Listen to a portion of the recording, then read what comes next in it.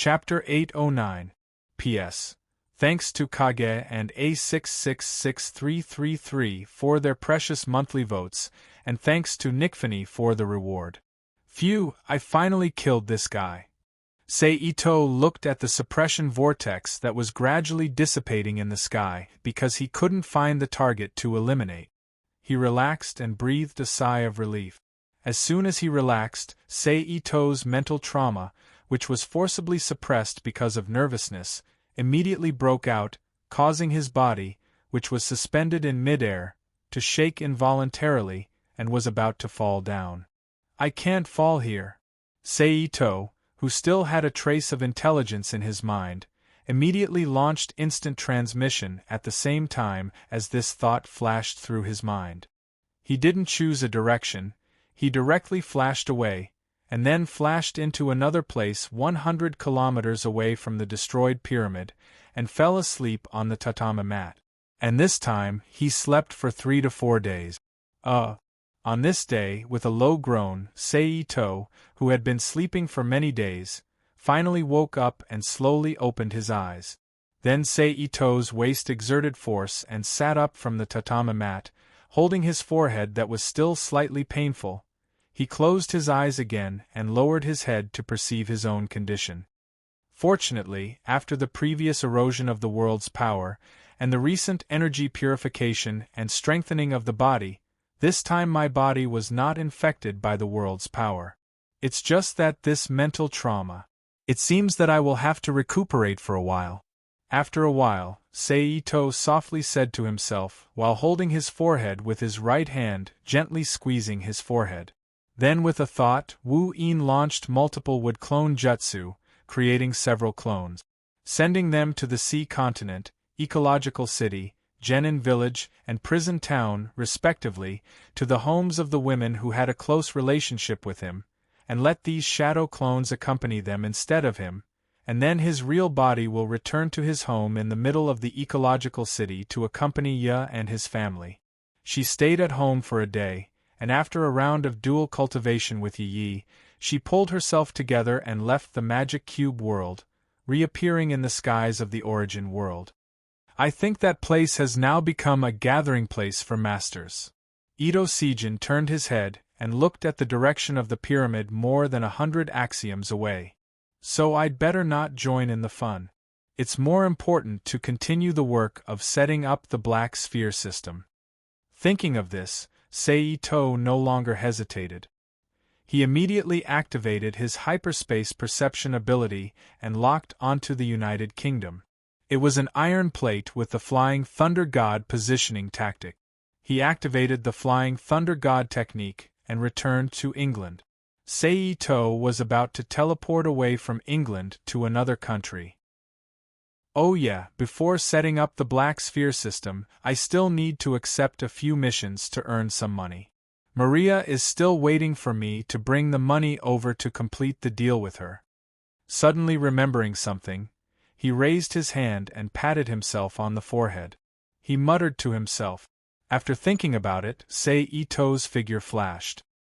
He appeared on the roof of a relatively high-rise building not far away. He took out the mission terminal and logged into the Bounty Union's website. Seito had completed 5 missions, one of which was an unrestricted mission. He had already accumulated enough points to upgrade. Upgrading from a newly registered member to a level 1 user, he had more authority and mission resources. So, Seito quickly selected 10 mission targets that were not only well paid, but also more suitable for him. They were also on his route of action. Okay, done, Seito said softly after accepting the mission. He turned his hand and put away the mission terminal that was closed again. He then teleported to England's neighboring country and began to continue his work of setting up the Black Sphere system.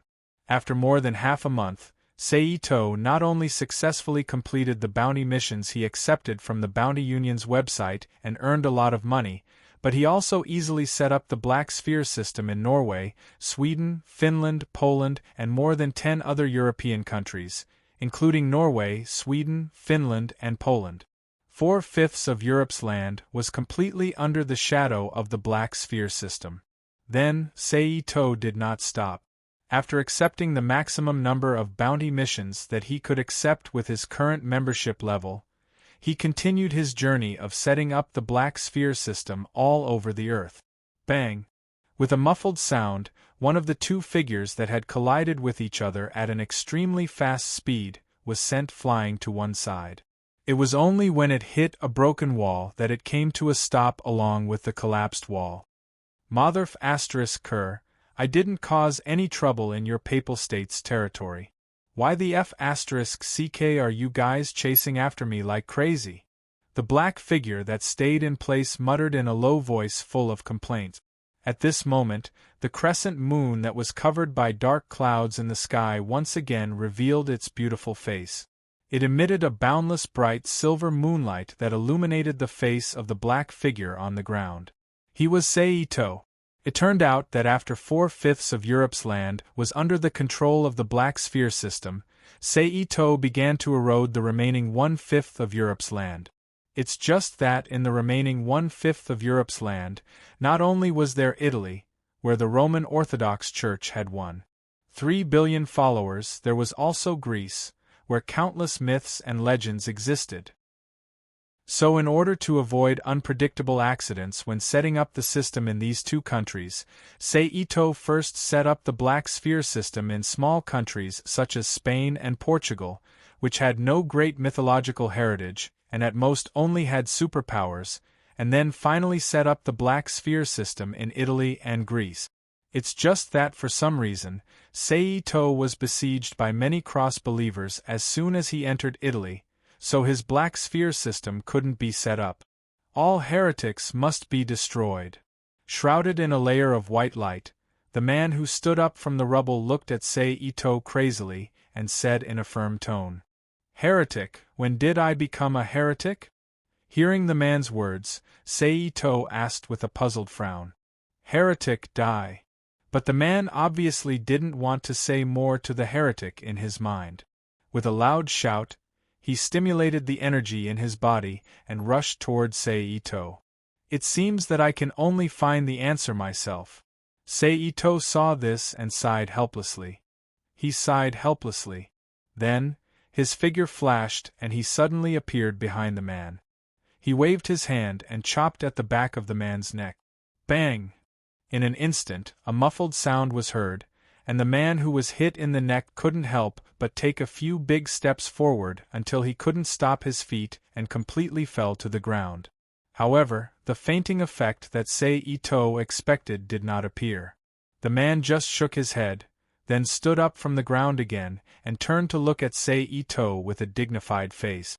"Lord, please give me the power to judge heretics." Then the man put on a defensive posture against Saito while holding the cross hanging on his neck with his left hand and chanting softly. As the man's voice fell, a power full of light, full of tempting goodness, and making people involuntarily want to believe in the source of this power suddenly emerged from the man's body. It turned into a milky white flame that enveloped his body. It burned fiercely. "Accept the judgment, heretic!" Seeing the change in his body, the man's expression became even more fanatical as he roared and quickly rushed in front of Saito like a line of fire. He swung his fist wrapped in blazing white flames toward Saito's cheek. Seeing this, Saito didn't panic. He used the energy in his body to fill his arm and raised his arm to block the fanatical man's forearm. At the same time, he raised his foot and kicked the man's abdomen. Bang! After receiving this kick, the man's body immediately bent like a cannonball and flew backwards at an extremely fast speed. He broke through a wall blocking his way and continued to fly backwards without stopping until he broke through a glass window and entered a shop. Only then did he stop. What a strong adhesion, Saito thought as he looked at the white flames that were slightly burning on the soles of his feet and arms. Then the energy in his body shook and destroyed the white flames that were attached to his body. Then Saito's figure flashed and appeared in the shop that was destroyed. He appeared next to the fanatical man. This guy shouldn't be a fanatic, right? Sei-Ito thought with some uncertainty. Although the man's mood was strange, Sei-Ito didn't waver in his heart. He stepped to the man's side and forcibly broke the man's 4 limbs. Then he carried the temporarily defenseless man and quickly left the scene. He entered the Rubik's Cube world in a secret place. Let me see what's going on with you. Sei-Ito used the Rubik's Cube power to seal the bright white energy wrapped around the man's body. He made a one-handed seal to activate the Yamanaka family's secret technique. Inexplicable. I actually became a wanted target of the Roman Orthodox Church, and the reason for being wanted is to criticize the cross-religion and insult God. After a while, Sei-Ito, who stopped his ninjutsu and opened his eyes again, had a look of disbelief on his face. It's a pity that this guy is not a high-ranking member of the church. He doesn't know the reason for the arrest warrant. I can only rely on myself to find out from other sources. Sei-Ito threw a wind blade to end the man's life, decomposing him into a pile of basic elements to fill the Rubik's Cube world. Then Sei-Ito returned to the main world. He still used the original method to find a local gang to control their leader. He asked them to help him throw iron plates all over the city. After that, he went to the next city and continued to do the same thing. Except for the Vatican City, where the Papal State was located, and several small islands, he turned back and went to the Vatican City. What a rich light energy! After a while, Sei-Ito, who appeared on the edge of the Vatican City, looked at the light energy above the Vatican City and even overflowed the Vatican City, and said softly. Then he used the transformation technique to change into the appearance of the man he killed before and stepped into the Vatican City with a fanatical look. And, that just now, was it a barrier? Just as Sei-Ito stepped on the Vatican City's border, a feeling of passing through something suddenly arose from the bottom of his heart, making Sei-Ito frown involuntarily. But as the Holy Land of 3 billion believers around the world, it would be strange if the Pope and the Cardinals didn't have any defenses. Thinking of this, Sei-Ito put the previous strange feeling aside and walked step by step toward St. Peter's Cathedral in the Vatican City.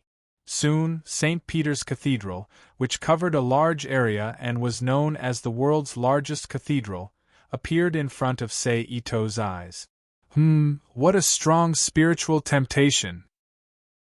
Standing in front of St. Peter's Cathedral, Sei-Ito, whose self-consciousness was eroded by the spiritual temptation emitted by the cathedral building itself, frowned slightly and thought in his heart.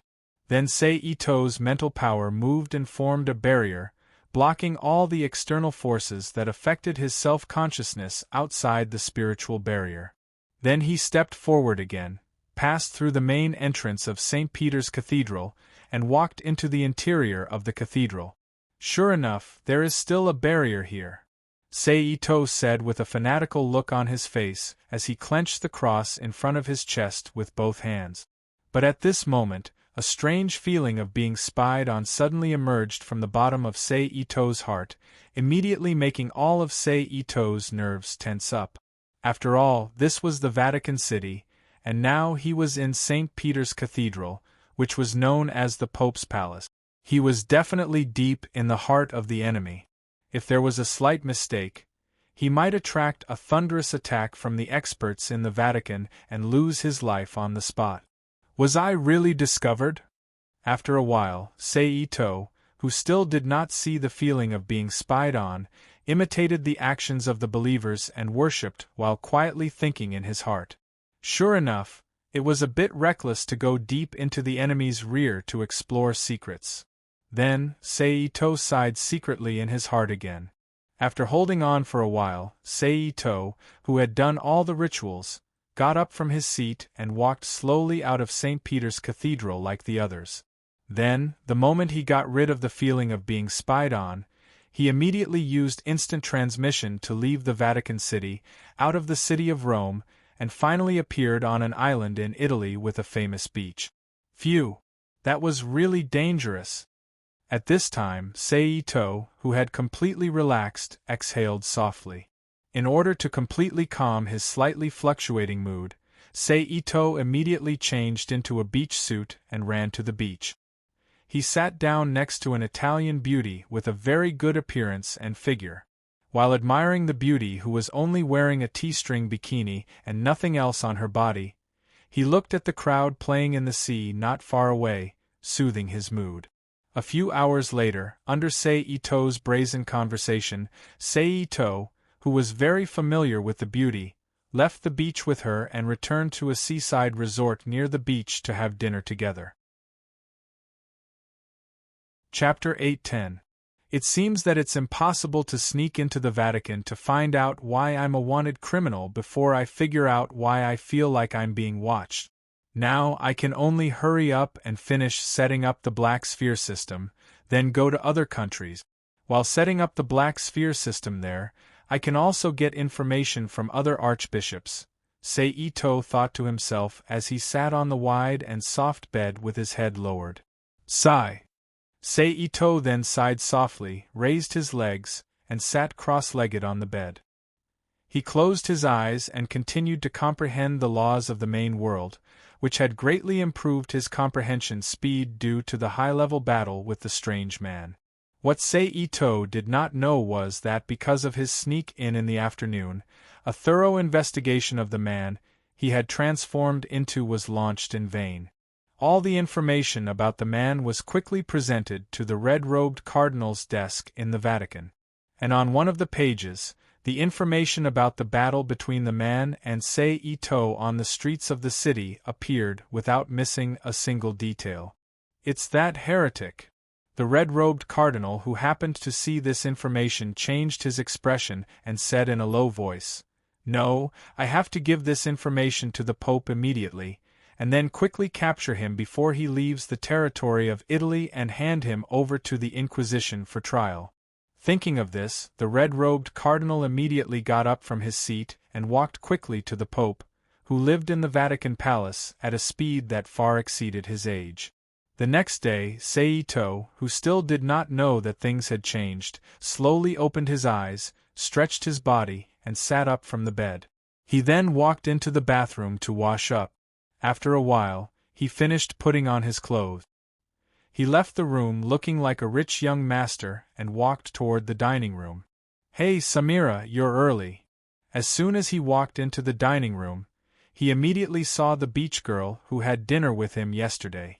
Seito raised his hand to greet her as he slowly walked toward her. "Hi." Samiri was wearing a sleeveless floral dress, and her naturally curly black hair was scattered over her shoulders and back. She greeted Seito with a smile on her face. "Sir, what would you like to order?" At this moment, a male waiter walked up to him and asked, "One breakfast." Seito didn't take the menu from the waiter. He directly ordered. "Okay," the waiter replied. She turned around and left Seito's side to get the breakfast he had ordered. "How's the food in this hotel?"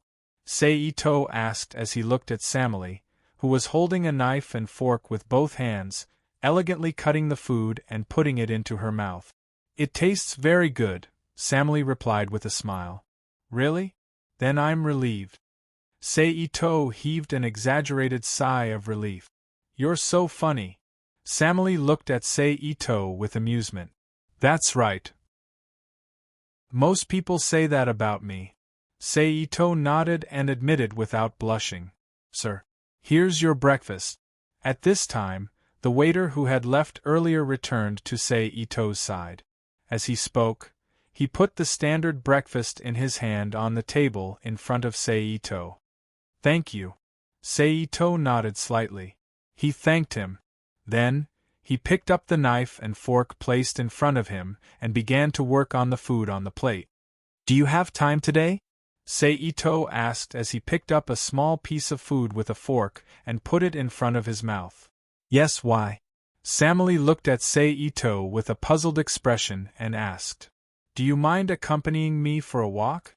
Seito, who swallowed the food in his mouth, smiled and said, "Of course," Samili said with a smile. "Thank you very much." Seito also smiled. After that, the two of them leisurely enjoyed their breakfast while chatting casually.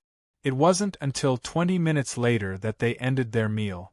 They returned to their room together and prepared to leave the hotel for a stroll on the streets after some simple tidying up.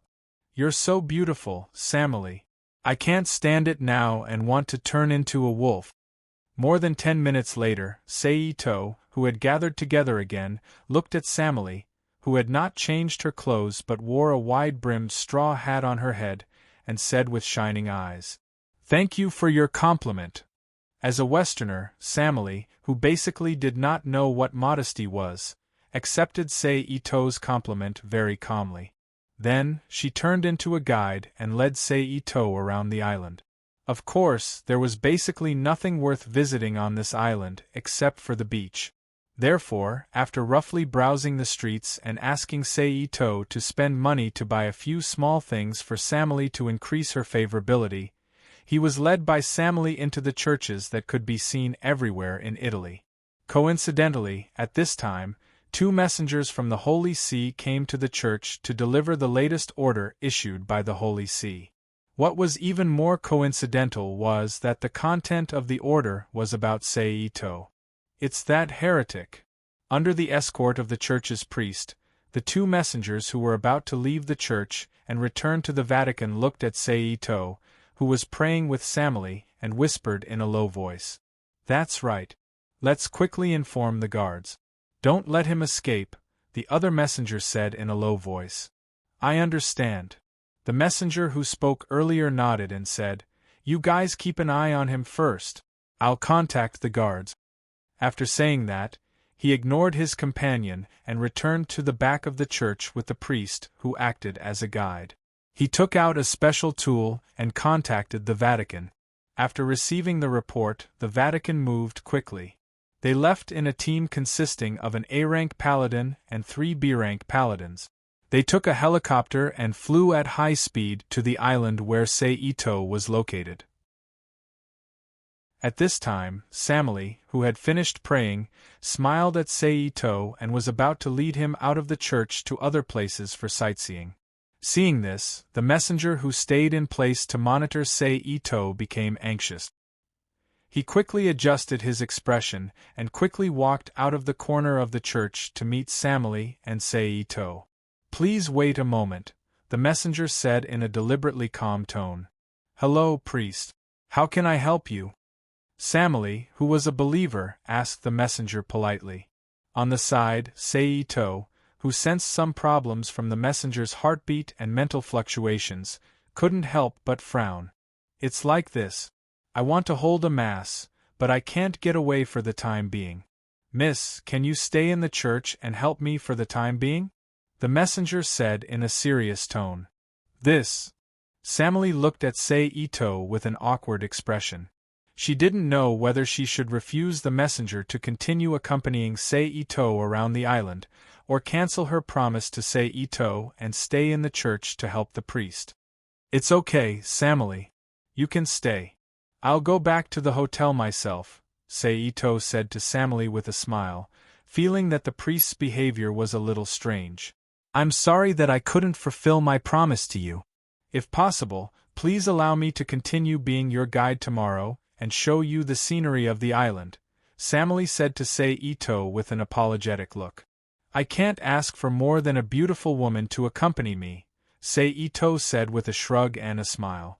Then, he turned around and stretched out his hand to the messenger. "Then I'll take my leave first, priest. There are many things to prepare for the Mass. If possible, can you stay and help?"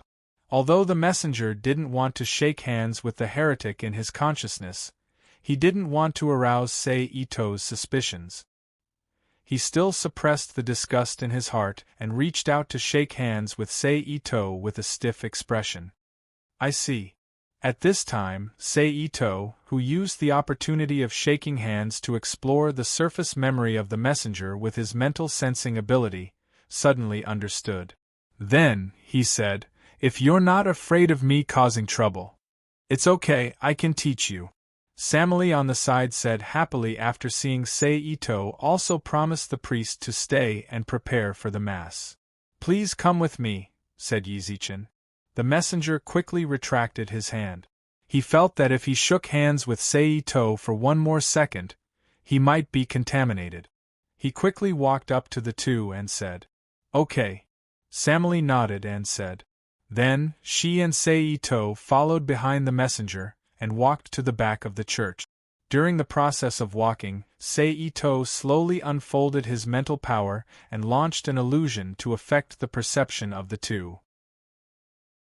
Under the influence of Seito's powerful mental power, it took almost a few seconds for Samali, the messenger, and 4 or 5 Italian islanders who came to pray in the church to fall into the illusion he created.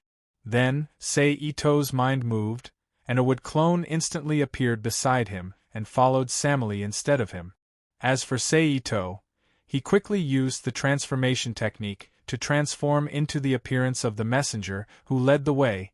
Then he quickly knocked out the unprepared messenger and put him into the Rubik's Cube world. Then, Seito withdrew his mental power and walked to the back of the church with Samali and his wood clone with a sacred look. After a short while, Seito, his wood clone, and Samali appeared in the back of the church in a room with a large number of preaching props. "Everything is here. Sorry to trouble you too," Seito, who was standing on the side, said. "It's no trouble." Samali shook her head and said. Then she stepped in front of a prop that might be used at the Mass and picked it up.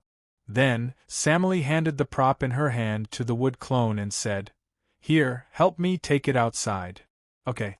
The wood clone took the prop and said. In this way, Samali was in charge of searching, and the wood clone was in charge of moving the props in the utility room. Seito, who turned into a messenger, smiled slightly when he saw this. He turned and left the utility room and returned to the hut where the other messenger and the real priest were. Chapter 8:11. In the room, the real messenger looked at the messenger that Seito had disguised himself as and asked, "What's the situation?" The heretic and his female companion were about to leave, but there's no problem now. I've used the excuse that I need their help to prepare for Mass to keep the heretic temporarily, Seito explained. "That's good," the messenger said. "But even so, this kind of thing can't be delayed for long. I hope the knights of the escort team can arrive soon and eliminate this heretic," Seito said in a sonorous tone. "The knights of the escort team have already set off. Given the distance between here and the Vatican, I believe it won't take long for them to arrive," the messenger said. He then looked up at Seito and continued with a smile. "Also, I heard that the knights who came to carry out the trial this time are all holy knights, and all of them are above B+ in strength. Is that so? In that case, this heretic will definitely be judged by the Lord," Seito said with a look of surprise. "Yes, definitely," the messenger said with a look of excitement. After that, Itose walked over to the messenger and sat down beside him. While chatting with the messenger, he cleverly used his words to extract information about the Vatican from the messenger. However, although this messenger was from the Vatican, his rank were too low. Apart from some superficial things, he didn't know much about the real situation inside the Vatican. So, it didn't take long for Seito to get everything he wanted. As the two chatted, an hour passed. During this time, Seito went to the church hall from time to time to check on Samali and his wood clone, who were busy there, on the pretext of preventing the heretic from leaving. Buzz buzz buzz buzz. After more than 10 minutes, a faint buzzing sound could be heard. A black transport helicopter with the Vatican flag and the Holy Knight insignia on both sides of the fuselage and tail appeared in front of Seito, the messenger, and the priest of the church who had come out to check it out. At this moment, Seito suddenly made a move and knocked the two unsuspecting messengers and the priest unconscious. Then, he used his mind to summon a rectangular cone that had been used to destroy the walls of the pyramid. He waved his right arm, which was flickering with electricity, and hit the bottom of the cone. It turned into an orange-yellow beam of light that was as thick as an adult's thigh and blasted straight at the transport helicopter that was gradually flying over. Boom! The next moment, with a loud bang, the transport helicopter immediately exploded into a huge fireball in the sky, and the fuselage rolled and fell to the ground. But at this moment, a bright white light suddenly appeared in the sky. It fiercely broke free from the fireball that wrapped around its body. The bright white light was completely exposed in the air, and in the eyes of a small number of mortals who looked up because of the explosion and the orange-yellow beam.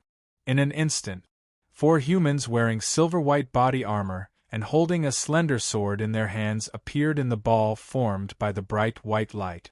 Sure enough, an enhanced version of the railgun can't do anything to them. Seito narrowed his eyes and looked at the sky. In addition, the guy whose armor and long sword are better than the other 3 doesn't seem to be a B+ level guy. Thinking of this, Seito's figure suddenly appeared next to the bright white ball of light that was slowly falling to the ground. He punched the surface of the bright white ball of light with great force. Bang! As the fist fell, a muffled sound immediately sounded, but the bright white ball of light that combined the strength of the 4 people almost didn't have much of a reaction. After trembling instinctively twice, it stabilized again and continued to protect the 4 people as they fell to the ground. Seeing this, Seito manipulated his psychokinesis to fly back a distance. Then, he raised his hand and used the lightning energy in his palm to gather a 2.6-meter-long lightning javelin with a diameter of 3 centimeters. He threw it at the bright white ball of light. Whoosh! With a soft sound, the lightning javelin instantly appeared next to the bright white ball of light and fiercely collided with it. Boom! In an instant, an explosion suddenly sounded. A large number of electric sparks were produced when the lightning javelin exploded like earthworms, scurrying on the surface of the violently shaking bright white ball of light. Looks like 2 or 3 more javelins will be able to break that tortoise shell. Squinting his eyes slightly to check the situation of the other party through the rapidly dispersing energy smoke, Seito immediately used his psychokinesis to gather 2 lightning javelins in his palms. He swung his arms and threw them one after another at the bright white ball of light. Itsunari didn't stop there. He continued to gather the lightning energy in his palms and formed it into lightning javelins. He threw the javelins at the light ball made of bright white energy like raindrop. But to Seito's disappointment, the bright white ball of light that seemed to be in danger, no matter how he looked at it, was still incomparably firm under the bombardment of the lightning javelins. Even when the 4 people successfully landed on the ground, it still wasn't shattered by his lightning javelins. Even so, it was worth it to be able to consume a lot of your energy. Seito thought to himself with a smile on his face as he looked at the expressions of the other 3 knights, who didn't change at all. May the Lord be with us. The 4 knights who landed on the ground raised the longswords in their hands and loudly shouted. As the 4 of them finished speaking, the bright white ball of light immediately exploded, turning into 4 different types of energy that wrapped around the 4 knights, forming a new eggshell to protect their bodies. The Lord's power is great and boundless. He has bestowed upon the knights under him the power of flight. Then, the leading knight recited. As soon as the knight finished his recitation, the eggshell wrapped around his body immediately split into 2 types of energy, forming a pair of white energy wings similar to those of the legendary angels outside the eggshell, carrying him up from the ground. My sword shall cut down all evildoers. The knight who charged at Seito at high speed shouted loudly as he brandished his longsword that was suffused with a peculiar luster. He ignored the obstruction of the eggshell and horizontally cut towards Seito's body. Tisk! Seeing this, Seito lightly clicked his tongue. He immediately activated instant transmission and appeared above the knight's head. Using Heavenly Imperial Leg, he heavily kicked the knight's eggshell, sending him flying like a cannonball towards the 3 knights who were standing in a triangle formation on the ground. Boom! Like a meteor crashing into the ground, a cloud of dust immediately rose from the place where the knight fell. The dust quickly gathered around him, and the three knights who were guarding Ito say with a dignified expression. Chapter 8:12. P.S. Thank you to Nexni and Nexni for their tip. At this time, Ito stretched his arms down, and dozens of blue lightning bolts as thick as an adult's finger shot out from the palms of his hands. The lightning bolts flashed toward the four bright white light bodies that were faintly visible in the dust below. Crackle, crackle. In an instant, the crisp sound of electricity crackling continuously reverberated in the air. Then, after the lightning bombardment, Ito, who had temporarily dragged the four knights in place with the lightning bolts, quickly made several hand seals in front of him. At the same time, he shouted, "Earth release! Marsh of the underworld!" As Ito's words fell, the ground under the feet of the four knights immediately changed. The originally solid ground turned into a muddy swamp with a strong adhesive force. The four knights' bodies began to sink slowly into the ground involuntarily. However, at this moment, the knight who was knocked down by Ito suddenly shouted loudly. He suddenly connected the bright white light ball outside his body with the bright white light balls outside the bodies of the three knights who were guarding him. They formed a new huge light ball that was controlled by his mind. At the same time, there were angel wings on the outside of the huge light ball. The four of them were lifted out of the yellow spring swamp together and flew into the sky. Sing the hymn. Then, the knight who was temporarily out of trouble ordered loudly. The three knights did not answer when they heard the command. They just opened their mouths solemnly and chanted the hymn praising God in a strange rhythm. The moment the three of them started to chant, a strange force gathered from the city of Rome. It penetrated the barrier of space and instantly appeared above the light ball where the four knights were located. It quickly and gently blended into the white light ball.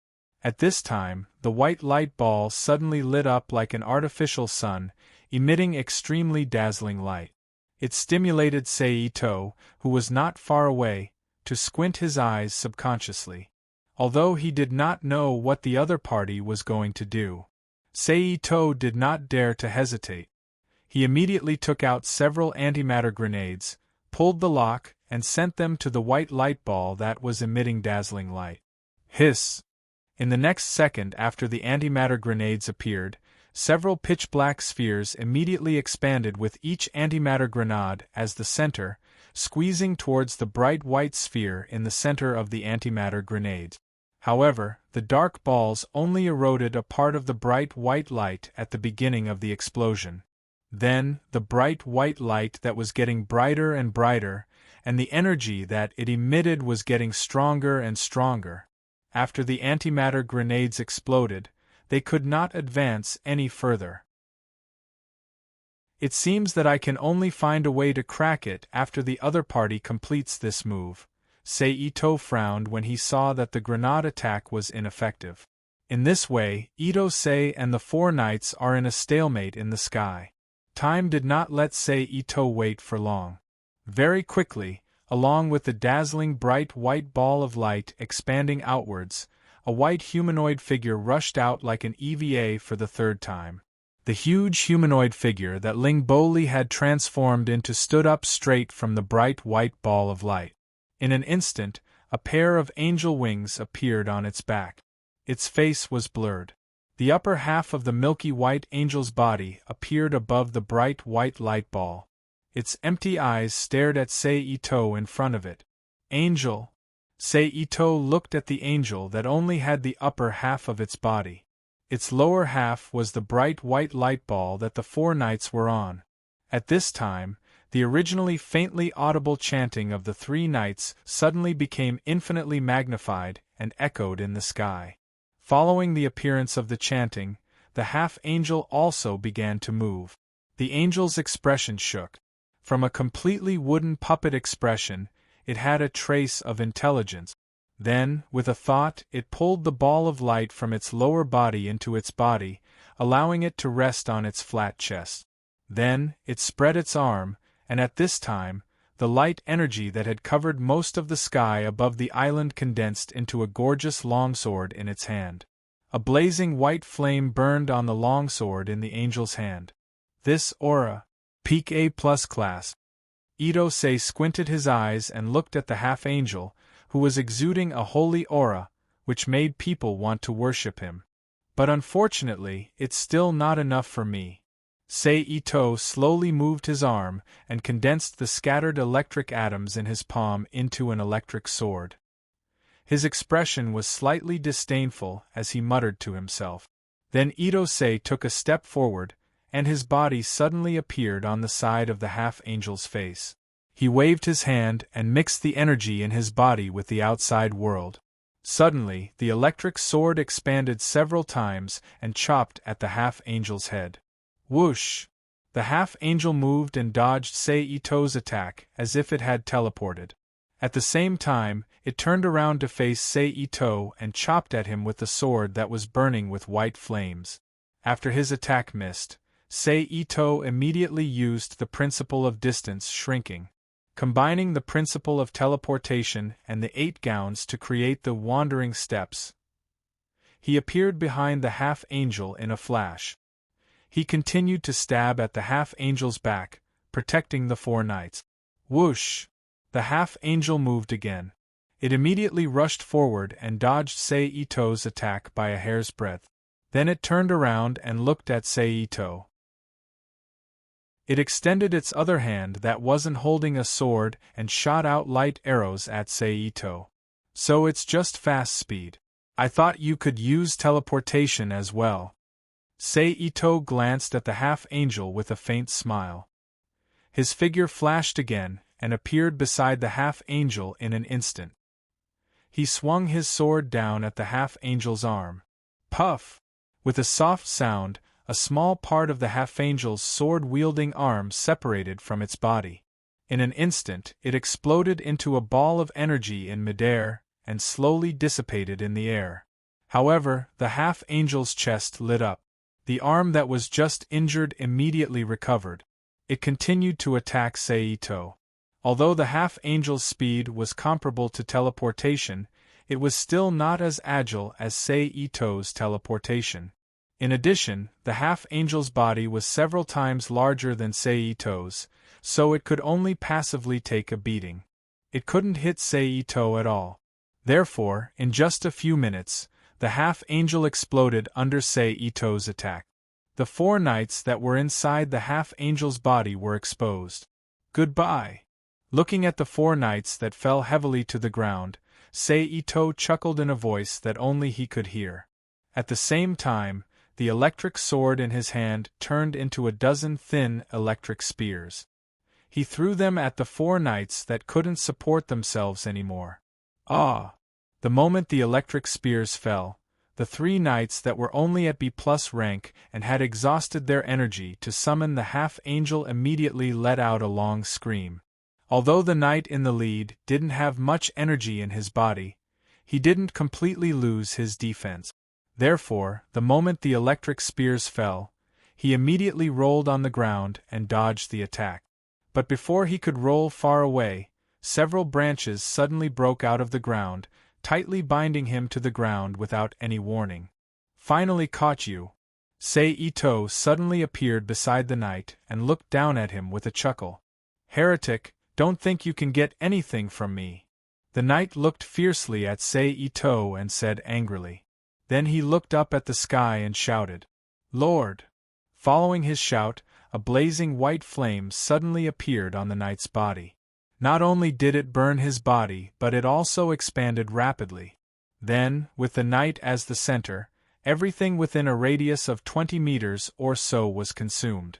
Itsunari, who instinctively perceived the danger from this fire, immediately used instant transmission to escape far away. He actually committed suicide, and he also killed the other 3 knights. Damn it! Ito looked at the blazing white flame in front of him and narrowed his eyes. Humph! Ito, who was unhappy that he failed to capture the other party, snorted coldly and teleported back to the church. After killing the priest and the messenger, he found Samali, who was still preparing for Mass, and said goodbye to her. Then he used the transformation spell to change into another appearance and left the island. He went to other nearby cities and waited for the gang members under his control to throw the positioning spell. After half a day, Seito, who found from his perception that the iron plates with the positioning spell had been thrown, did not hesitate and immediately used the flying thunder god to appear next to one of the iron plates. He began to arrange the black sphere system in the whole of Italy. For Seito, arranging the work was a very easy task, so it took less than an hour for Seito to complete the arrangement of the black sphere system in Italy and set up a black sphere room on the famous Sicily island. After that, Seito, who did not want to stay in the headquarters of the Orthodox Church in Rome for a moment longer, immediately left Italy and rushed to the last country in Europe, Greece. I hope I won't be inexplicably attacked in Greece again. After a short while, Seito, who appeared on the streets of Greece, sighed softly and thought to himself. However, the main religious belief in Greece was the Christian Orthodox Church after all.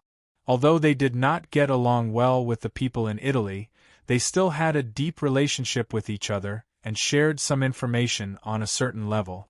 So, just in case, Seito still used the transformation spell on himself and changed into the appearance of someone else to move around in Greece. This way, he would not be attacked by inexplicable forces and successfully completed his plan. He found a group of people to throw iron plates with positioning spells all over Greece for him. To be continued. If you like this work, you are welcome to vote for me. Your support is my greatest motivation. Mobile users, please go to N. Chapter 8:13. 3 days later, Seito, who had successfully spread the black sphere system all over Greece, looked in the direction of the temples that were still protected by a strange power, and muttered to himself, "Greece is indeed the territory of the mythical Olympian gods. There are so many ruins of various temples in the country, and 2 or 3 of them are still exuding strange power fluctuations. I wonder if the ruins that are still in effect are owned by the subordinates of those gods, or the hiding places of those gods themselves." Seito, who slowly retracted his gaze, sighed softly. "It seems that if I want to find out the truth, I'll have to wait until my strength breaks through to S rank, or until I have the power to fight against that strange man not long ago." Then, his figure flashed and instantly disappeared from the spot. He then left Greece without stopping for a moment, crossed the Mediterranean Sea, and once again entered the sky above the African continent. However, compared to Europe, which was technologically advanced and had a variety of ability users and inheritances, except for some countries in Africa that had superpowers, most of the other countries were local witchcraft and simple totem worship unique to various ethnic groups and tribes. In terms of development potential, they were not very good. Coupled with the constant war in Africa, poverty, hunger, and disease, it was simply not suitable for the creation of multiple black sphere teams in the vast African territory. Therefore, Seito decided to set up only one black sphere room and one black sphere team in Africa. If there were any big missions in the future, he would directly transfer other black sphere teams to Africa to carry them out. Seito, who had a plan in mind for Africa, did not hesitate. Excluding Egypt, which was an ancient civilization, and Algeria, which he still did not know the current situation, he continued to operate in Africa according to the way he operated in Europe. The only difference, or rather, flexibility, was that in Europe, Seito found the local gangs and controlled their leaders to work for him. In Africa, he found the local tribal leaders and controlled them to work for him. Of course, the process was not entirely smooth. While controlling some tribal leaders, he encountered native witches and warriors in Africa. However, compared to the special people in Europe who had systematic inheritance guidance and scientific training, the combat strength of these natives was very uneven. Therefore, they were easily dealt with by Seito. Just like that, after spending more than 20 days, Yi Zichen finally came back. Sei Ito finally traveled to all the countries on the African continent. He found and controlled the leaders of the more famous forces in those countries, and asked them to help him throw iron pieces with positioning techniques into the dark corners of the city. Then, he spent another day and a half to set up the Black Sphere system and Black Sphere Room. Only then, except for Egypt and a small part of Algeria, all the land in Africa under the control of the Black Sphere system. Sei Ito did not stop at all, and immediately teleported away from Africa. He left Africa.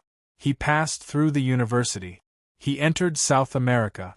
He continued to set up his Black Sphere system. 2 months passed in the blink of an eye, and it was the end of December.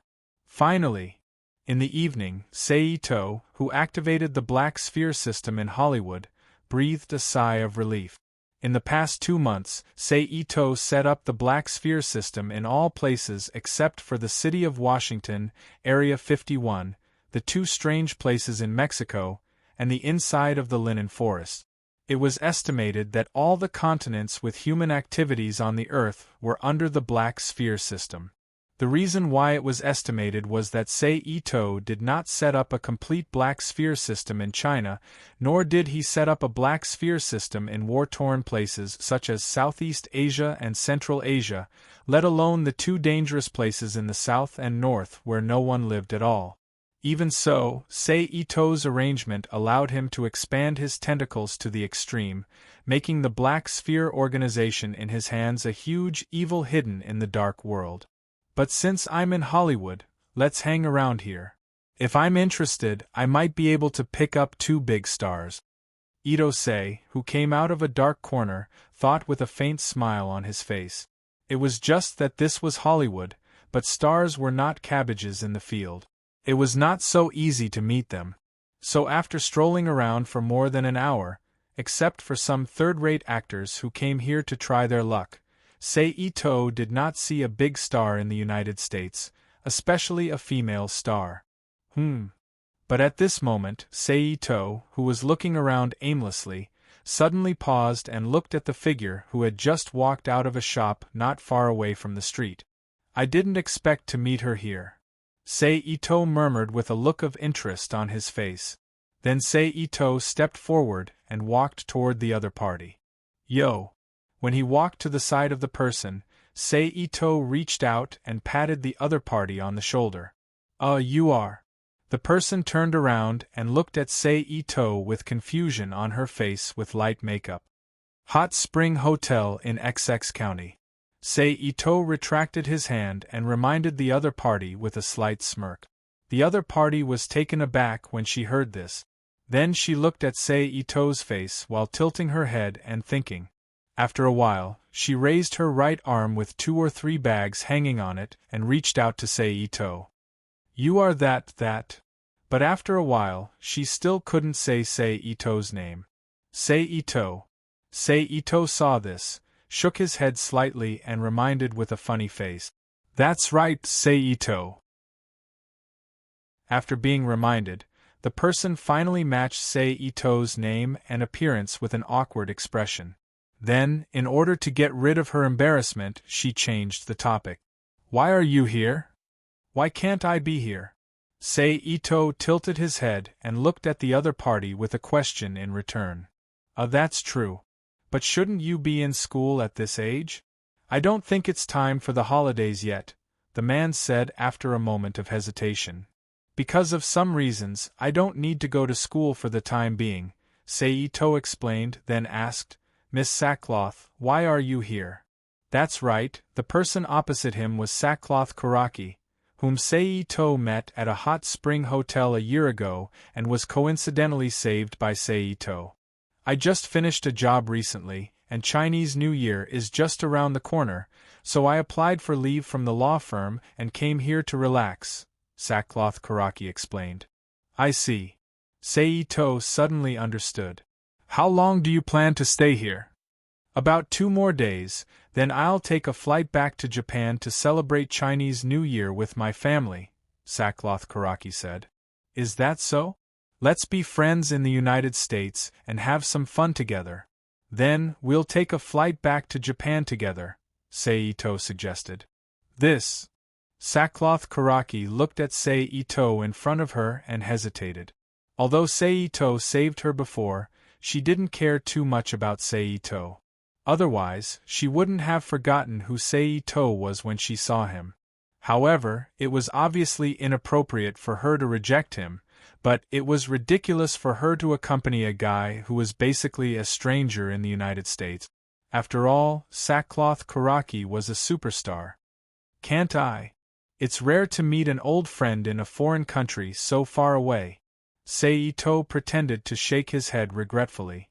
Seeing this, Karaki-mai had no choice but to nod helplessly. Well, please take care of me during this period of time, little brother Itose. Karaki-mai nodded and said, Well, please take care of me during this time, little brother Itose. I'm not a little brother, Seito said speechlessly as he took the package from Karaki-mai's hand. Looks like it's not bad to have a companion. At least there's someone who can help me carry my bag for free. Karaki-mai thought to himself as he felt the weight on his hand disappear. Without thinking, he said, What are you if not a little brother? Hessian, you'll have to try it before you know. Seito raised his eyebrows as he looked at Karaki-mai. He did not know if it was intentional or not, but he even omitted the honorific. Kids don't learn well. Karaki-mai rolled her eyes at Seito. She then turned around and continued to stroll on the street with Seito. With Seito around to carry her bag for free, Karaki-mai bought whatever she wanted without any hesitation. Therefore, it didn't take long for Seito to be covered with bags of all sizes, making him look like a shelf. However, the taller the tree, the more valuable the items, the more likely it was to be robbed. Therefore, when they were passing by a quiet street, 3 black men suddenly rushed out and stopped Seito and Karaki-mai. They pointed their guns at the two of them and shouted, Don't move. Karaki-mai's face immediately showed a terrified expression when she saw the black muzzle. Go in. Seeing the two of them stand still, one of the black men pushed Seito's body and shouted. After checking the surroundings with his spiritual force, Itose found that no one was paying attention to him. Naturally, he would not be polite. In an instant, he lifted his leg and kicked several times. Before the 3 black men could react, he kicked their wrists and knocked their pistols to the ground. Then, he kicked them to the ground. Ah! The pain of their broken wrists immediately made the 3 men scream in pain. Let's go. Seito, who took care of the 3 robbers, turned his head and said to Karaki-mai, who was in shock. Okay. Karaki-mai responded subconsciously. Then, she let Seito hold her hand and led her past the 3 black men. They continued to walk along the street. Chapter 8:14. After all, Karaki-mai was a famous singer in Japan. She had seen a lot of big scenes, and her mental toughness was very strong. Therefore, it didn't take her long to recover from the shock. She looked at Itsunari with interest and said, I didn't expect you to be a master. Maybe Karaki-mai didn't notice, but she didn't pull her hand out of Seito's grasp. Haha, I'm okay. Seito chuckled as he gently rubbed Karaki-mai's hand. Karaki-mai subconsciously pulled her hand out of Ito Seiji's hand when she felt the strange sensation coming from her palm. Itosei didn't force Karaki to stay. He let go of Karaki-mai's hand, put it in front of his nose, and sniffed it gently. Then, he turned to look at Karaki-mai with a smile on his face. Karaki-mai looked a little strange because of his action. You must be a playboy in school. Karaki-mai looked at Seito and said, Well, Mai, you're one of the top 3 singers in Japan. Seito shrugged and smiled. So you're blaming me? After the robbery just now, the relationship between the two had become closer. Karaki-mai tilted his head and glanced at Itose. Haha, it's mainly because you're too cute. Seito reached out and grabbed Karaki-mai's hand again. Karaki-mai, who suddenly felt her hand being grabbed, struggled a little. Seeing that she couldn't get her hand out, she just let it be. She then said to Ito-sei, "Hey, I'm your girlfriend. It's okay. I don't mind." Ito rubbed the back of Kuraki-mai's hand with his thumb and smiled. "You're pushing your luck." Kuraki-mai curled her lips and said, "And I don't like people who are younger than me. Don't even think about it. Who knows what will happen in the future? Who would have thought that we would meet again in a foreign country a year later?" Ito smiled faintly. "So, let nature take its course." Kuraki-mai didn't say anything. She quietly walked down the street with Ito. Half an hour later, Kuraki-mai and Ito-sei, who suddenly lost their desire to shop, ate at a Western restaurant. They then took a car back to the hotel where Kuraki-mai was staying. Of course, it was impossible for Ito to stay in Kuraki-mai's room. He could only book another room at the front desk and stay in the hotel. After that, Ito and Kuraki-mai spent another 3 to 4 days in America before returning to Japan. "This is my personal phone number. You can call me if you need anything in the future." Kuraki-mai wrote down her cell phone number on a piece of paper. She tore it off and handed it to Ito. "I thought you weren't going to give it to me." Ito took out his phone and saved the number. "Alright, let's part here. My manager will come and pick me up later." He stood up from his seat. Kuraki-mai said as she covered most of her face with large sunglasses, a hat and a scarf. "Okay. If you're bored one day, you can find me at the Ito Shrine at the end of XX Street in XX County." Ito said as he also stood up from his seat. "I know." Kuraki-mai nodded. Then the two didn't say anything. They followed the stewardess's instructions and walked into the departure hall. They walked out of Tokyo International Airport. "Go to the Ito Shrine at XX Street in XX County," Ito said as he got into a taxi. The driver reached out and pressed the meter, started the car and drove to the Ito Shrine. Speaking of which, there are still 2 days before the inspection. Ito thought as he looked at the scenery passing by quickly outside the window. Squeak, squeak. 2 hours later, with the sound of wheels crushing the soil, the taxi finally stopped at the foot of the Ito Shrine. After taking the change from the driver, Ito pushed the door and got out of the car. He walked step by step along the stone steps of the mountain path toward his home at the top of the mountain. It seems that the situation is good. Except for some dust in the room and some traces of battle damage in the courtyard, no one else came to occupy the house. It's not bad. Looking at the situation in the house, Ito was satisfied. Then, he began to repair the damage in the courtyard and clean up the room. With the existence of various abilities, Ito, who did everything easily, only took less than 10 minutes to completely repair and clean the house inside and outside, making the house completely new. Then Ito's mind moved, and he once again launched multiple wood clones, making them look like Eriko, Suzu Ito, and Ito Reina to deal with the inspectors sent by the Ministry of Environment in 2 days, and the new year that will follow after the inspection. Then he launched Hyperspace Perception and Flying Thunder God to return to the United Kingdom, entered the magical realm from the secret entrance, continued to browse various magic books and materials in the library, and copied them into the Magic Cube world. Just like that, after 2 days of reading in the library, it was time for the examination once again. I don't know what kind of inspection lineup the Ministry of Environment will send this time. Dressed in casual clothes, Ito stayed in the room with 3 wood clones and watched TV programs. They're here.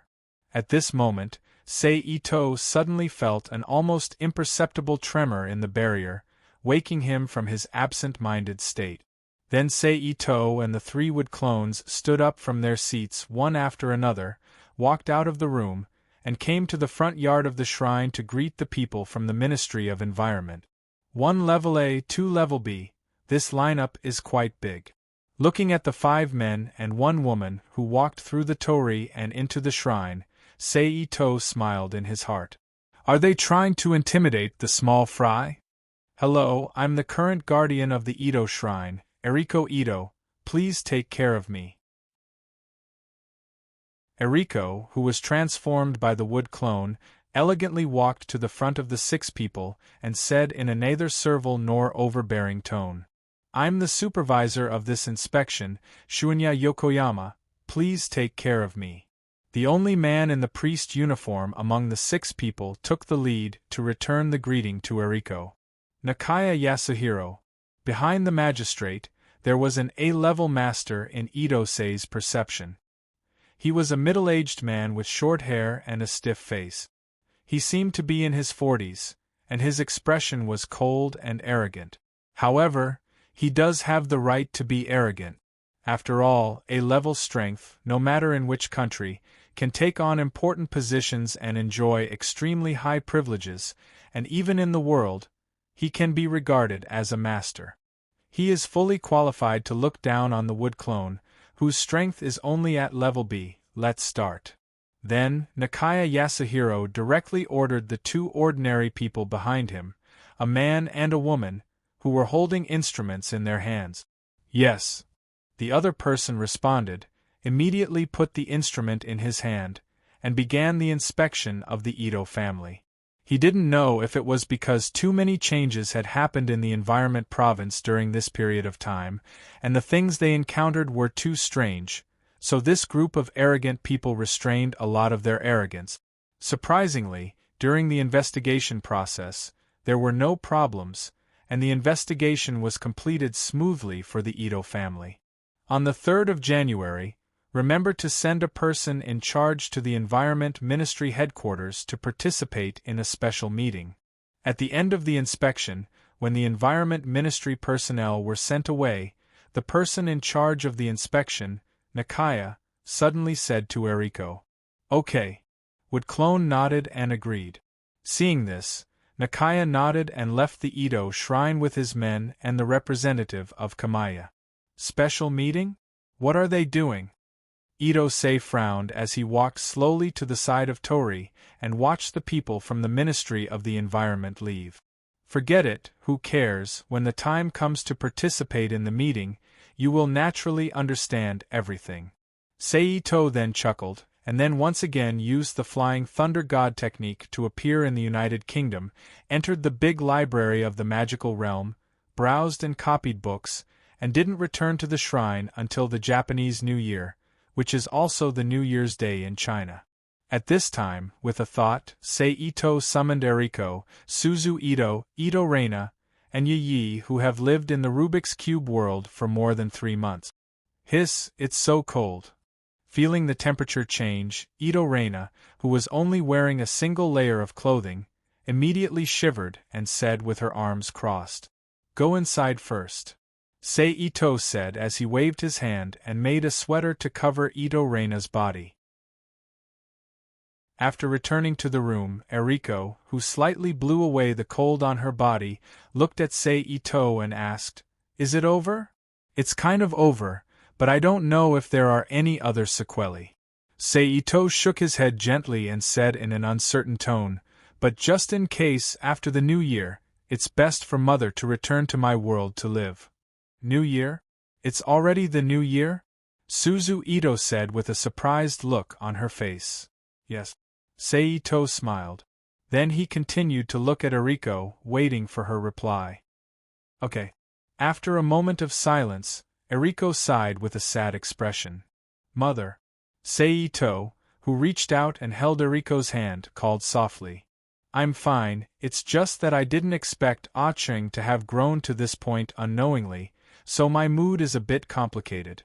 Feeling the relationship between her son, Eriko looked at Seito with a gratified expression and said softly, Yeah, little brother's cultivation speed is so fast that it makes me a little jealous. Suzu Ito on the side joked, distracting Eriko's attention.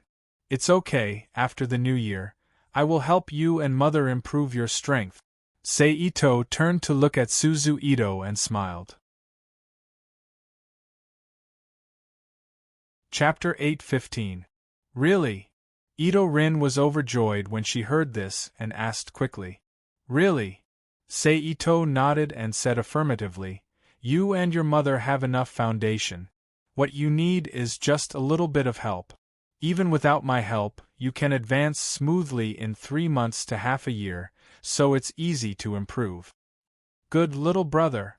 Although Seito's explanation weakened the part of his help, Suzu Ito still said excitedly, "What about me?" Seeing that Seito didn't mention her, Ito Rita asked unhappily. "Rita, you're still a little bit short. If you want to improve, you need to practice more and polish your foundation." Seito glanced at Ito Rita and said, "TSK." Ito Rita snorted softly with a look of displeasure. Then Seito, Eriko, Suzu Ito, Ito Rita, and Yi chatted for a while. Eriko, Suzu Ito, and Yi got up one after another and went into the kitchen to prepare the New Year's meal. Seito and Ito Rita stayed in the same place and watched the Red and White Song Festival on TV, which was similar to the China Spring Festival Gala. In this harmonious atmosphere, Seito's family spent the old year happily and welcomed the new year. As a family in the shrine, early the next morning, Seito, Eriko, Suzu Ito, Ito Rita, and Yi changed into the witch costume and the priest costume one after another and went to the shrine's front yard to receive the men, women, and children who came to the shrine early to pray for blessings. Fortunately, whether it was Seito or Yi, they had experienced this kind of situation more than once and had adapted to this busy state. They skillfully served all kinds of couples, men and women. 2 days later, "Mother, I'm leaving," Seito said to Eriko in a black thermal suit. "Be careful when you get to the Ministry of Environment. After all, that's the headquarters of the organization that controls half of Japan's special people. It's not a place where you can do whatever you want," Eriko said worriedly. "Don't worry, Mother. I'm just going to a meeting this time, not to fight. It won't be a problem." Seito smiled. Then he nodded to Eriko, who didn't say anything else. He turned around and left the house. He passed through the shrine and torii and walked down the mountain along the mountain path. After reaching the foot of the mountain, he used the car key that Eriko had given him to unlock the door of his car. Sitting in the driver's seat, he started the car and drove at high speed to the Environment Ministry headquarters building in Tokyo's Chiyoda district. Fortunately, most people were still in the midst of the New Year holiday, so there were fewer cars on the road than usual. This would allow Seito to drive to his heart's content without worrying about traffic jams. Therefore, more than an hour later, Seito successfully arrived at the Ministry of Environment building. He parked the car in the open-air parking lot not far from the Ministry of Environment. Bang! Seito turned off the engine, opened the door, and got out of the car. He slammed the door and locked it with the key. Then he stepped forward. He walked toward the Ministry of Environment building. "Excuse me, how do I get to the conference room?" After a while, Seito, who walked into the Ministry of Environment building, went straight to the front desk and asked the 2 young women sitting behind the front desk. "Hello, sir. May I ask your name?" one of the front desk ladies asked politely. "Seito, from the Ito family in XX County." Seito said vaguely, not sure if the front desk lady understood. "Is it the Ito family that came to participate in the conference on folk affairs and environmental governance?" The front desk lady, who looked down at the information in her hand for a while, looked up at Seito again and asked, "The name of this conference is really special," Seito said in his mind, then nodded and admitted, "Yes. The conference room you are looking for is on the 7th floor, please take the elevator there." After Seito confirmed, the front desk lady stood up from the chair and pointed to an elevator not far away. "Thank you." Seito, who looked at the elevator, retracted his gaze and thanked the front desk lady. Then he turned and walked to the destination elevator and took the elevator to the conference room on the 7th floor. Ding! With a soft sound, the elevator stopped steadily on the 7th floor, and then a clean and bright corridor appeared from behind the elevator doors that slowly opened to both sides, reflecting in Sei Ito's eyes. Is it because of the daytime? It is completely different from the last time I sneaked in. Except for a few places, almost all the defense and enchantment traps are turned off. Walking out of the elevator, Sei Ito walked forward while looking for the conference room. After passing through 4 or 5 doors with various names on the doorboards, Sei Ito finally found the room with the words, "Conference Room" on the doorboard. Then Sei Ito reached out and opened the door, pushed the door and walked in. In an instant, 7 or 8 middle-aged or old men and women came into Sei Ito's sight. "Looks like this is the right place," Ito Seijin said after casually sizing up the few people and slightly sensing their strength. Then he closed the door behind him and found a place to sit down and wait quietly. The few people who arrived first were only slightly curious about Sei Ito's participation in the conference at such a young age, but that was it. They didn't take Sei Ito, who was only a rank C, seriously and still sat there silently like a senior. Sei Ito waited for more than half an hour. During this half an hour, another 50 to 60 men and women, ranging in age from 30 to 60 years old, entered the conference room one after another. They found their seats and sat down. They either quietly chatted with people they were familiar with or shamelessly chatted with strangers while waiting for the meeting to begin. Bang! At this moment, with a muffled sound, a man who was about 1.7 meters tall had a rather robust figure, a long face and a solemn expression. He seemed to be about 40 years old, and his entire body was condensed. Another young woman who was about 1.6 meters tall, had a slim figure, and wore a black professional skirt suit with black stockings on her legs walked in from the door one after another. She had short hair and was about 1.6 meters tall, and was wearing a black professional skirt suit with black stockings on her legs. In an instant, a heavy pressure was emitted from the middle-aged man's body and filled the entire conference room. It pressed down on the people below who were rank B+. A show of strength. Sei Ito's face was pale, and his expression was dispirited. "I'm Takashi Ohashi, the host of this conference." After waiting for a while, the middle-aged man who was standing on the main seat slowly withdrew his aura and said loudly. Then he raised his hand and gestured to the woman beside him and introduced her to everyone. "And this person beside me is the leader of the second room of the Environment Department's Special Operations Department, Kobayu Kobayashi." "That woman is CEO Kobayashi? I didn't expect her to be so much more pleasing to the eye after she's cleaned up."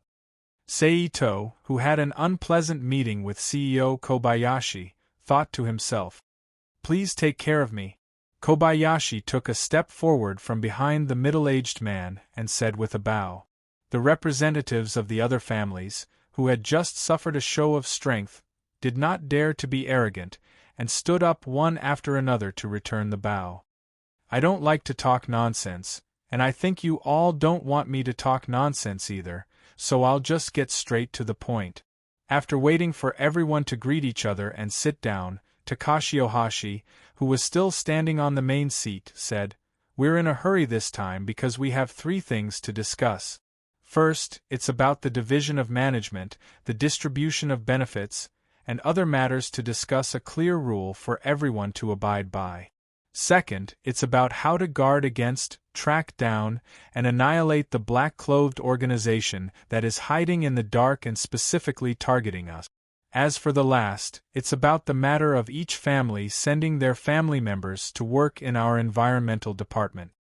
When they heard the first 2 discussion topics, the expression of everyone present basically did not change, but when they heard the third topic, almost everyone's expression changed. They looked stiffly at Takashi Ohashi, who had been quietly looking at everyone after he finished his speech. It's just that both sides stood there quietly for a moment, and no family member took the initiative to speak up against the third topic mentioned by Takashi Ohashi. "Okay, now let's start the discussion on the first topic." Takashi Ohashi slightly raised the corner of his mouth, revealing a slight smile full of disdain as he sat down on the chair, crossed his arms, and looked at everyone present and said, "Next, let me first explain the management area that everyone is currently in control of." After Takashi Ohashi finished speaking, CEO Kobayashi took a step forward, pressed the remote control in her hand to dim the light in the room, and turned on the projector to project the information and pictures that were prepared beforehand on the white screen, and said to everyone with a smile on her face. Following that, Kobayashi used her unhurried voice to introduce the various factions present and the size of the administrative area each faction controlled, as well as the area they controlled, according to the map on the screen. After the introduction, another picture was projected on the white screen, and the meaning of the content shown on the picture was explained one by one to the representatives of the various forces. Naturally, the newly divided management area will inevitably make some people satisfied, and some people dissatisfied, so wrangling and quarreling inevitably happened in the conference room. Fortunately, there is a great god like Takashi Ohashi in the conference room. Even if the quarrel was fierce, everyone maintained basic restraint and did not fight in the conference room. In the end, Takashi Ohashi, who was annoyed by the quarreling, decided on the management area and the distribution of benefits for the first topic. Then, after everyone reluctantly digested the information about themselves, Kobayashi Ohashi spoke again about the second topic, about the situation of the black-clothed organization named by the Environmental Department, as well as the information about the black-clothed organization in the hands of the Environmental Department. Chapter 8:16. P.S. Thanks to Yatsuki, Werefer, and Nikfini for their tip. As for the second topic, there wasn't much to discuss. It was nothing more than strengthening the exchange of information between each other and providing manpower support to deal with the attack of the Black Ball team that the Ministry of Environment named as the Black Cloth Organization. There were also opinions on the discovery, capture, and handling of the members of the Black Cloth Organization. Therefore, it was just a simple discussion, a rough set of rules, and the discussion ended. Kobayashi looked at everyone and said, "Let's talk about the third topic. It's about the families sending people to work at the Ministry of Environment." As soon as she said that, the faces of all the family representatives changed. They fell silent with a gloomy face. At the same time, a heavy atmosphere spread in the conference room. However, thinking about it from the perspective of the family, no one would want to send their family members here under the obvious sniping of the Black Cloth Organization. What if they were killed by the Black Cloth Organization? Who would they ask for justice? Not to mention, since it was called a family, the family members must be their family members. Other than the truly prosperous families with a large population, how many family members could be so extravagant to the point of being sent out? Moreover, if someone really died, the ones who would be sad would be their close family members, not the people from the Ministry of Environment who used people to make up the numbers. Therefore, regarding this topic, whether it was the original families in Tokyo or the families that moved from Kyoto to Tokyo because of the Cube, none of them were willing to participate. What we mean is that each family will be based on the number of people they have. The average level, review the information, and set a standard so that everyone can send people who meet the requirements to work at the Ministry of Environment. After a few seconds of silence, Kobayashi spoke again. Of course, the time of service won't be very long. They only need to stay in the Ministry of Environment for 5 years before they can leave and return to their family. In addition, during the time that the family members work in the Ministry of Environment, each family can obtain a purchase qualification to buy some special items in the Ministry of Environment. Kobayashi continued. Hearing this, most of the gloomy faces of the people were moved. A hint of interest flashed in their eyes. After all, compared to Europe and America, where one could find the Alchemy Association, Magical Realm, or other special shops to buy special items, in Japan, Other than the secret items made by each family, most of the special items were researched and developed by the Ministry of Environment. And it's not takeout. This was why the Environment Ministry, which had been established for less than 80 years, had the confidence to compete with the traditional forces. But now, the Ministry of the Environment was willing to release the results of their research. Letting other families buy them would give them the opportunity to increase their trump cards and strengthen themselves. Although the types and quantity of items purchased would definitely be different, this still made the traditional Japanese forces, who had a strong sense of family values, think about it. He only used a small benefit to make the representatives of the clans who were originally united have different opinions. Ito thought to himself as he observed the changes in the expressions of the people around him. Since that's the case, I'll add some more obstacles for you. After thinking about it, Ito's mind moved, and a weak psychic power slowly came out, quietly enveloping the head of an unfamiliar family representative next to him. Then, it suddenly turned into an illusion, affecting the family representative's mind. Under the influence of the illusion, the family representative became increasingly furious and agitated. Half a minute later, he slammed his palm on the table in front of him. Bang! A huge muffled sound instantly resounded in the conference room, interrupting everyone's thoughts and attracting their attention to the family representative. I don't agree. I won't use my family's children as a bargaining chip in exchange for those small favors. In addition, our Yamanzan family is loyal to the imperial family. If you want our children to enter the Ministry of the Environment, you should wait until you get the document from the imperial family. I'll take my leave. The family representative of the Yamanzan family said in a sonorous tone. After he finished speaking, he didn't wait for Kobayu and the host of the meeting, Takashi Ohashi, to respond and quickly left from his original position, quickly walking to the door of the conference room. Seeing the behavior of the family representative, Takashi Ohashi's eyes couldn't help but reveal a murderous aura. But because there were too many family representatives present, and they were divided into 4 categories: shrine, temple, imperial family, and non-government, Takashi Ohashi had to consider the possible impact of killing the family representative on the spot. He had no choice but to suppress his murderous intent, squinting his eyes as he watched the angry family representative leave the conference room. It's just that he took into account the overall situation, but neglected the effect of following after someone took the lead, as well as the psychological changes of everyone. As a matter of fact, before Takashi Ohashi could calm down, another family representative also stood up from his seat and said, "I'm sorry, our family members are too few, and we really don't have any extra people to send to the Ministry of the Environment, so we'll take our leave again." After saying that, he also walked out of the conference room without hesitation. "Mr. Ohashi, I'm sorry.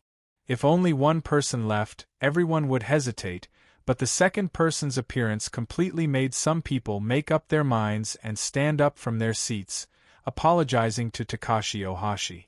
Then, a large number of family representatives stood up from their seats one after another, saying goodbye to Takashi Ohashi and Kobayu. In the process, Ito also stood up and left the conference room. Although the third topic was stopped this time, the Ministry of the Environment will definitely not give up. After all, the Ministry of the Environment will definitely send people to each family to lobby. After all, the Ministry of the Environment has lost too many middle and lower level personnel, and it's impossible to rely on their own training and private recruitment to fill the manpower gap. The most effective way for now is to snatch the meat from each family. Ito thought as he took the elevator and left. This time, because of the Yamami family, we'll let this matter go, but the Ministry of the Environment will definitely not let this matter go, so I propose that we form an alliance to resist this matter together. When the elevator was descending, a family representative suddenly proposed. Yes. Since they have made up their minds to refute the Ministry of the Environment, they naturally have to guard against the Ministry of the Environment's dirty tricks in the future, so everyone in the elevator agreed loudly. At this time, there was a ding sound, and the elevator steadily stopped on the first floor, and the door slowly opened to both sides. Since everyone has this idea, then please come to my Moriyaka family to discuss the details of the alliance. The person who proposed said again. Okay. Everyone agreed. Then Ito and the others walked out of the elevator, left the Ministry of the Environment's headquarters building, and went to the open-air parking lot not far away, and sat in their respective cars. Under the guidance of the Moriyaka family representative, they drove to the Moriyaka family's residence. More than an hour later, Seito and the others arrived at the Moriyaka family's residence in Chugoku Ninomiya, Kanagawa Prefecture. The Moriyaka family is different from the Ito family. It's not a shrine or a temple family, but a simple family. So the family's residence is not on the mountain. It's near the front of the mountain. It's similar to the suburbs of the countryside, and it's a very traditional residence. Please! As the host, Moriyaka invited everyone at the door of his house. Please! Everyone said politely. They followed the Moriyaka family representative into the Moriyaka family's residence, and went to a large reception room and sat down on both sides. Then, a middle-aged woman, unknown whether it's a maid or a member of the Moriyaka family, naturally entered the room and prepared tea for everyone. Before the meeting, let's introduce ourselves, the Moriyaka representative said. Then, he took the lead and introduced himself. I'm Moriyaka Shigeru, the head of the Moriyaka family. Oda-en, the head of the Oda family in Lientsang City. After Moriyaka Shigeru, another middle-aged man introduced himself. I'm Mori Ito, the successor of the Ito family in Akizuruno City. After a while, it's Ito's turn to introduce himself. As the youngest person present and the only one with the identity of a successor, he naturally received everyone's attention and astonishment. After a few minutes, everyone present finished introducing themselves. Since everyone already knows each other, let's form an alliance. Of course, this alliance is mainly used to resist the unfairness that may be imposed on our families in the future.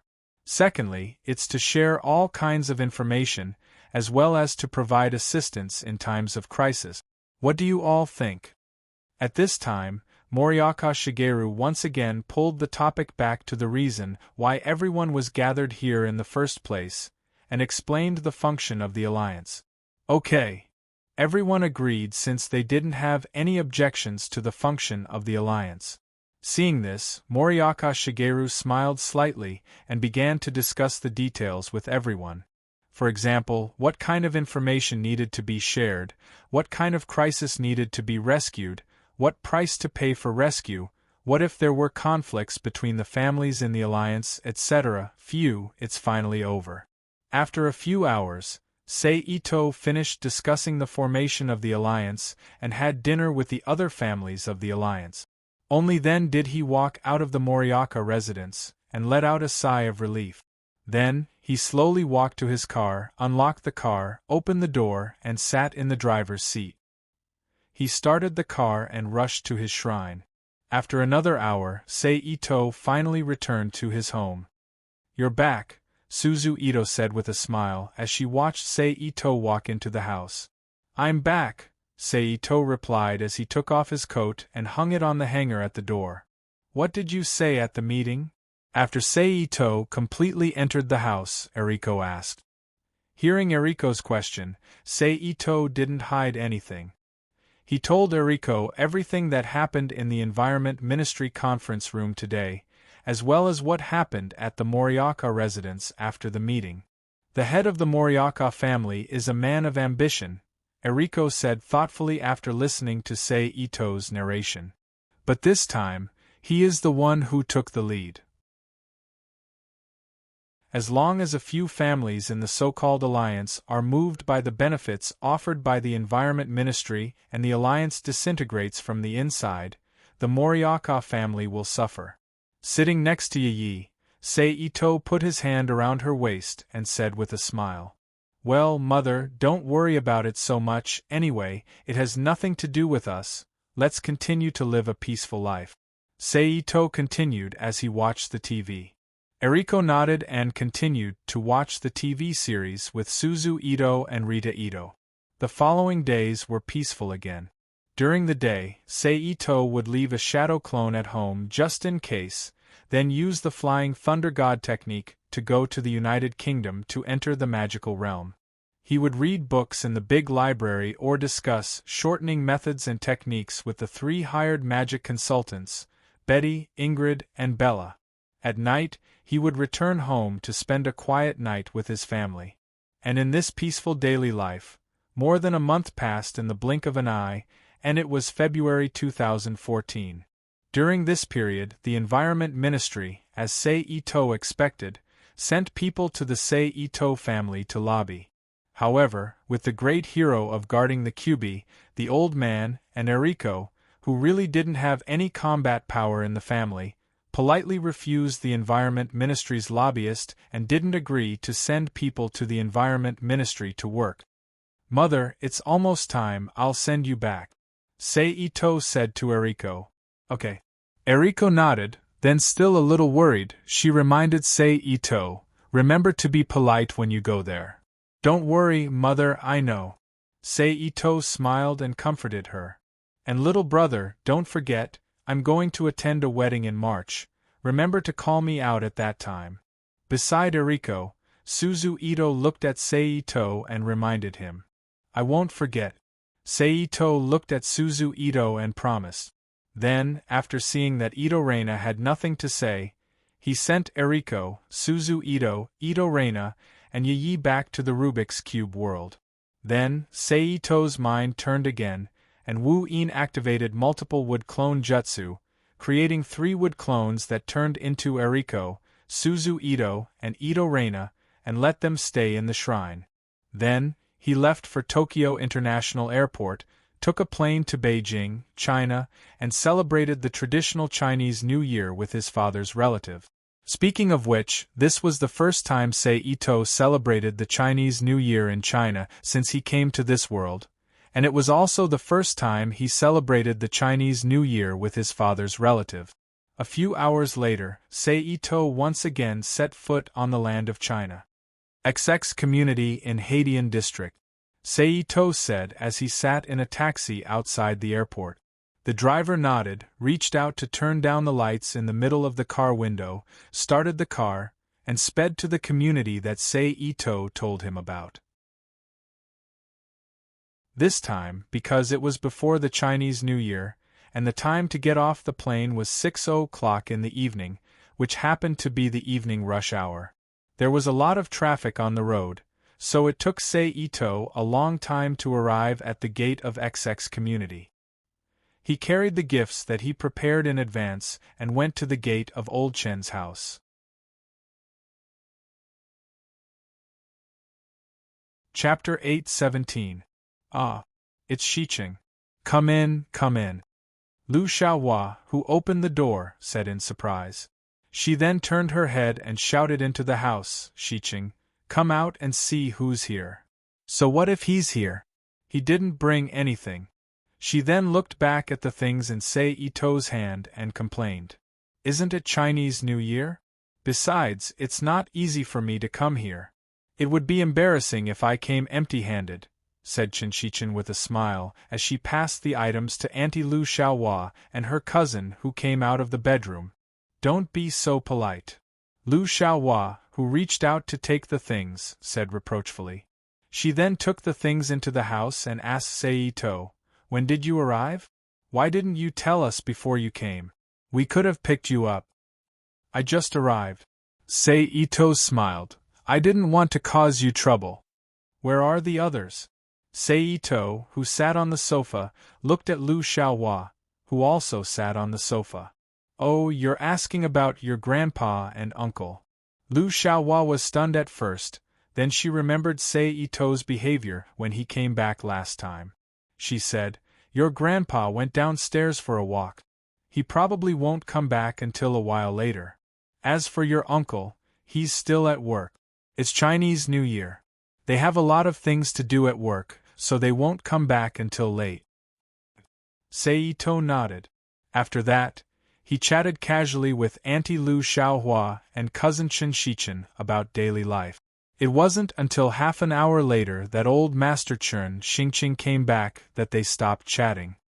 You're here, Chen Xingqing looked at Seito, who stood up from the sofa, and said with a happy face. Seito responded softly. You're alone? Chen Xingqing turned his head and looked inside the house. Chen Xingqing frowned and continued to ask when he found that there were no strangers except Seito. Yes. Seito nodded and said. Then he made up a simple reason and explained. Japan doesn't celebrate the Lunar New Year, so this time is still considered a normal day. There is no holiday. Chen Xingqing nodded coldly. He believed Seito's explanation. Alright, you guys continue chatting. Chen Xingqing continued, then ignored Lu Xiaohua, Seito and Chen Shichen as he walked back into the house with his hands behind his back. Seeing this, Lu Xiaohua hurriedly found a topic to talk about. He continued to chat with Seito. It was to ease the atmosphere that had suddenly become a little cold because of the old man. Several hours later, I should go, Seito said when he saw that it was getting late. Why leave? Just stay here. It's not like we don't have a room. Lu Xiaohua pretended to be unhappy and said, Besides, you came back this time for the New Year, so you can just stay at home. That's too much of a bother, Seito said hesitantly. What's so troublesome about it? Listen to Auntie. Just stay at home, Lu Xiaohua decided. Then okay. Seito thought about it. He agreed. That's more like it. Lu Xiaohua said with a smile when she saw Seito agree. You can watch TV with Shichen here first. I'll go tidy up your room. Then, without waiting for Seito to reply, she got up and walked to another room. She started tidying up Seito's room. By the way, Shichen, where's the bracelet I gave you? Why didn't you bring it? Seito asked Chen Shichen, who was sitting beside him, as he watched Lu Xiaohua enter the house. My mom said that it's too expensive and too flashy to bring it out. It's not something a student should wear, so she didn't let me bring it. Chen Shichen leaned her right elbow on the sofa's armrest. Her body was half tilted, and she was fiddling with an orange in her hand as she stared at the TV without blinking. Really? Then I'll give you another one later, Seito said as he nodded. He also felt that it made sense. No thanks, I don't want my mom to talk about me every day, Chen Shichen quickly rejected. Then, she looked at Seito and asked, By the way, do you still remember Lu Sisi? Lu Sisi? I remember. What's wrong? Ito-sei asked Chen Shichen with a puzzled look. Nothing, she just seems to be interested in you, Chen Shichen said as she looked back at the TV. I think I've only met her once. Is there a need for that? Seito was speechless. You know the power of ancient plots, Chen Shichen said as she curled her lips. Really? But it's been so long. She should have forgotten about a passerby like me, Seito said in disbelief. If you were a normal passerby, of course she would have forgotten about you. But I'm friends with her. Every time I see her, she would ask me about you from time to time. It's giving me a headache, Chen Shichen said unhappily. Seito didn't know what to say. Since you're here, go and see her tomorrow. Whether you want to be with her or not, it's up to you. Otherwise, she'll keep pestering me about you. Chen Shichen ignored Seito's shock and continued. Then, okay.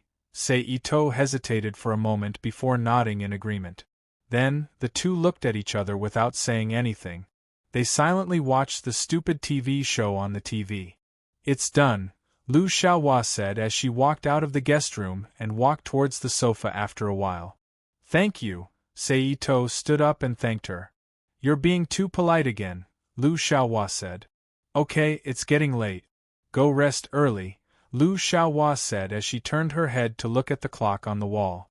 Okay, Seito agreed. Seito then said goodbye to Lu Xiaohua and Qin Shichen. He took his things and walked into the bathroom to wash up. Then, he returned to the guest room to rest quietly. The next morning, after having breakfast with Chen Xingqing, Chen Yongli, Lu Xiaohua and Qin Shichen, Seito and Qin Shichen left home together. They took the subway to Xidan to meet her good friends, Lu Sisi and Wang Shui, whom Seito had met once before. We're here. Where are you guys? 20 minutes later, Chen Shichen, who had arrived at Xidan, took out her phone. She looked around for Lu Sisi and Wang Shui while talking to the phone that just connected. We're at Zhongfa department store. Where are you guys? Wang Shui's voice came from the phone. We're still at the subway. You guys wait there. We'll go over now, Chen Shichen said into the phone. Then, she hung up the phone without any explanation. She brought Seito, who was standing beside her, through Xidan Square and walked towards Zhongfa department store. After a while, Seito and Qin Shichen arrived at Zhongfa department store. They saw Wang Shui and Lu Sisi who were waiting at the door. Their faces were red from the cold. Compared to the last time, the two of them dressed up a lot more. They both wore trousers and light-colored down jackets with light makeup on their faces. It's just that Lu Sisi looked more normal, and Wang Shui's dress was still a little more fashionable. Yo, handsome, we meet again. The cheerful Wang Shui greeted Seito as soon as she saw him. Yeah, you're still so lively. Seito smiled. Shichen, what do we do today? After greeting, Wang Shui turned her head and asked Qin Shichen. Whatever. It's the same everywhere at this time. Qin Shichen looked at the dense crowd around her and said, Okay, let's walk and walk. We'll go wherever we want. Wang Shui didn't pay much attention to the situation. She nodded and agreed. Then, she reached out to hold Lu Sisi's hand and strolled along the street with Seito and Qin Shichen. Along the way, Qin Shichen and Wang Shui, who understood Lu Sisi's thoughts, often made jokes about Seito and Lu Sisi. They wanted to improve their relationship. Although Lu Sisi was a little embarrassed by the jokes, she didn't say anything to stop Qin Shichen and Wang Shui from messing around. She pretended to be calm and chatted with Seito. Gradually, she walked with him like a little girl. Seeing that it wasn't a good idea to go at such a young age, Seito could only find an opportunity halfway. When Qin Shichen and Wang Shui weren't around, he said to Lu Sisi, Sisi, Shichen told me about your thoughts yesterday. I'm sorry, but I already have a girlfriend. Is that so? Lu Sisi's expression darkened and she said softly. Yes, so I'm sorry. Seito said apologetically. It's nothing. Lu Sisi shook her head in low spirit. Then, Lu Sisi's expression changed. She quickly walked up to Qin Shichen and Wang Shui, who came out of the bathroom and suggested, Shichen, Wang Shui, let's go to the bar. Bar? Qin Shichen and Wang Shui exclaimed at the same time. Qin Shichen's gaze involuntarily fell on Seito, while Wang Shui's expression was mixed with eagerness and hesitation. It was obvious that the previous incident had left a shadow in their hearts. And, this time we're not going to Sanlitun. We're going to Hohai. Lu Sisi, who also had a lingering fear of Sanlitun's environment, affirmed. Handsome, what do you mean? At this time, Wang Shui's gaze also fell on Seito, and she asked with some anticipation. Okay. Turning his head to look at Lu Sisi, who was also looking at him, Seito was afraid that she would take things too hard and go to the bar to mess around. He sighed slightly and agreed helplessly. Yay! After receiving Seito's affirmation, Wang Shui immediately cheered. However, it was still very early at this time, and the bars were basically closed. Therefore, Seito and the others who didn't have anywhere to go strolled around for a while before finding an internet cafe and surfing the net inside. It wasn't until 6 p.m. that they paid the internet fee and left the internet cafe.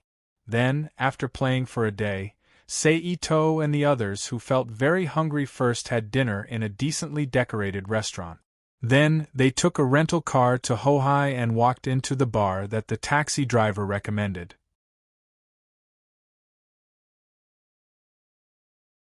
Chapter 8:18. P.S. Thanks to NXCX for the tip. The bar recommended by the taxi driver was pretty good. It was similar to a quiet bar. Most of the people inside were white-collar workers from various industries who came to enjoy the quietness. There were also beautiful young women who came to look for one-night stands and female university students who came to ask for money. There was no need to worry about what happened in the bar in Sanlitun last time. The four of them chose a decent seat and sat down. "What would you like to order?" Just as Ito and the others sat down, a waiter wearing a black shoulder-length shirt, white shirt, and black trousers walked up to them and asked. "Give us a dozen beers," Lu Cece said to the waiter before Ito could say anything. "Cece, are you crazy? That's a lot." Chen Shichen was shocked and looked at Lu Cece. "A dozen is only 12, that's not a lot," Wang Shui retorted. "Give us 6 beers and some snacks," Ito said to the waiter while Chen Shichen and Wang Shui were talking. "What? I said a dozen means a dozen. Listen to me, give us a dozen." Hearing Ito-sei's words, Lu Cece first glared at Ito-sei with an unhappy face, then looked at the waiter and said. Seeing this situation of disagreement, the waiter could only stand there helplessly and wait for them to come to a final decision. "Okay, a dozen it is." Ito looked at Lu Cece, who was not in a good mood, and nodded helplessly. "Okay." The waiter nodded and said, then turned around and walked away from Ito-sei and the others. He went to the back to get the drinks and snacks. "Why did you order so much?" "We can't drink it," Chen Shichen complained to Ito after the waiter left. "I can't help it. Didn't you notice that Cece was not in a good mood? If I didn't let her, who knows what she would do," Ito whispered to Chen Shichen. "Weren't you fine before? What happened? Why did you suddenly become like this?" asked Chen Shichen, who had noticed Lu Cece's absent-mindedness after Ito's reminder. "In the afternoon, when you and Wang Shui went to the toilet, I told her that I already have a girlfriend. So, Ito explained. No wonder Cece suddenly suggested going to the bar. Ever since that time, she hasn't gone to a bar even once, even if someone invited her," Chen Shichen said. Alas. Ito-sei heard this and could only sigh helplessly. "Guess. Here's what you ordered." Just then, the waiter who had left earlier was carrying a dozen bottles of beer in each hand. He returned to the group with a tray filled with snacks such as shredded vegetables, shrimp crackers, peanuts, and melon seed. Then, the waiter placed the items in his hands on the table in front of Ito and the other three. Seeing that the beer was served, Lu Cece reached out and took a bottle. She used the screwdriver to open the cap and drank. At this time, even the heartless Wang Shui noticed that Lu Cece's mood wasn't right. She gave Chen Shichen a look of inquiry.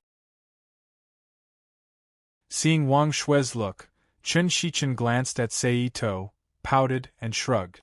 Seeing this, Wang Shui immediately understood why Lu Cece was acting like this.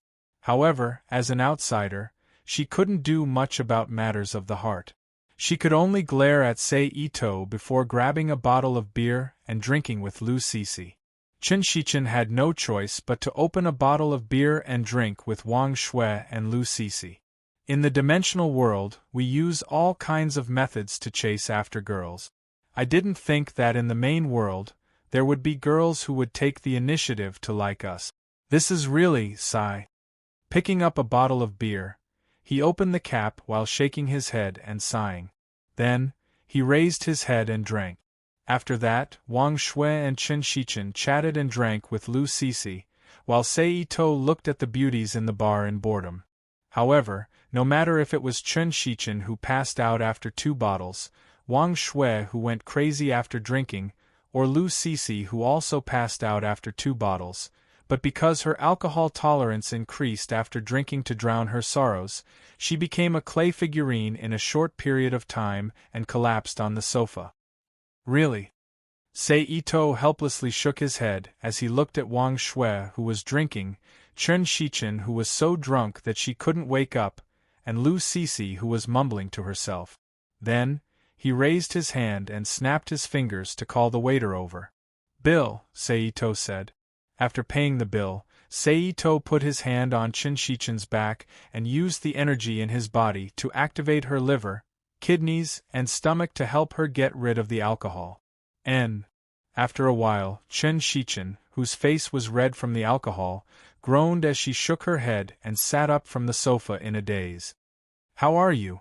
Ito looked at Chen Shichen and asked.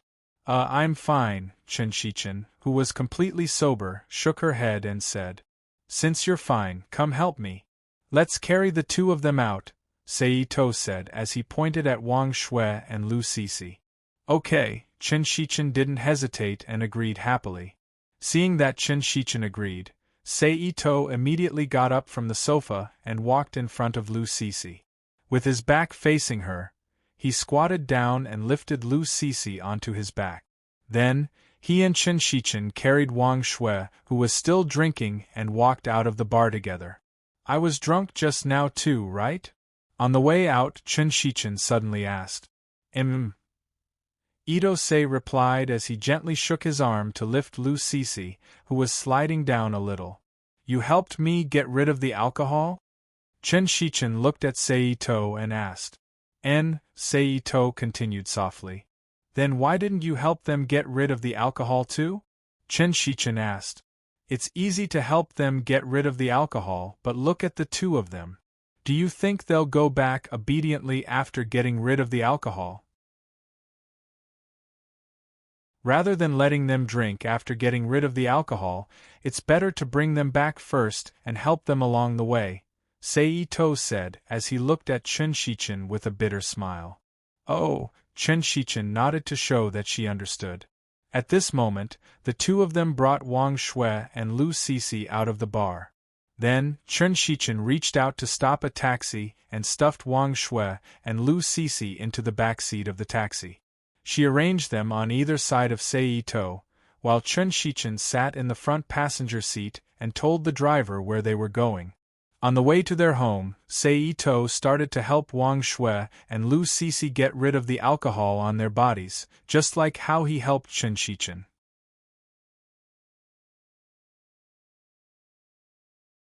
Chapter 819. P.S. Thank you to Sky Devil Dragonwolf and 157747860 for their precious monthly vote. Thank you to NXCX and Nickfany for their tip. Under Ito's manipulation, Wang Shui and Lu Sisi groaned and woke up from their drunken state. "Weren't we at the bar just now? Why are we in a taxi now?" Wang Shui shook her head as her thoughts were in a mess. "What else could it be? You guys were drunk."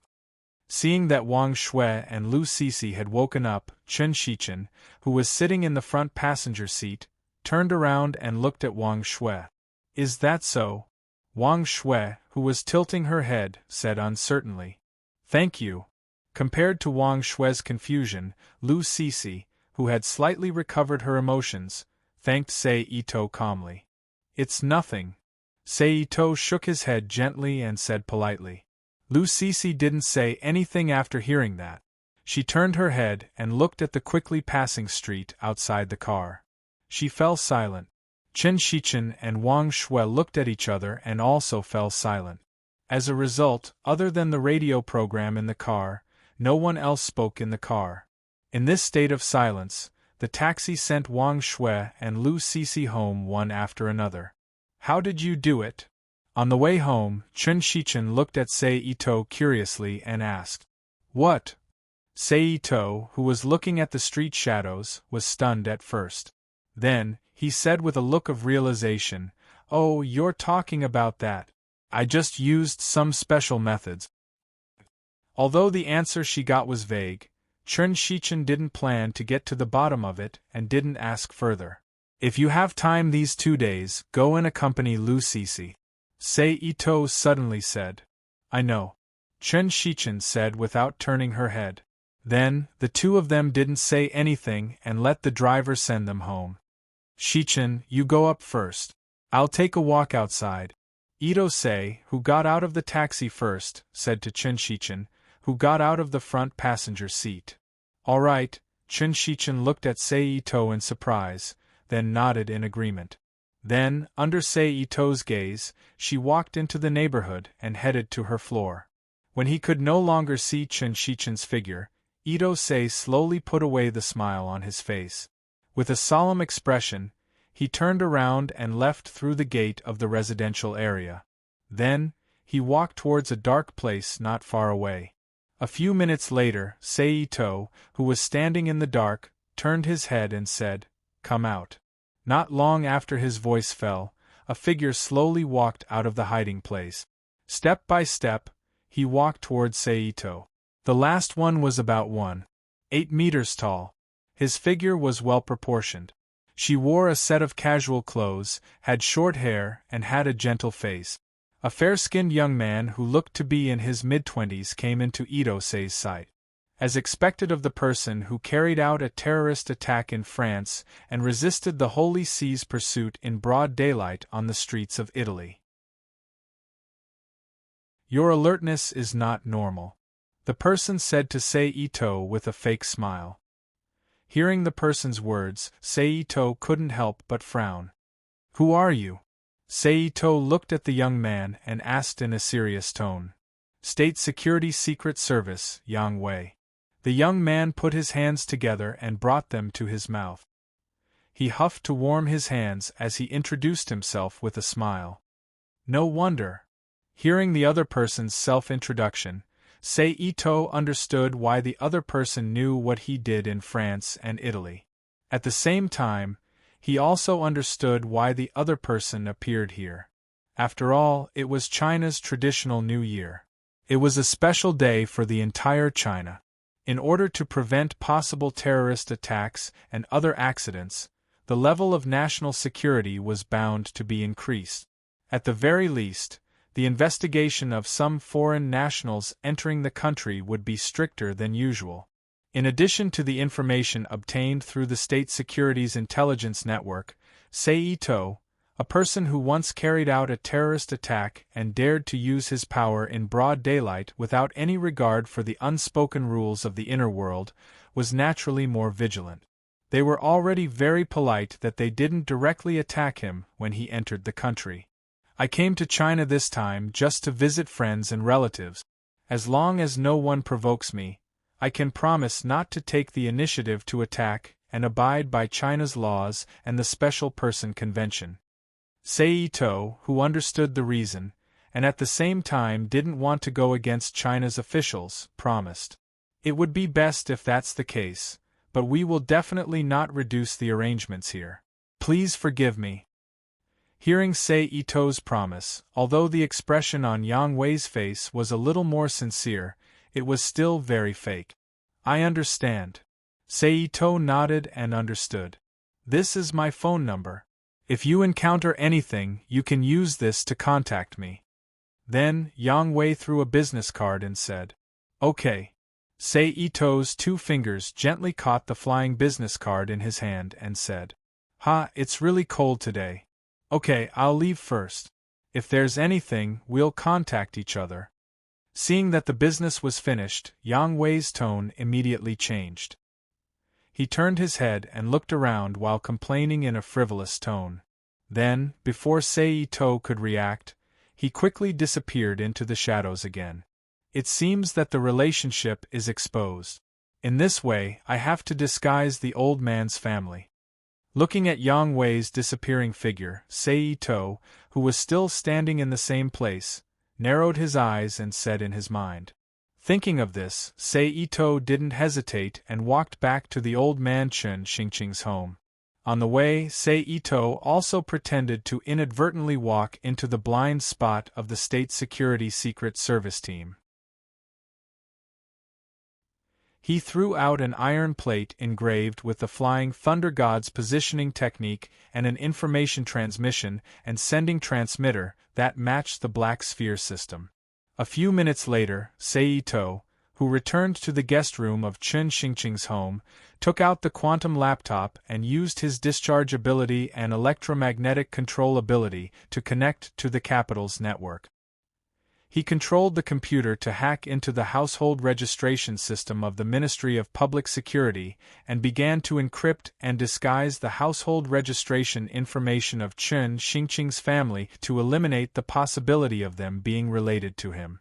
After modifying the household registration information and civil affairs files, there is the Flying Thunder God's positioning technique and the Black Sphere system outside.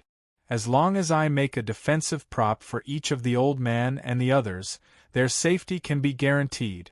If I want to add another layer of insurance for them, I can only take out some things and cooperate with the State Security Secret Service team. After a while, Seito closed the quantum laptop and put it away. After a while, Seito, who had a plan in mind, sorted out the messy thoughts in his mind and waved his hand to summon the special materials he bought from the Alchemist Guild and the Demon Realm. He began to make suitable defensive props for Chen Xingqing, Chen Yongli, Lu Xiaohua, and Chen Shichen according to the situation of each of them. This time, Seito put a lot of effort into the production because it concerned the safety of his family. In particular, in order to make these defensive props special, Seito purposely used the power of the world to change their properties so that they could be fused with the wearer to a certain extent. It's a pity that there is too little information on the refinement of the Maoshan sect's artifacts from the Heavenly Sword World's Kunlun sect. Otherwise, I could have made these things better. A few hours later, Seito said with a slightly regretful expression on his face as he laid out the 4 completed items on the table in front of him. Then, he reached out and picked up the 4 items from the table, got up, opened the door, and walked out of the room. He walked towards the old man Chen Xingqing's room, then used instant transmission to invade the room. After pressing the old man's sleeping acupoint, he took a drop of blood from the old man's finger and dripped it on one of the items. At the moment when the blood dripped, a pale red light immediately emerged from the item in Seito's hand, and then the item rushed into the old man's body like a smear of liquid through the wound on his hand and flowed into the old man's brain along with the blood circulation, where it stopped. After the item stopped, Seito used medical ninjutsu to treat the wound on the old man's hand, then used instant transmission to leave the old man's room and entered the bedroom of Chen Yongli and Lu Xiaohua. Then, Seito did the same thing and fused the 2 items into their bodies. Cough cough cough cough. Just when Seito used instant transmission to enter Chen Shichen's room again, Chen Shichen, who didn't go to bed for some reason, was browsing the internet on her computer. She immediately noticed Seito's sudden appearance in her room, her eyes widened, and she looked at him with a shocked expression on her face as she coughed violently. "Are you okay?" Since he was already discovered, Seito didn't need to hide anymore. He quickly stepped forward to Chen Shichen's side and reached out to pat her on the back to help her breathe. "Why are you in my room, and how did you get in?" After catching her breath, Chen Shichen quickly ran away from Seito and looked at him nervously and asked, "Didn't you see?" Seito looked at Chen Shichen, who was wearing cotton pajamas, and said with a smile, "What are you doing?" After being reminded by Seito, Chen Shichen's face turned pale when she recalled how he appeared. Her face was filled with fear as she asked with a trembling voice, "Because of some reasons, your existence might be dangerous, so in order to prevent any possible danger, I made something for you." Seito didn't want to go into detail about the inner world, so he vaguely explained and then showed the item in his hand to Chen Shichen. "Danger? What danger? If you want to give me something, why can't you do it during the day? Why now?" Chen Shichen carefully looked at Seito's face, but she didn't see anything from his expression, so she asked hesitantly, During the day, I didn't know you were exposed.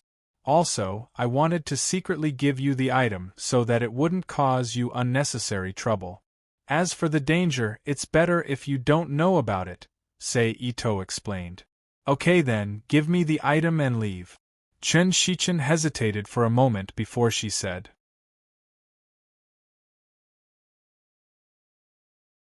Chapter 820.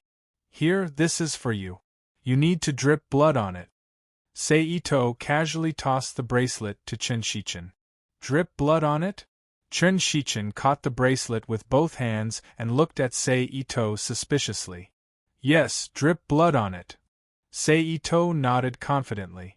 Seeing that Ito didn't look like he was joking, Chen Shichen stood rooted to the ground, not knowing what to do. Come here, I'll help you. Ito sighed helplessly as he looked at Chen Shichen. Hearing Ito's words, Chen Shichen hesitated for a moment before moving her feet, taking small steps towards Ito. Silly girl, what are you afraid of? I'm your brother. When Chen Shichen was in front of him, Ito stretched out his finger and lightly flicked Chen Shichen's forehead with a smile. Then, without waiting for Chen Shichen's response, he grabbed her right hand and condensed his chi into a needle on the tip of Chen Shichen's half-bent finger. Ah! Following a soft cry, a drop of red blood quickly appeared on Chen Shichen's fingertip. At this moment, Ito quickly took the bracelet from Chen Shichen's hand and touched the side of the bracelet to Chen Shichen's blood. Instantly, a faint red glow appeared on the bracelet, causing the originally dull bracelet to emit a flirtatious color. Ah! Seeing the change in the bracelet, Chen Shichen felt as if all the knowledge she had learned over the years had been destroyed. She opened her small mouth and stared dumbfoundedly at the liquid that was gradually dissolving. She couldn't speak as the liquid flowed into her body through the small wound on her fingertip. This. After the liquid had completely entered her body, Chen Shichen finally regained her senses. She looked at Ito-sei in disbelief. She stuttered for a few seconds but still couldn't say what she wanted to say. In this world, there are many things that you don't know. Ito-sei rubbed Chen Shichen's head with a medical ninjutsu and said with a smile on his face. Alright, you continue playing. I'm going back to sleep. Ito smiled as he retracted his hand. He didn't try to hide it any longer and teleported right in front of Chen Shichen, disappearing from her room. Is what I just experienced real? Is there really such a bracelet in my body? After Ito left for a long time, Lin Sanjiu asked. Chen Shichen, who had finally calmed down, looked down at her hands and muttered to herself. Just as she finished speaking, Yi Zichen's expression changed. A dim and lusterless bracelet with a width of about a finger segment and a surface engraved with intricate flower-like patterns abruptly appeared on her right wrist, silently confirming that everything that had just happened was real. Staring blankly at the bracelet on her wrist, Chen Shichen's body suddenly shuddered. She then excitedly ran back to the computer that was still on. She opened Baidu and randomly searched. Most of the content was related to the mystical realm. The next morning, brother, was the thing you gave me yesterday the magical equipment used by the cultivators in the novel? After Chen Yongli and Lu Xiaohua left home for work, Chen Xingqing went out for a stroll. Chen Shichen ran to Ito's room like a thief and called him brother for the first time, then asked with a face full of anticipation. Something like that. Ito looked at Chen Shichen in amusement. Then the cultivators mentioned in the novel really exist? Chen Shichen asked with a strong desire for information. Yes. Ito nodded affirmatively. Then brother, are you a cultivator? Chen Shichen asked with a twinkle in her eyes. Not exactly. Ito replied. Not exactly? Chen Shichen looked at Ito in confusion and repeated. She then shook her head and continued, it doesn't matter. Then brother, can you teach me how to cultivate? Ito frowned and looked Chen Shichen up and down. Can't I? Chen Shichen said with a disappointed expression after waiting for Ito for a long time without a reply. Why do you want to learn how to cultivate? Seito suddenly asked. Well, hearing Seito's question, Chun Shichin was at a loss. She had only done it on a whim and didn't have a clear goal in mind. Cultivation is really dangerous. If you don't have a clear goal, and if you don't have the courage to face challenges and die for this goal, I advise you not to cultivate. Seito couldn't help but advise after seeing Chun Shichin's reaction. Also, you're obviously in a state of confusion right now. You don't have a clear idea of what to do, so you should calm yourself down first and think about it carefully. I understand. Chun Shichin nodded with a slightly gloomy expression. Okay, you go back and rest. I'm going out for a while. Seito got up from his seat and looked at Chun Shichin. He then left the room with Chun Shichin and walked out of the house alone. Yang Wei, it's me, Seito. I want to meet your superior. I have a deal to discuss with him. He took out his phone and called Seito according to the number on the business card Yang Wei gave him last night. What kind of deal? On the other end of the call, Yang Wei asked with some confusion. It's about space exploration. Seito said calmly. Okay, I'll help you contact him, but I can't guarantee anything. Yang Wei, who knew about Seito's background, didn't quite believe what Seito said. But just in case, Yang Wei agreed to contact his superior.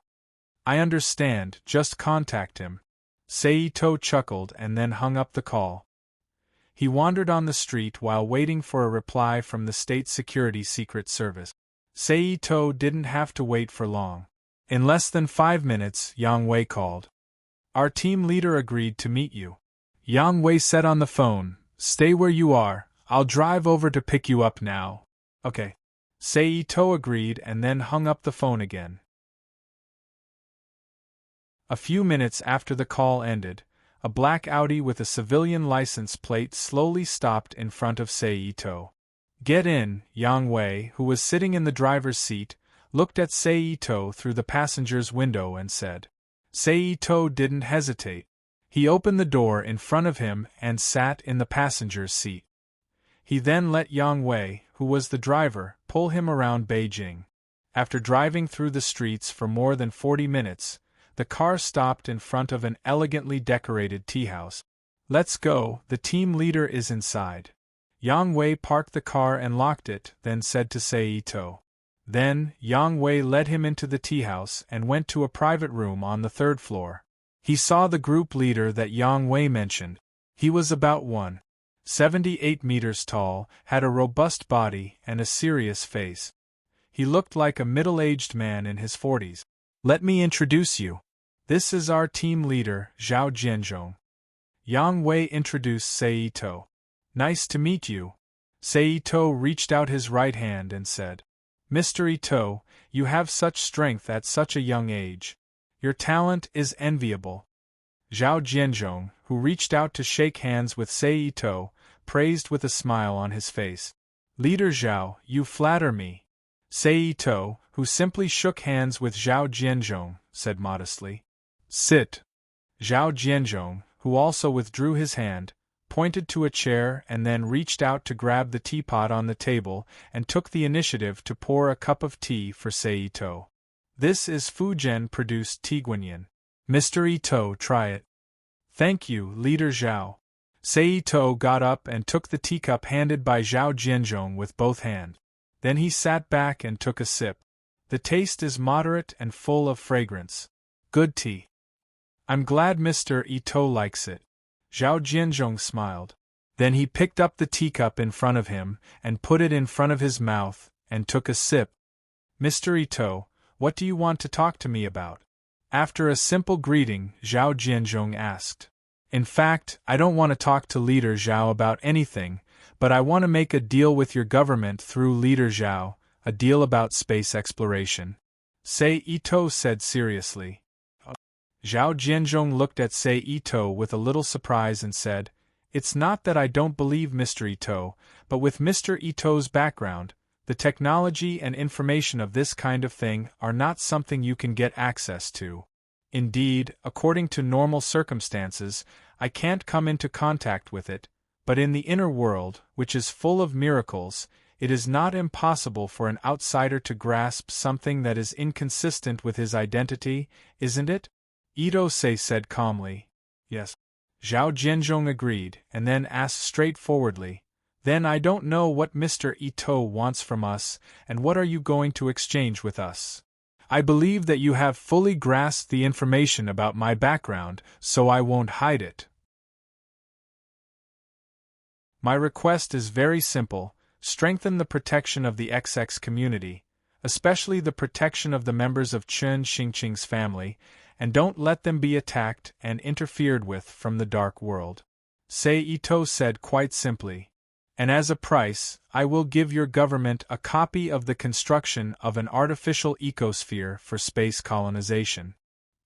Hearing Sei Ito's words, Zhao Jianzhong's face immediately changed, and he looked at Sei Ito with a dignified face, ready to confirm whether what he said was true. Just observing for a moment, he couldn't see the unnatural look on Sei Ito's face. "This is a big matter, I can't do it alone, I need to report it to the higher-up," Zhao Jianzhong pondered.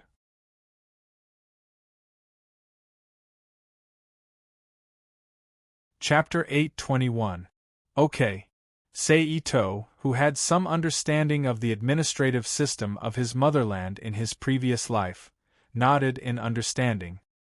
He then pretended to take out a USB drive from his pocket and threw it on the table. "This is a small part of the information about the construction of an artificial ecosystem for space colonization. You can give it to the experts of the Chinese Academy of Sciences to verify the authenticity of my information." Okay. Zhao Jianzhong, who had long been prepared to ask for something as proof, saw this. He reached out and took the USB drive. "I look forward to the good news from Leader Zhao." Sei Ito, who drank the tea in his cup, got up from his seat and spoke.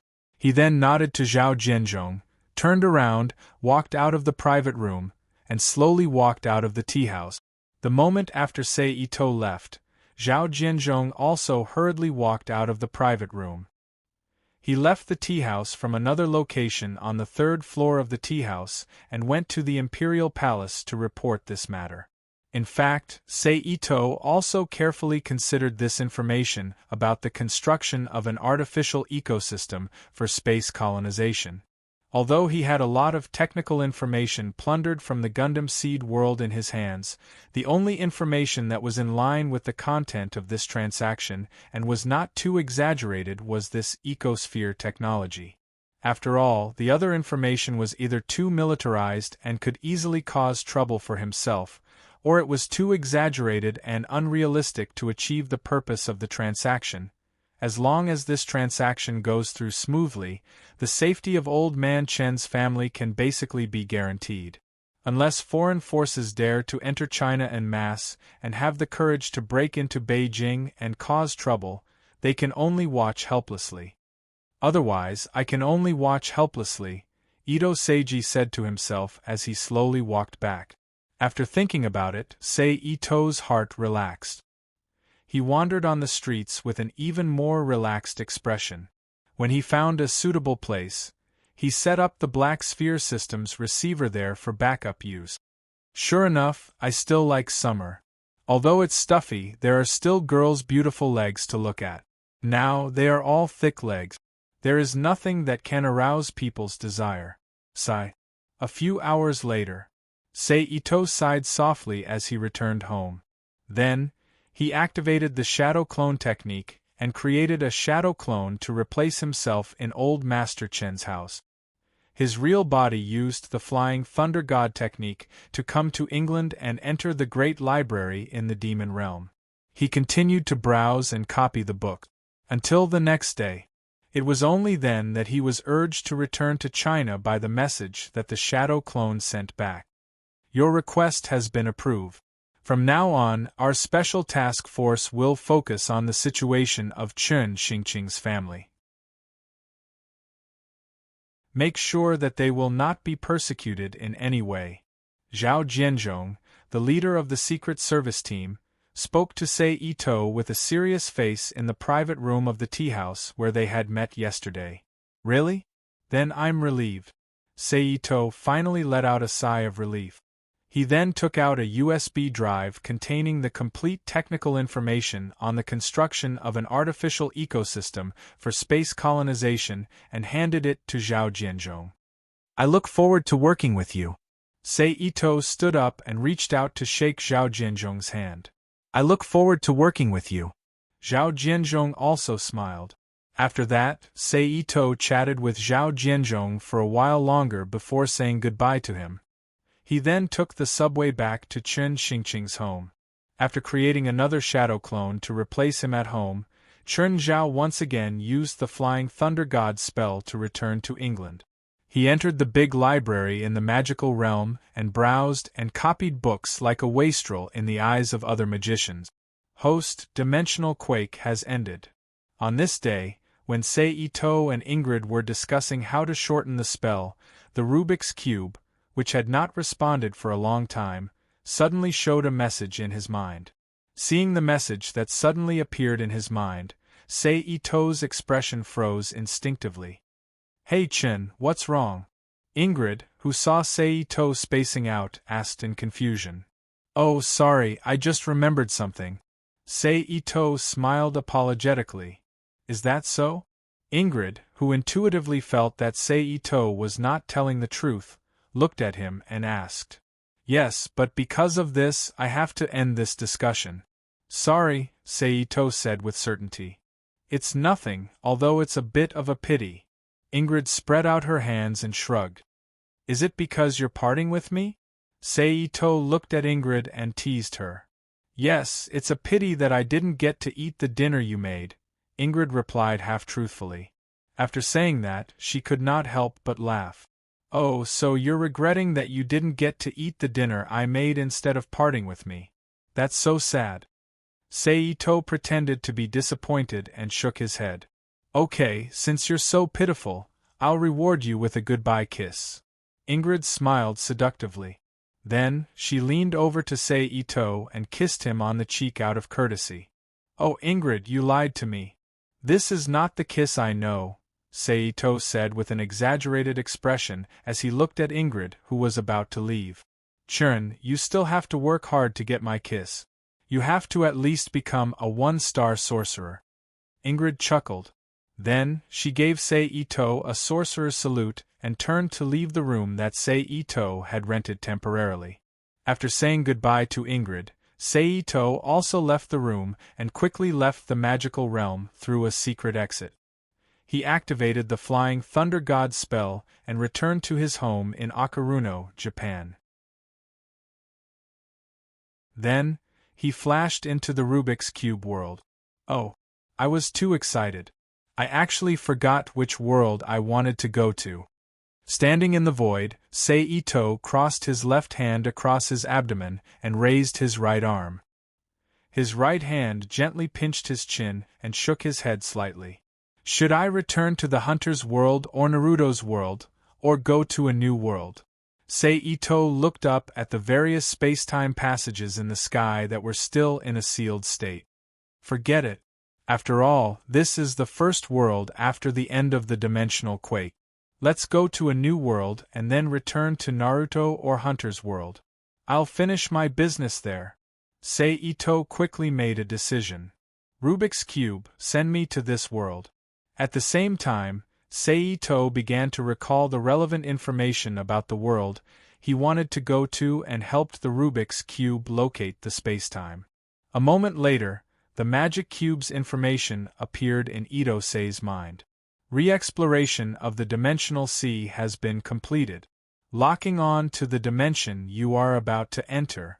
Begin transmission as soon as the information fell. A brand new spacetime passage immediately appeared in the void of the Rubik's Cube world and expanded at a speed visible to the naked eye. It formed a high-speed rotating dark vortex and pulled Seito, who was suspended in the void, into it. It turned into a colorful streamer and instantly disappeared in the center of the vortex. Crackle!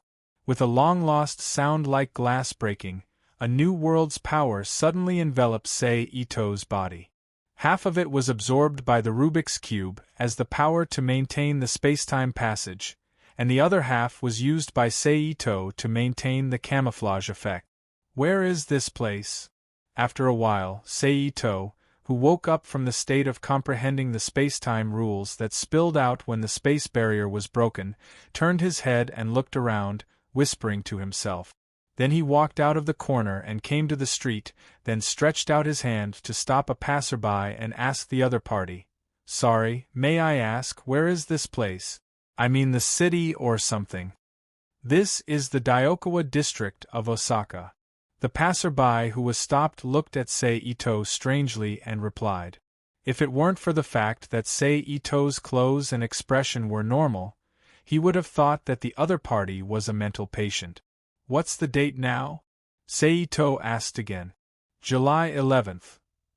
The passerby said with an even more strange expression. "Oh, thank you." Seito, who asked the two main questions, thanked him. "It's nothing." The passerby shook his head and said, then quickly walked away from Seito while muttering in a low voice, "Crazy?" I remember that the first date of entering the plot is July 16th, that is to say, I still have 5 days to get there. Itose muttered to himself as he flicked a small stone and hit the ankle of the passerby who scolded him, causing the passerby to fall down in pain. Then his figure flashed and disappeared from the street instantly like a ghost, and the next moment, he appeared in the sky 1,000 meters above and continued to rush towards space at an extremely fast speed. After a moment, with a sudden burst of light pleasure, Seito appeared in the space of this world. That's it. Itose activated the shield to protect himself and turned his head to search for something. His eyes fixed and he whispered softly. Then he launched an instant transmission again, moving toward a huge satellite not far away from him that was painted in white. It was similar in shape to the Halley Astronomical Telescope, but much larger in size. Although the large satellite was not too far away from Seito, it was in geosynchronous orbit. With its relative speed, it was moving at high speed almost every second, so Seito took a few minutes to reach the satellite. I can't stay in space for too long with psychokinesis, even with grade A+ strength. It seems that I have to speed up. Seito sensed the condition of his body and found that the energy consumption was too fast. Then, Seito controlled his body to fly to a part of the satellite that was obviously used for work. He opened the metal baffle, placed his palm on the exposed port, and activated the discharge ability and electromagnetic ability to erode the satellite's data. As expected of one of the most advanced technological products in this world, and it has autonomous calculation and defensive abilities, so it's troublesome to hack it. Unfortunately, I'm using an unconventional ability, so it's useless no matter how advanced you are. After a moment, Seito, who had finished what he was about to do, withdrew his palm and looked at the satellite under his feet with a smile.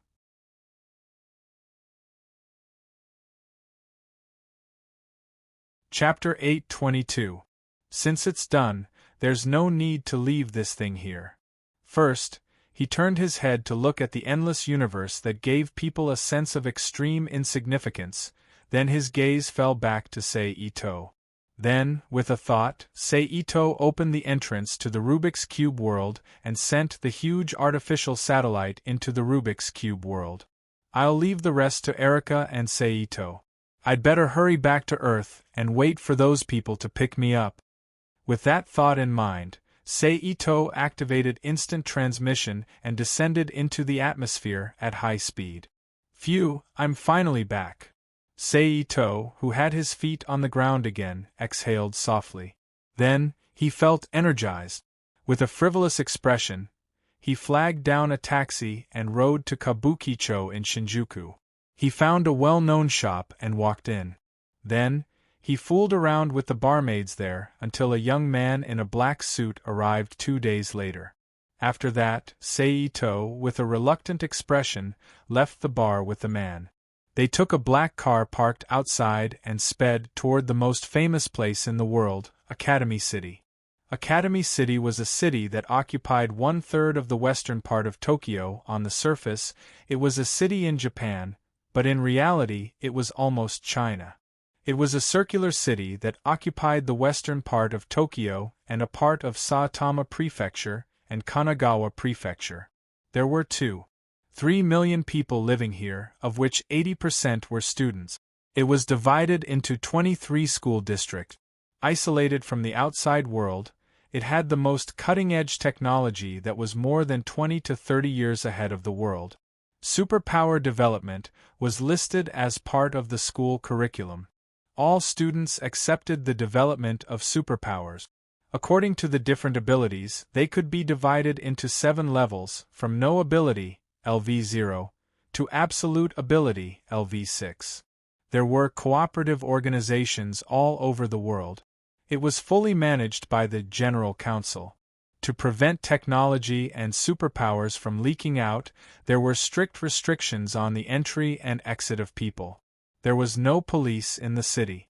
Instead, there were judges selected from the students and police officers, anti-skills, that teachers volunteered to participate in maintaining law and order.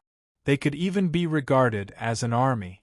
About an hour later, the car stopped in front of a checkpoint with cement walls that were more than 5 meters high on both sides.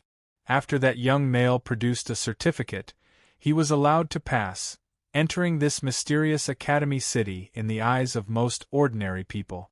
After a few turns, the car arrived at the 7th Academy and stopped in front of a compound apartment building that looked very much like the single apartments outside. "We're here. This is the dormitory that the chairman of the medicinal scent has arranged for you." The young man led Sei-Ito into the dormitory and stopped in front of the second room on the right side of the stairs on the 5th floor. He took out his key and opened the door. "This is your admission notice to a certain high school. Identity cards and bank cards, and the key to this room." The young man raised the black leather bag in his hand. He took out a long piece of paper the size of A4 paper, a card with Sei-Ito's picture on the upper right corner, a light blue bank card, and a bunch of keys. He placed them on the table and continued. "If you need anything else, you can call me at any time. Or contact the chairman of the medicinal scent." "Got it." Sei-Ito sat on the bed and said. "Then I'll take my leave." The young man saw this and said goodbye. "Okay." Sei-Ito nodded and watched the young man leave his room and disappear behind the closed door. "I've finally sneaked in. I just don't know how the medicinal scent's Ryoko will react when she finds out that I used her name to enter the Academy City as a raw stone. I hope it won't be too much. Otherwise, I don't mind sending you into the cycle of reincarnation."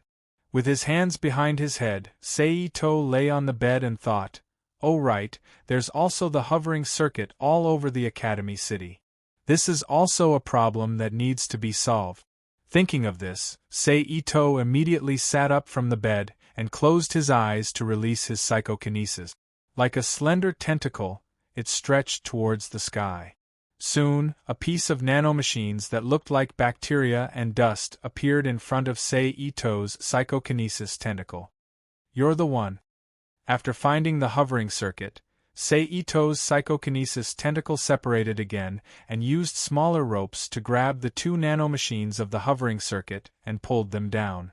Done.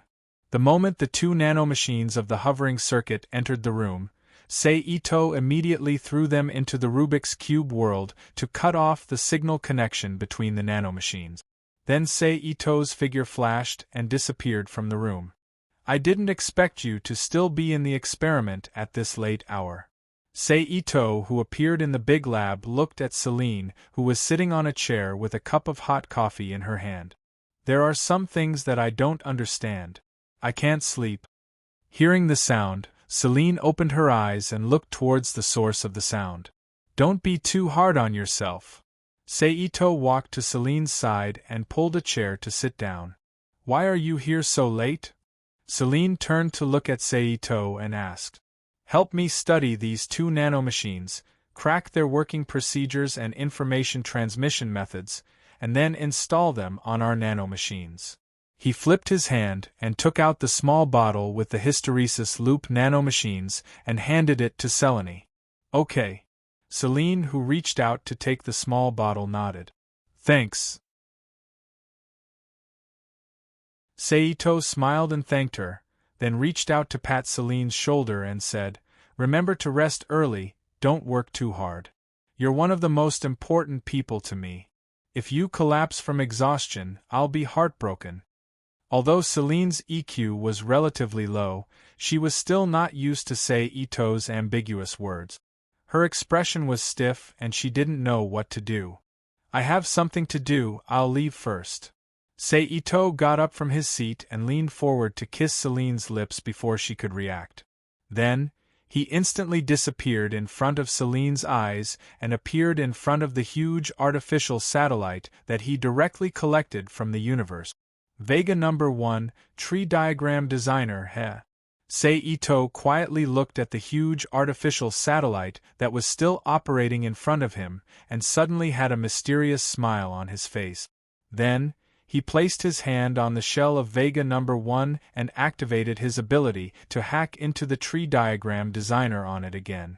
It's just that compared to being in a hurry in the universe, Itose had a lot of time this time, so after breaking through the Tree Diagram Designer's protection, he started to change the Tree Diagram Designer's low-level program, turning it into a tool that he could use at any time.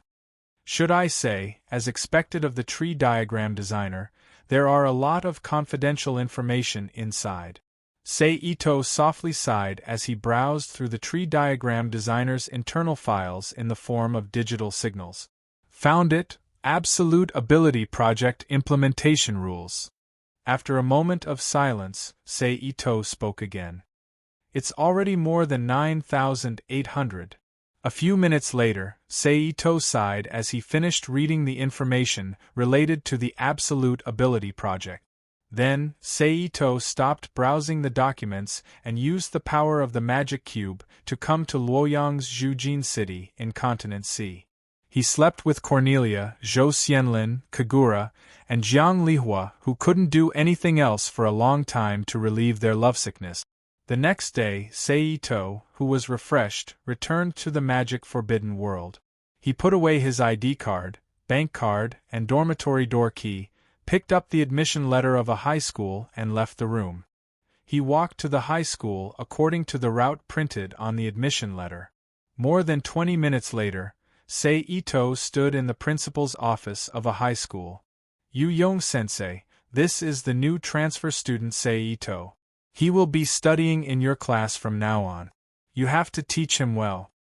The middle-aged principal with a big belly looked at the girl, who was as tall as a primary school student, wearing a pink dress and had short pink hair. I understand, principal. I will take good care of Saito, classmate. Yu Yong-sensei promised the principal with a serious face. Saito, classmate, I'm Rin Yu Yong-sensei. Please take care of me in the future. Then, Yu Yong-sensei turned to Saito and said, I'm Saito. Please take care of me in the future, Yu Yong-sensei. Saito quickly returned the greeting. At the same time, he thought to himself, although I know that there is such a person in the original work, it still feels weird to see him with my own eyes.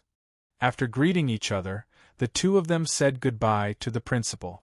Then, Yu Yong-sensei led them to the Year 1 Class X, I forgot which class it was, where the original protagonist, Kamijutoma, was. Students, there is a new student who transferred to our class today. Please welcome him.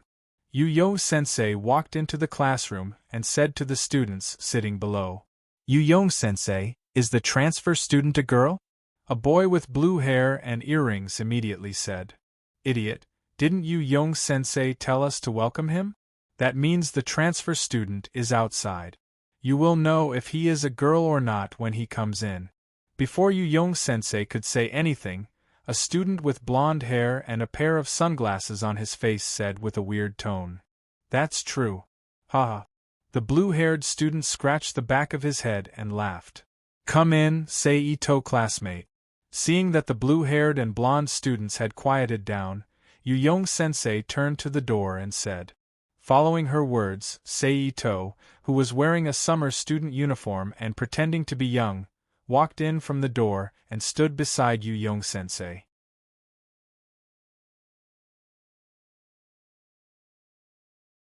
Chapter 8:23. P.S. Thanks to NXCX, Jean, and Nickfany for their tip.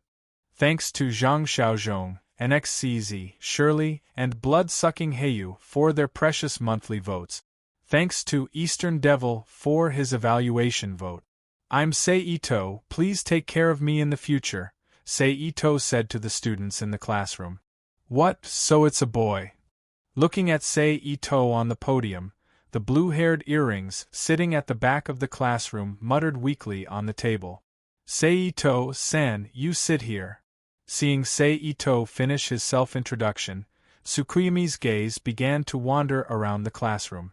Then her gaze stopped and pointed at the empty seat at the back of the classroom by the window and said, "Just sit there." Okay.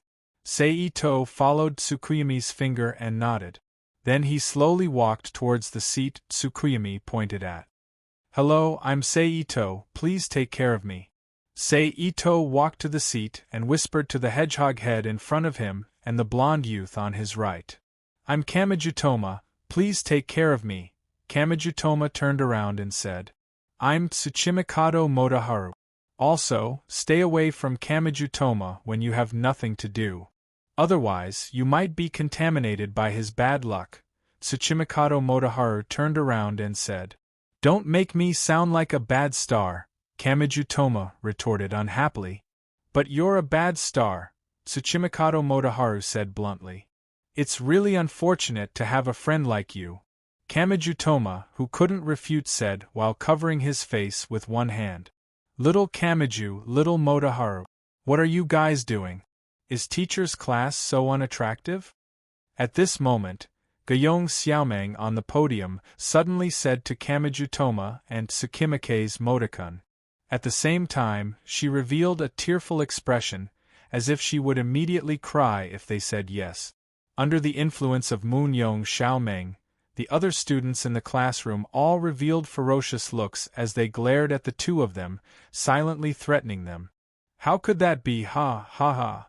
Kamijutoma laughed dryly. "That's right, Meow. We love teacher Xiaomeng's class the most, Meow." Tsuchimikado Motoharu added. "Really? Then this question will be answered by you, little Motoharu." Hearing Tsuchimikado Motoharu's words, Yueyong Xiaomeng's tears immediately turned into laughter as she looked at Tsuchimikado Motoharu with a happy expression. Tsuchimikado, who had not expected things to turn out this way, immediately choked. He stood up from his seat with a speechless expression and looked at Yueyong Xiaomeng as he apologized. "I'm sorry, teacher Xiaomeng. I don't understand." Hearing Tsukimike's Motoharu's words, a sad expression appeared on Yueyong Xiaomeng's face again. "But I think Motoharu will definitely know." Seeing that things were not going well, Tsukimike's Motoharu immediately threw the question to Kamijutoma, who was gloating at the side. "Ah?" Kamijutoma immediately choked on Tsukimike's Motoharu's move of shifting the blame to the east. "Really? Little Motoharu?" But Yueyong Xiaomeng believed it. She directly turned her head and looked at Kamijutoma with a pitiful expression. That. Kamijutoma, who stood up from his seat, stuttered for a long time, but could not say anything. He could only helplessly say, "I'm sorry, teacher Xiaomeng, I don't know how." "Really? Then it seems that teacher Xiaomeng's teaching is still not clear. Stay behind after school to receive tutoring," Yueyong Xiaomeng said. "What a misfortune!" Kamijutoma muttered to himself weakly as he lowered his head. "And little Motoharu as well." Just when Tsukimike's Motoharu thought that he could escape this calamity, Yueyong Xiaomeng continued. "Got it, Meow." Tsukimike's Motoharu also weakly replied. After that, nothing unexpected happened.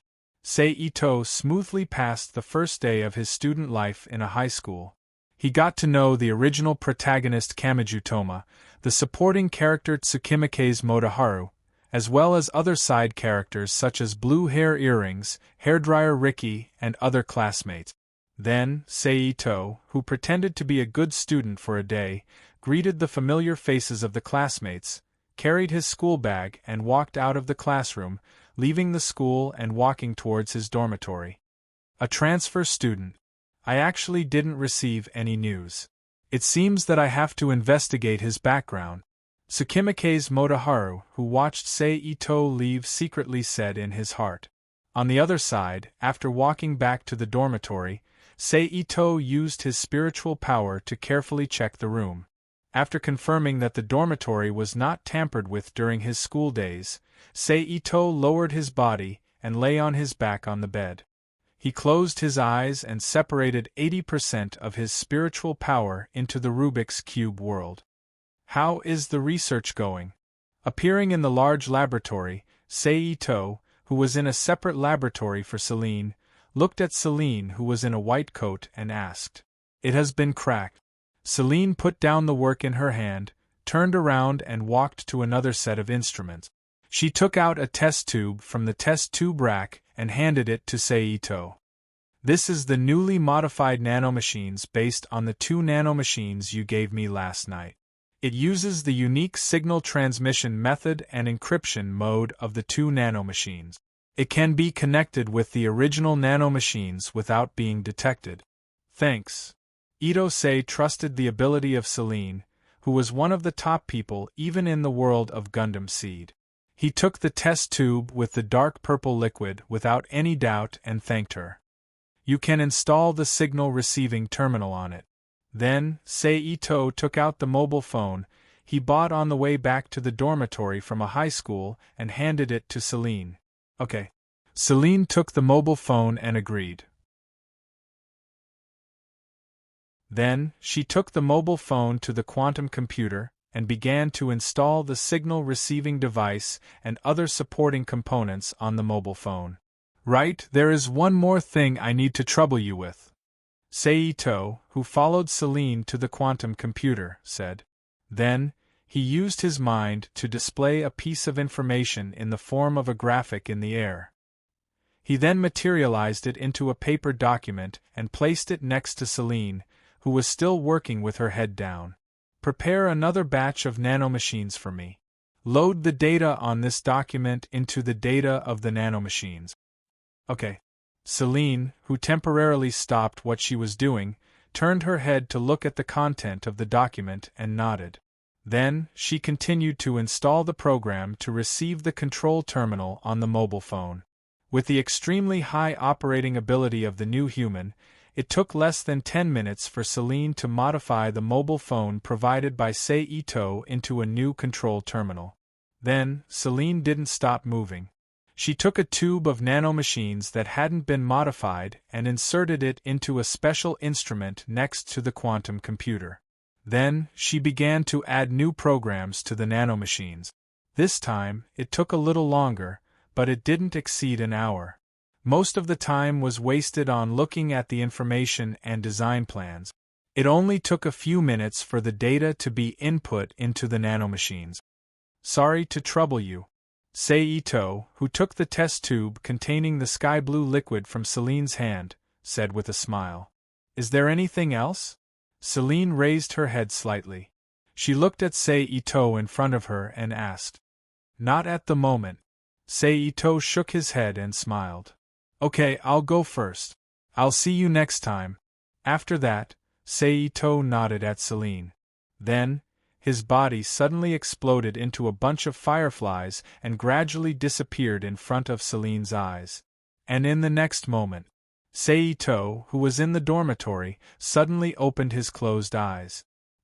He sat up from the bed with his back straight. Then, Seito flipped his hand and took out the nanomachines that were modified according to the hovering circuit.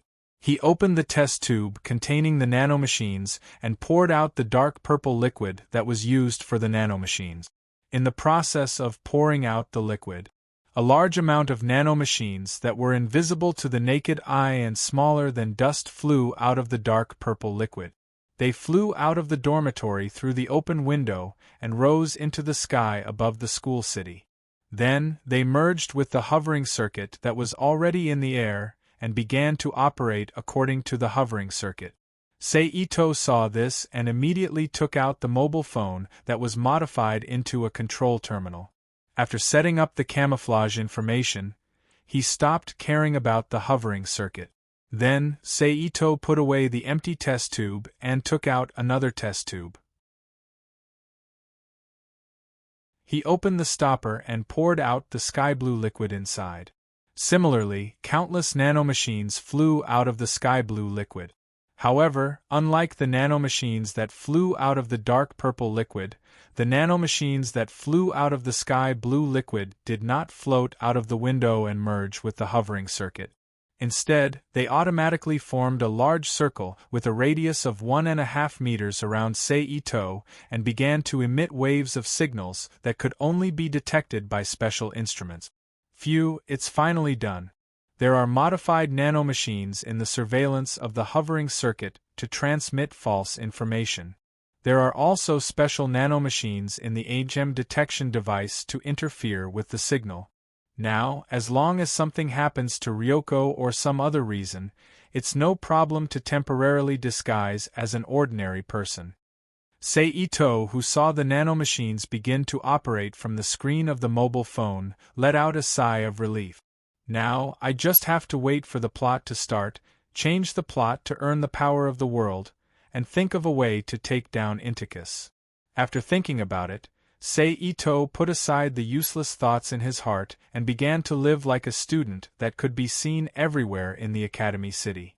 During this period, due to Seito's subtle and deliberate approach, he also became ordinary friends with Kamijutoma. I didn't expect that you would ask me to be a guide to tour the Academy City.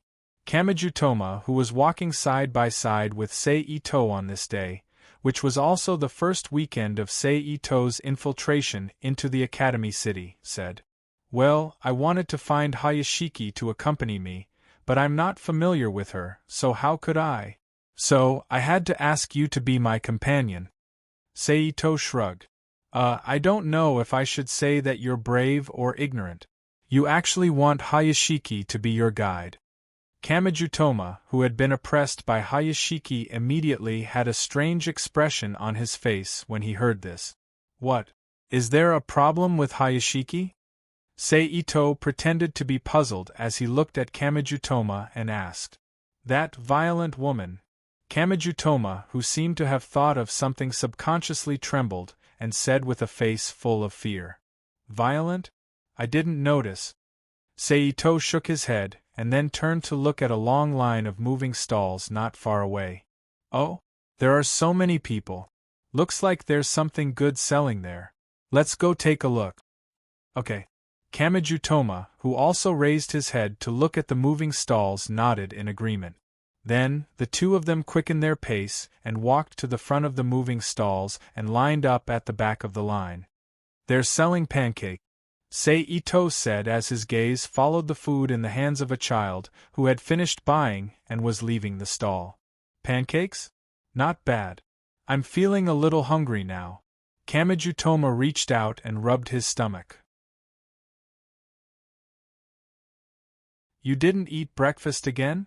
Seito, who moved a step forward with the line, turned his head and looked at Kamijutoma in surprise.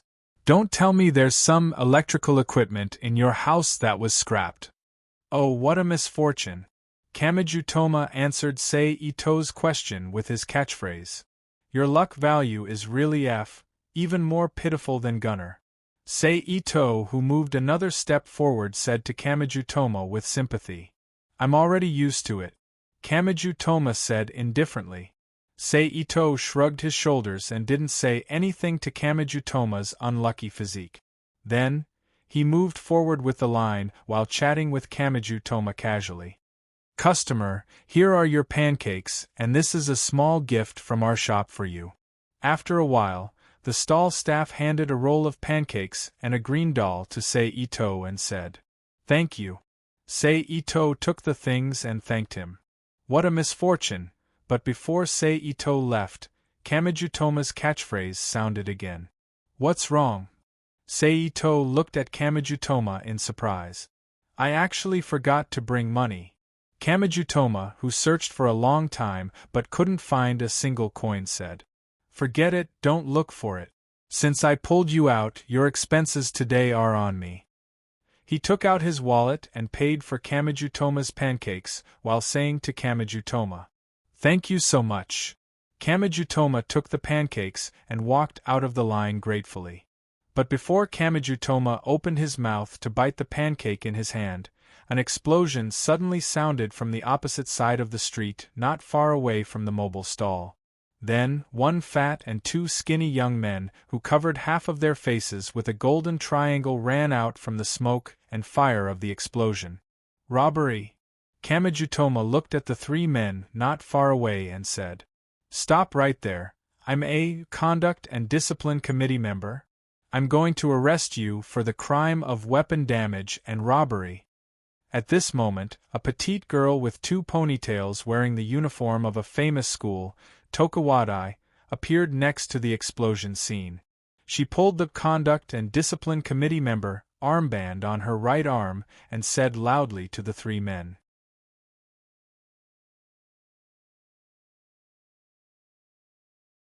Chapter 824.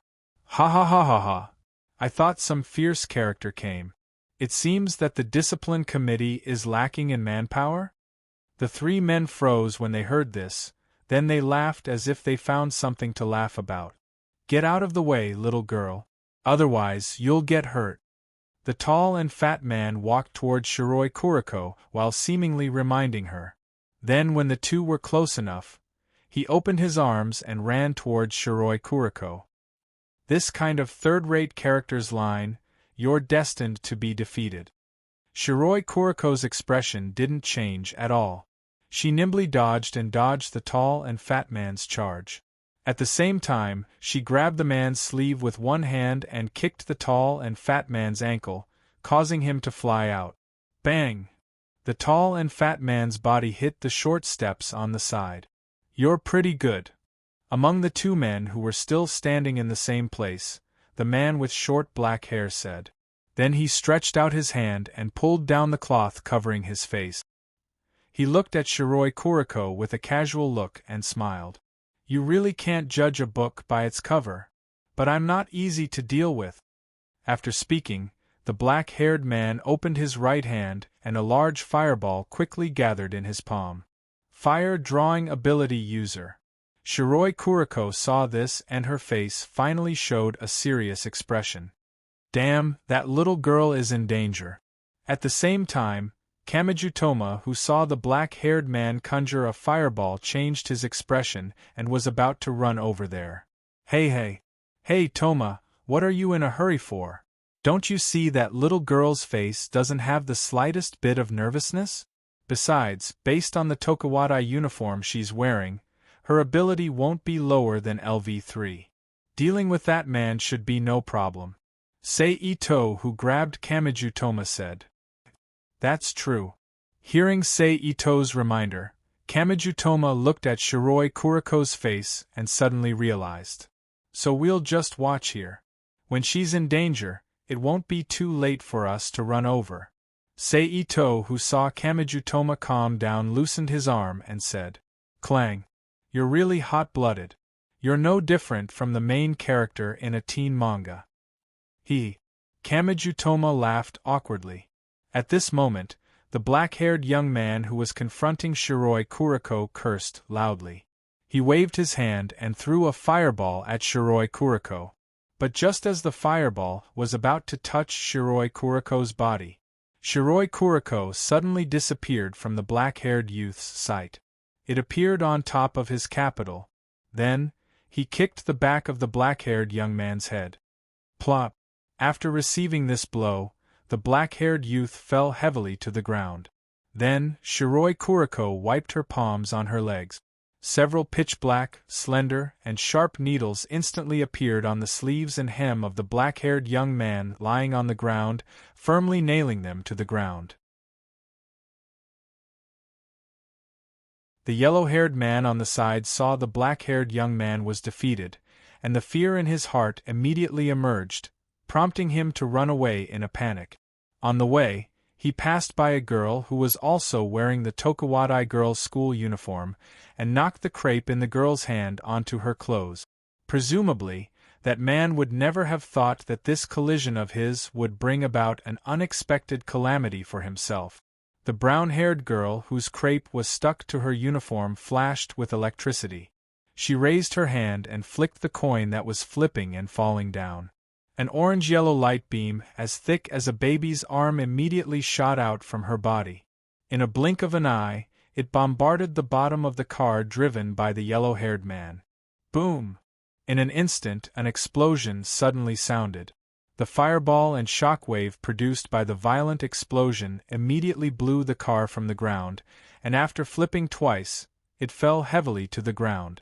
Looking at the effect of the super electromagnetic gun, Sei-Ito narrowed his eyes and thought to himself, "What a strong power! In terms of pure power, it seems to be a little stronger than the super electromagnetic gun I use. Or should I say, as expected of the original super electromagnetic gun, Misaka Mikoto herself. It's Billy Electric Girl." Seeing the familiar orange-yellow light beam, Takuma Kamiju's face suddenly changed and said in a hurry, "Let's go, I don't want to meet her." As she said, she grabbed Sei-Ito's arm without any explanation, and pulled him in a few turns and disappeared in front of the mobile booth. "You know that girl?" After a while, Sei-Ito asked Takuma Kamiju, who had her hands on her knees, bent over and panted. "I don't know her, I just met her once by chance." After panting a few times, Takuma Kamiju straightened his body and said, "You know my ability, right?" Then, without waiting for Sei-Ito to answer, she looked down at her right hand and continued, "My right hand has the ability to eliminate all superpowers. Because of it, I was chased by that girl for a long time, and in the end, I even had a fight with her." "Are you showing off your luck with girls to me?" Sei-Ito looked at Takuma Kamiju and teased. "Damn luck with girls, I don't want this kind of luck with girls," Takuma Kamiju said in a bad mood. "TSK, keep pretending, being chased by a girl on the street, that kind of feeling is too good," Sei-Ito said with a look of disdain. "Since you said so, I'll let her chase you next time, and let you experience if it's as good as you said." Takuma Kamiju curled his lips and said, "Okay, I'm looking forward to it," Sei-Ito said with a smile. After that, the two continued to chat while strolling around the entire school District 7 under the guidance of Takuma Kamiju, letting Sei-Ito familiarize himself with the general situation of the surrounding environment. The next day, July 17th, ring ring ring. That night, a phone suddenly rang, attracting Sei-Ito's attention. "Hello, I'm Sei-Ito." Sei-Ito reached for the phone, pressed the answer button and said, "It's me, Kamiju, come and save me." Takuma Kamiju's urgent voice came from the phone. "Where are you?" Sei-Ito's expression changed slightly, and quickly asked. "On the embankment next to XXXX, come quickly." Takuma Kamiju replied, then heard a clear pause sound, and a busy tone came from the phone. "I'm actually being treated as a person asking for help. Looks like my efforts are quite effective."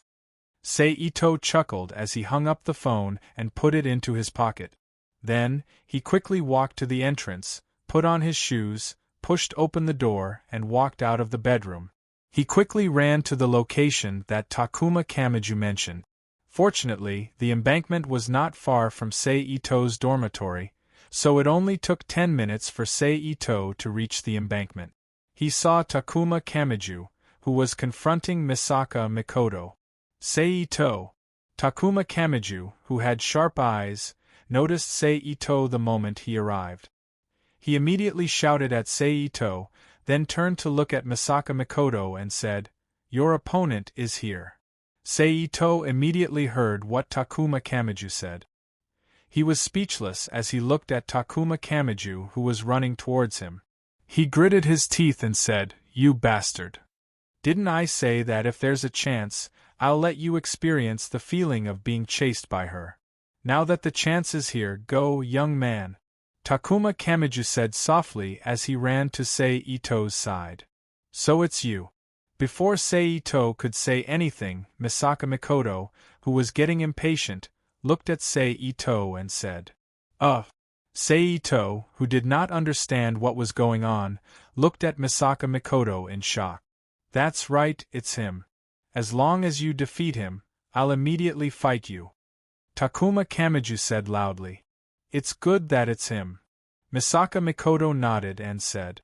She then reached out her hand and grabbed the ground.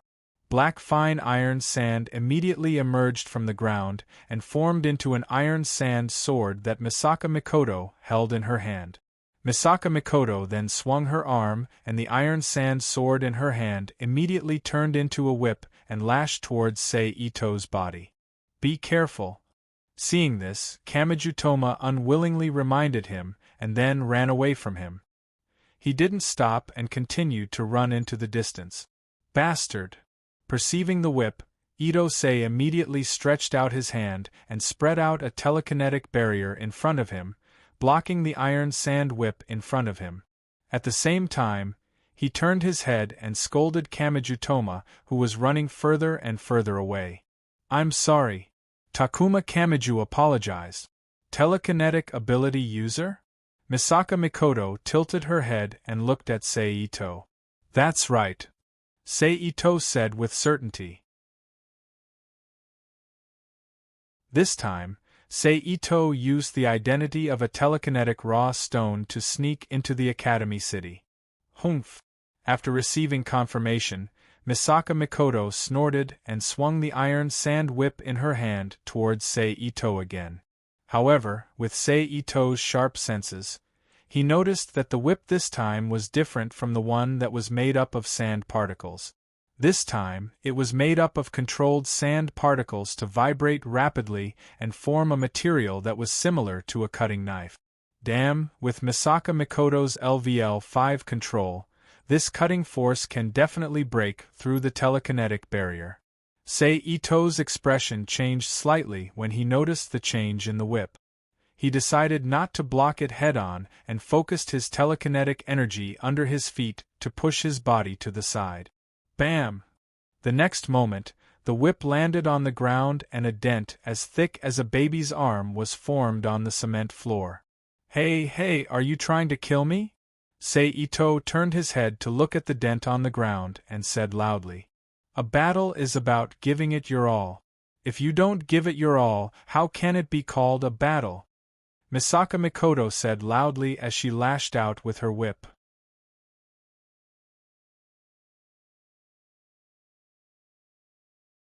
Chapter 825. You're a girl, why are you acting like a battle maniac? You're not worthy of the Tokuwadai uniform you're wearing.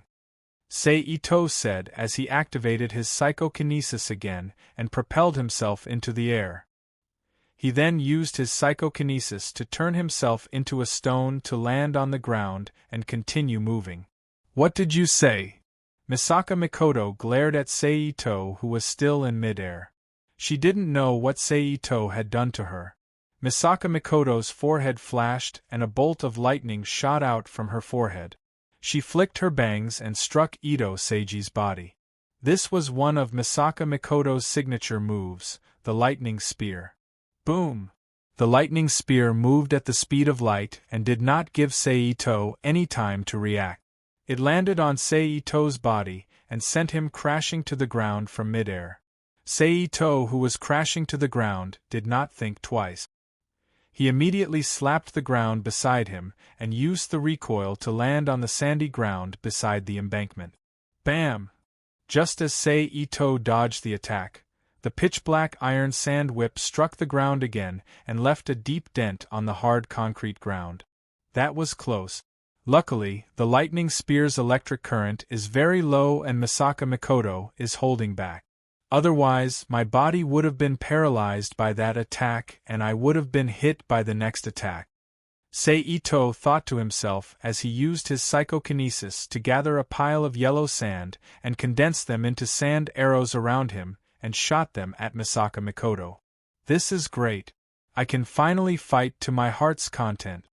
Misaka Mikoto said excitedly when she saw that Sei Ito did not lose his ability to counterattack. I don't think that's a good idea, Sei Ito replied. Misaka Mikoto curled her lips as she watched Misaka Mikoto transform her iron sand whip back into an iron sand sword while dodging the sand arrows with her iron sand sword. Sei Ito tapped on the ground and retreated to the side of the river. Using his psychokinesis, he pulled out a large stream of water towards Misaka Mikoto. Seeing this, Misaka Mikoto immediately stopped her pursuit. At the same time, the iron sand sword in her hand turned into an iron sand shield in front of her, blocking the incoming water column. Bang! Walala! In an instant, a muffled sound was heard, and then the scattered water sprayed on the ground without any pattern, forming a large shallow water layer on the ground that slowly flowed into the distance. Meanwhile, the black iron sand, which had become wet under the impact of the water, fell heavily to the ground in the next moment. This exposed Misaka Mikoto to Sei Ito. Seeing this, Sei Ito revealed a strange smile on his face. Using his psychokinesis, he pulled out a large stream of water and shot it towards Misaka Mikoto. Without the iron sand weapon, Misaka Mikoto frowned and immediately dodged from her original position. At the same time, she flicked her bangs with her right hand. Once again, she launched a lightning spear at Sei Ito. After experiencing the lightning spear once, Sei Ito knew that he would not be able to dodge it unless he used some special method, so he paid close attention to Misaka Mikoto's movements. Hence, the moment she flicked her bangs, he immediately withdrew his psychokinesis. Then, he used his psychokinesis to push himself away from his original position. Boom! In the next moment, the lightning spear that was shot straight towards him hit the flowing river. The resulting explosion sent the river water high up into the sky. Bang! Walalala! Then, the river water fell back into the river, causing countless splashes again, forming fine raindrops that fell down. Using the obstruction and influence of the rain, Sei Ito used his psychokinesis in a small area. Like a shadow, he dashed towards Misaka Mikoto at high speed. He swung his fist at Misaka Mikoto, whose ability was temporarily sealed by the rain. I know how to fight in close combat too. While dodging the fist, she grabbed Sei Ito's wrist with her left hand and pressed her right palm against Sei Ito's forearm. She turned around and leaned against Sei Ito's chest. She bent down and threw him away as she shouted in a low voice. Swoosh! Sei Ito's body was thrown away by Misaka Mikoto. As expected of the electroshock user, your reflexes are fast, Sei Ito said as he landed on the ground after doing a 720-degree somersault. By now, the rainwater had all fallen back into the river.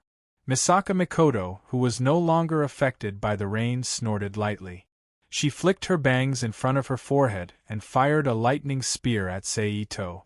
Sei Ito chuckled as he dodged the lightning spear the moment it was fired.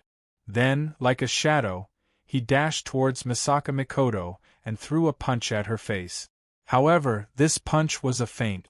Just as Misaka Mikoto was focusing on this feint, Sei Ito's left hand suddenly struck Misaka Mikoto's abdomen. Ugh! Feeling the slight pain from her abdomen, Misaka Mikoto let out a muffled groan. You've lost, Sei Ito said as he backed away from Misaka Mikoto. Misaka Mikoto frowned but did not refute Sei Ito's words. Who are you? Misaka Mikoto looked at Sei Ito with a serious expression. Sei Ito replied. What's your level? Misaka Mikoto asked again. You can't tell. Sei Ito looked at Misaka Mikoto in surprise. In terms of ability control, I've already surpassed LV4, but I'm not sure about the rest, Misaka Mikoto said. I see. Sei Ito nodded as he thought about it. Then, he looked at Misaka Mikoto and replied, I'm a LV4 psychokinesis user. LV4? Misaka Mikoto frowned as she looked at Sei Ito in disbelief. Yes. Don't tell me you can't accept being defeated by someone whose level is lower than yours, Sei Ito said as he looked at Misaka Mikoto with a half-smile. A loss is a loss, there's nothing to deny. But next time, I'll definitely defeat you, Misaka Mikoto said firmly.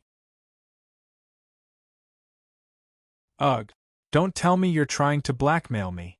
Let me tell you, I don't have that much time to fool around with you, Sei Ito said with a shocked expression. Alright, it's getting late. I'll be leaving first. You should go back early too. It's probably past your dorm's curfew. Oh no. Hearing Sei Ito's reminder, Misaka Mikoto looked at the time on her watch and rushed back to Tokuwadai Middle School. Ah-cheng, you're really good. You actually won against that seductive girl. Just a few seconds after Misaka Mikoto left, Shoujo Toma came out of nowhere and walked towards Ito-sei. His tone was filled with surprise. You haven't returned to your dorm yet, Sei Ito said as he turned around to look at Shoujo Toma. Hee, I'm just worried about you, Shoujo Toma said as he scratched the back of his head embarrassedly. What were you doing earlier? Sei Ito rolled his eyes at Shoujo Toma and said, Next time, if you do this again, I won't come and save you. Just wait to be bullied by that seductive girl. Hee. Shoujo Toma didn't know what to say and could only laugh awkwardly. After that, Sei Ito and Shoujo Toma chatted as they slowly walked back to their respective dorms.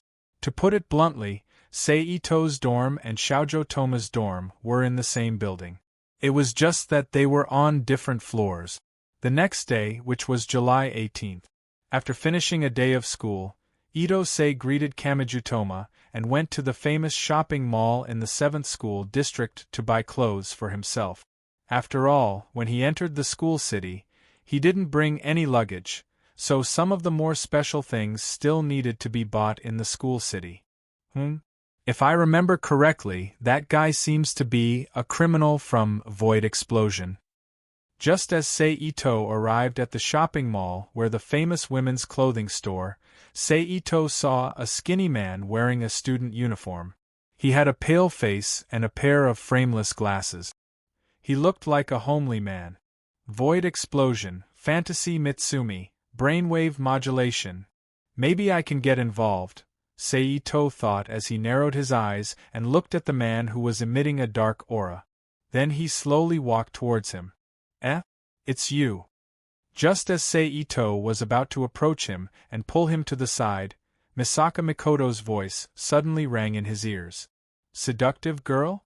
Sei Ito looked at Misaka Mikoto, Shiroi Kuriko, Wiharu Kaori, who was wearing a long dress with flowers in her hair, and Satan Ruko, who was also wearing a student uniform. Bastard, I'm not called seductive girl. I have a name, Misaka Mikoto. Hearing Sei Ito's way of addressing her, Misaka Mikoto's forehead was filled with sparks. The veins on her forehead were throbbing as she shouted angrily. Sorry, I'm used to hearing him call me Dangma.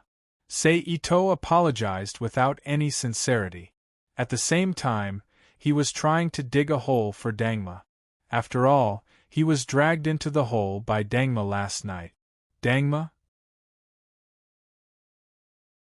Are you talking about the guy with the hedgehog head? Misaka Mikoto asked in confusion. Yes, that's him. Sei Ito nodded with a smile. Wani-sama, who is this guy? At this moment, Shiroi Kuriko, who saw Misaka Mikoto chatting with a stranger, asked in annoyance. A friend. Misaka Mikoto, who didn't know how to introduce Sei Ito, answered. Looks like you have a friend waiting for you. Then I won't disturb you any further. I'll take my leave first. See you again in the future, Sei Ito said as he looked at Shiroi Kuriko, who was on guard.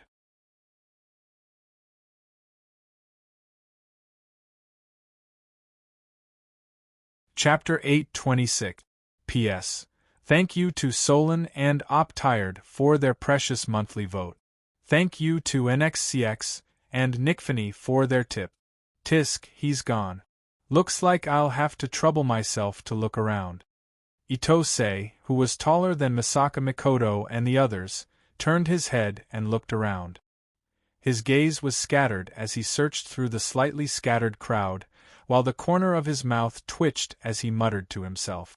But no matter how displeased he was, Seito, who wanted to snatch the Fantasy Mitaru unit from that guy, had no choice but to wander around the alleyways of the Seventh Mist, in an attempt to find the culprit behind the void explosion.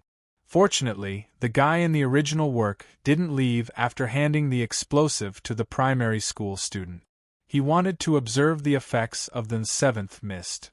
Therefore, Seito only spent a short amount of time to find the culprit behind the void explosion. Seito, in an alleyway filled with trash and miscellaneous items. "Looking at you, you're excited?" Seito chuckled as he slowly walked towards Seito. "Who are you?" Hearing the voice, Yuki Shiro was instinctively shocked. He subconsciously tightened his body and looked at Ito-sei, who was gradually approaching him with a guarded expression. "Me? I'm just a passerby, but I'm interested in something in your hands." Seito replied without stopping. "Stop, don't come near me." Shiro Chwashi, who was hiding in the dark and didn't have the slightest bit of courage to confront Ito-seiji directly, retreated backwards. At the same time, he took out 2 aluminum spoons from his backpack and shouted anxiously at Ito-seiji. "If you think the thing in your hands is useful, you can try." "You can give it a try," Ito-sei said, completely ignoring Tsubasa's warning. "You asked for it." The desperate Shiro Chusashi roared out with a ferocious expression as he activated his ability and threw the 2 explosive ladles towards Ito-sei. When Ito-sei saw this, he didn't dodge. He still slowly approached Gialuchu at his original speed. Boom boom. 2 consecutive explosions sounded. A large cloud of smoke appeared in the alleyway and engulfed Seito. "Ha ha ha ha, that's it, that's it, ha ha ha ha." Looking at the smoke that filled the alleyway, Seito laughed like a maniac. "Idiot, it's only this level of explosive power. You're still 100 years too early to hurt me." Seito's voice suddenly sounded in the alleyway. Then, the smoke surrounding his body suddenly dispersed, and Ito-seiji's unharmed figure appeared in front of Suzuki Hatsuki's eyes again, under the protection of a whirlwind visible to the naked eye. "How is this possible?" Seito said in disbelief. "Well, it's time to end the game. Now, let me end your evil life," Ito-sei said with a smile, while looking at Kirito Hatsuki. Then he slowly raised his right hand. His index finger pointed at Seito. Seito released a telekinetic beam, while his face was distorted with fear. Puff! A light sound rang out, and the telekinetic beam instantly arrived in front of Jia Lu-Tria's forehead. He hit him on the forehead without any fancy move. Plop! In the next moment, Jia Lu-Chwashi, who was hit by the telekinetic beam, knelt on the ground weakly and lay flat on his stomach. "I hope you won't be traumatized by this," Seito said with sympathy as he looked at Seito, who fainted on the ground. Then he slowly walked up to Seito and squatted down. He took out his phone from his backpack and transferred the music file labeled Fantasy Mitaru to his phone. "It's time to go. The people from the Ethics and Discipline Committee will be here soon." After 10 seconds, Seito got up and said to himself. He downloaded Fantasy Mitaru into his phone and deleted Fantasy Mitaru from Seito's phone. After he said that, he didn't stay any longer. He quickly ran into the depths of the alley and ran out from another exit. Fantasy Mitaru. Its function is to forcefully convert people's brain waves into reference wave. Then it uses the principle of empathy to form a special network to increase the processing speed of the human brain and achieve the effect of instantly increasing other people's ability level. Seito returned to his dorm room and sat on his bed while playing with his phone. Haruki Muyama. Then he clenched his fist and held the phone in his hand, muttering to himself. July 19th, students. On the podium, Sukuyang Xiaoming, who stepped on a box to show off her height, shouted. Yes. All the students, including Sei Ito, responded in unison. Tomorrow will be a pleasant summer vacation. Those who want to leave the city, please write an application. Also, going home is considered leaving the city. Speaking of which, it is absolutely impossible to go to suspicious places. Yueyong Xiaoming said with a serious expression on her face. However, that expression, coupled with her unique height, made her look extremely adorable no matter how one looked at her. Also, just in case, it is absolutely forbidden to use ability outside. Then, Sukuyang Xiaoming's expression changed and she said with a smile, everyone can go back now. Tomorrow, that means late at night or early in the morning tomorrow, index will fall on the railing outside Kamijutoma's dorm. There is a time difference for me to do something. Seito's eyes flashed as he packed up his things. What do we do tomorrow? In front of Seito, Kamijutoma scratched the back of his head and said, instead of thinking about what to do tomorrow, you should prepare to deal with today that is not over yet. Seito, who got up from his seat with Kamijutoma, laughed. What do you mean? Kamijutoma looked at Seito with a puzzled expression. You didn't encounter any bad luck at school today, that is to say, you will not have a good time tonight, so you should pray for yourself. Reaching out and patting Kamihotoma's shoulder, Ito-sei looked at him sympathetically and said, is that so? Kamijutoma, who had never observed his bad luck, said with some uncertainty.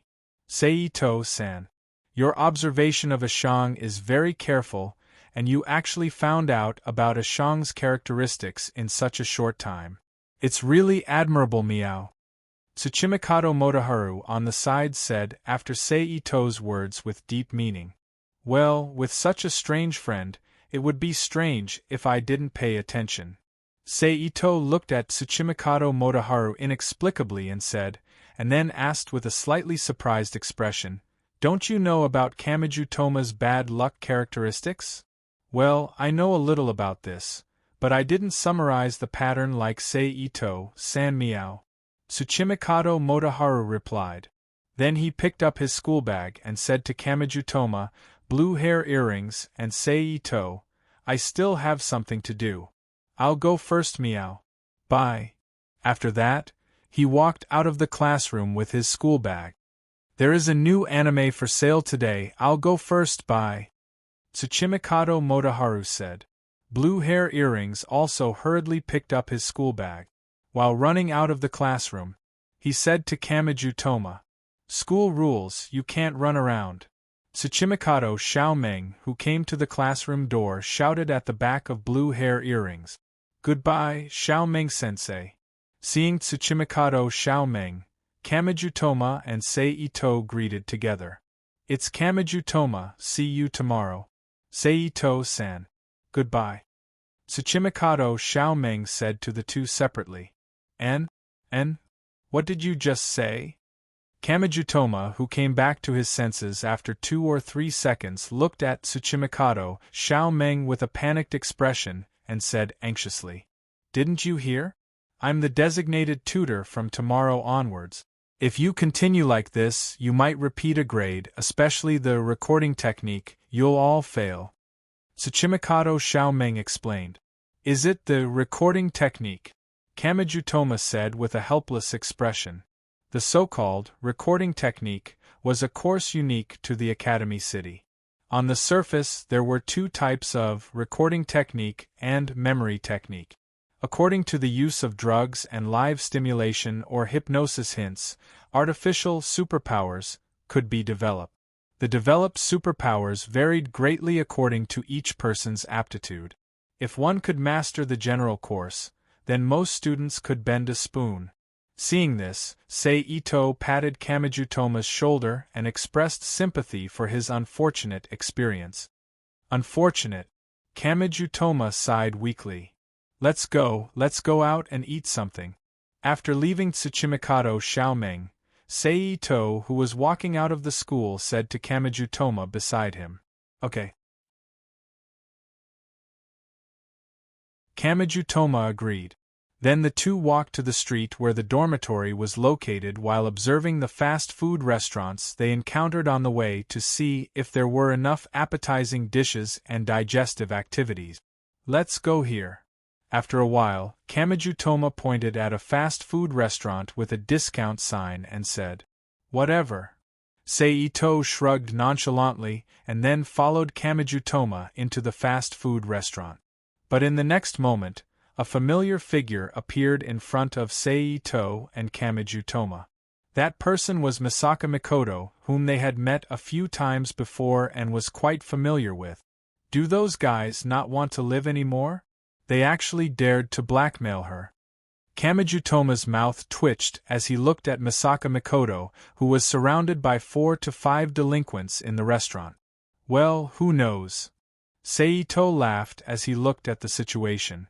No, I have to save them, Kamijutoma said with a serious face. Up to you, but don't expect me to save you today. When the time comes, you'll have to deal with that seductive girl. Seito didn't stop him and only shrugged as he said to Kamijutoma, "Ugh, you won't really leave me in the lurch, right?" Kamijutoma's face stiffened as he turned to Seito and said dryly, "Although your luck is F level, your vitality is comparable to a cockroach. So don't worry and go, I believe in you." Seito stepped to the side and smiled at Kamijutoma with his arms crossed. "You bastard." Hearing Seito's description, Kamijutoma cursed in a low voice with an unhappy face. "Why aren't you going? It's about to start over there." For Kamijutoma's scolding, Ito-sei completely ignored it. He still turned his head with a smile and reminded him. "How unfortunate!" Kamijutoma sighed and then slowly walked to Misaka Mikoto and the delinquent. He said loudly, "Enough is enough. Little friends, you guys are extorting money from a little girl. Don't you feel ashamed? You bastard, what nonsense are you spouting?" One of the delinquents said as he stared at Kamijutoma with a fierce face. "Do you know where this is?" Kamijutoma ignored the other party's fierce expression and said, "This is a restaurant, a place to eat. If you want to be excited, then be excited by your porn." "What did you say?" The delinquent youth roared as the veins on his forehead bulged. "Moreover, that girl isn't easy to deal with. You guys definitely won't be able to deal with her. Stop." Kamijutoma still ignored the other party's expression and tried to persuade him. "Haha, I know. You guys are in cahoots, right? You guys want to use this kind of trick to get information for free." The delinquent youth who was previously angry suddenly revealed a look of realization and said, "You guys are too despicable. I must teach you guys a lesson." "Damn it. I'm thinking about your safety," Kamijutoma said unhappily when he saw that he was misunderstood. He then put on a defensive posture and continued, "Forget it, whatever. If you guys want to fight, I'll accompany you." Just as he finished speaking, 5 to 6 delinquents suddenly walked out of the restaurant's toilet and gathered behind the 3 delinquents who were confronting Kamijutoma. This made Kamijutoma speechless for a while. "It can't be. I thought only girls would go to the toilet in a group." Then, Kamijutoma was speechless as he retreated carefully. Then, when the delinquent youth who was confronting him proudly declared his victory, he immediately turned around and ran out of the restaurant. Seeing Kamijutoma running away, the delinquents were stunned for a moment before they quickly ran out of the restaurant and chased after him. "Good luck, unlucky Kamijutoma." Seito chuckled as he looked out through the restaurant's glass window and waved for the waiter to prepare to order. After that, Seito ordered his meal without any psychological burden and enjoyed it in the restaurant. After finishing his meal, he walked back to his dormitory with a bag of packed food. More than an hour after Seito returned to his dormitory, the sound of thunder could be heard clearly even in the dormitory. The power supply of the entire dormitory was suddenly cut off, plunging the dormitory into darkness. "Everything is going well. Now, we just have to wait for Inticus to appear. I just don't know what that hanging trap will do after I come into contact with Inticus. What will the British Puritans do? Ito thought as he turned his head to look at the starry sky outside the window.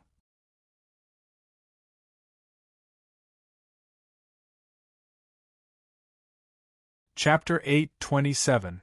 Bang bang bang bang bang. In the early morning of July 20th, a series of soft noises suddenly rang out in the quiet night sky.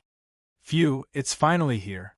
Upon hearing the noises, Ito opened his eyes abruptly and gently exhaled the foul air in his body as he murmured to himself in a relieved voice. Before Inticus appeared, Ito was really afraid that because of his actions, Inticus would no longer appear in the Academy City, or even appear in the Academy City instead of outside Kamijutoma's dormitory. Looks like the hanged man is very confident in his plan, especially the key to the plan, Ito thought as he put his legs down from the bed, stood up from the bed, and walked to the balcony. Then, Ito took out the mobile phone that had been modified into a nanomachine control terminal. He called up the control interface and used his own nanomachines that had been mixed into the suspension circuit to send out false signals to provide camouflage and protection for his subsequent actions. After that, Ito activated the nanomachine's camouflage and used his psychokinesis to transport Inticus, who had just been hanging outside Kamijutoma's dormitory for less than a second, to his balcony. Fortunately, at this time, Inticus had already fainted due to the impact of the fall and the hunger in his abdomen. He did not realize that his position had changed. Now, all that's left is to wait for the morning. After everything was done, Ito turned off the camouflage effect of the nanomachines and sent the correct image information back to Alistair. He looked at Inticus hanging on the balcony through the glass window. Then, he ignored Inticus, turned around, and went straight back to his bed to lie down. He closed his eyes and rested. It was not until a few hours later, when the sky was completely bright, that he woke up from his sleep.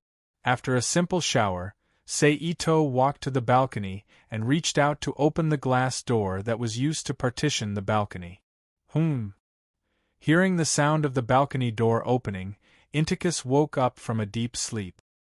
He looked up at Itose, who was standing on the balcony with hazy eyes. At this moment, an extremely loud and strange sound came from Inticus' stomach. "I'm so hungry," Inticus said. "It's a living person?" Ito purposely put on a surprised expression when he heard Inticus's words. "I'm so hungry," Inticus said to himself, completely ignoring Ito's surprise. However, compared to the previous sentence, Inticus used the last of his strength to climb down from the balcony's railing and fell to the ground. Yes, I heard you. You're hungry," Ito said. He walked slowly to Inticus, bent down, and lifted her up from the ground. Then, he turned around and returned to the room. He took the food he had brought back yesterday and handed it to Inticus. "Thank you very much. You're such a good person." Immediately, Inticus, who was in a good state, thanked him with a happy smile. Then, he reached out to take the food, opened the packaging, and started eating. "I'm going to eat," Inticus said vaguely. "That's right, I still have to introduce myself first." After eating half of the food, Inticus knelt in front of Ito and said, "My name is Inticus. As you can see, I've joined a church, but I'm not from the Vatican. I'm from the British Puritanism." After listening to Inticus's introduction, Ito pretended to be confused and asked, "All right, Inticus. Can you tell me why you were hanging on my balcony?" "I fell down. I was being chased. I was hit in the back when I tried to jump to the roof of the opposite house," Inticus said with a gloomy expression. "It's because I'm part of the Index of Forbidden Books. I think it's because of the 103,000 grimoires I have on me." "It's because of you?" Ito pretended to be confused. "It's the Magic Society," Inticus said matter-of-factly. "Huh. Seito looked at Inticus speechlessly and made some incomprehensible sounds. He paused for a moment before continuing, "Let's not talk about the magic society that's full of street magicians. Let's talk about the 103,000 grimoires. Do you really know what 103,000 grimoires represent? Even if each grimoire is only 3 centimeters thick, 18 centimeters long, and 8 centimeters wide, 103,000 grimoires are enough to fill a container. It's not something a small person like you can carry around. So, little friend, let's stop joking around. It's not street magic, it's magic. And the 103,000 grimoires are indeed on me," Inticus said. "All right, it's not street magic, it's magic. Then, can you, Miss Nun, who has 103,000 grimoires, demonstrate the magic you're talking about?" Seito continued to pretend that he knew nothing about magic. "Sorry, I can't perform magic because I don't have mana," Inticus said softly. "If you can't perform magic, how do you expect me to believe you, little nun?" Seito looked at Inticus from the corner of his eyes. "Magic does exist, magic does exist, it exists, it exists, it exists." Inticus, who couldn't think of a way to prove that what he said was true, suddenly lay down on the floor. Like a child who didn't get the toy he wanted, he slammed his limbs on the floor and whined coquettishly while hitting the floor. "Yes, yes, yes, magic exists. Magic is very magical. Not only can you create something out of nothing, you can also make bread out of a billboard for yourself to eat, and make a fresh drink out of an empty bottle for yourself to drink. It's omnipotent." Seito, who was covering his ears with both hands to reduce the noise, hurriedly said. "However, the magic he mentioned sounded like a street magic show." "Humph, you're in the world of superhumans, but you don't believe in magic." Inticus, who had sat up again, puffed up his cheek. "If you want me to believe you, show me proof. Any form will do." Seito said when he saw that Inticus had calmed down. "Ugh!" Inticus, who was still sulking with her head lowered, let out a low moan. However, her expression soon changed, and she immediately stood up from the floor. She turned around and ran into the kitchen. Then, she ran back into the room with a kitchen knife in her hand. "What are you doing?" Seito pretended to be shocked and asked. "I'm going to stab you," Inticus said with the knife in her hand. Then, she put her right hand on her chest and introduced, "This dress is the lowest requirement for a member of the Church of Fashion Design. It also contains the painstaking efforts of the Church of Fashion Design.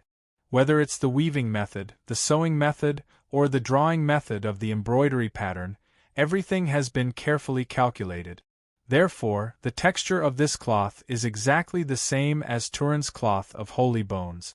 Its strength is also on par with the Pope. Even if you're shot or stabbed with a knife, you won't be damaged." Then, Inticus stuffed the kitchen knife into Seito's hand and said, "So, here, feel free to stab me in the stomach with this knife." Seito, who had tossed the kitchen knife on the bed, quickly shook his head and said, "Forget about it. I don't want to become a juvenile delinquent because of your whim." Before Inticus could turn around to get the kitchen knife, Seito said, "But if what you said is true, I have a way to verify it." Inticus, who had stopped what he was doing, looked at Seito with a puzzled expression. "I have a friend called Kamijutoma. His right hand has the ability to destroy all fantasies. So, as long as he touches your clothes, he will be able to verify if what you said is true," Seito explained. "How can such an ability exist?" Inticus said in disbelief. "His ability is definitely real. I've seen it before. So, if you insist that what you said is true, let him verify it for me," Seito said with a serious expression. "Okay, just ask him to come. Whether it's true or not, it won't be able to destroy the church on me," Inticus said confidently with his head held high. Seeing that Inticus had agreed, Seito did not hesitate.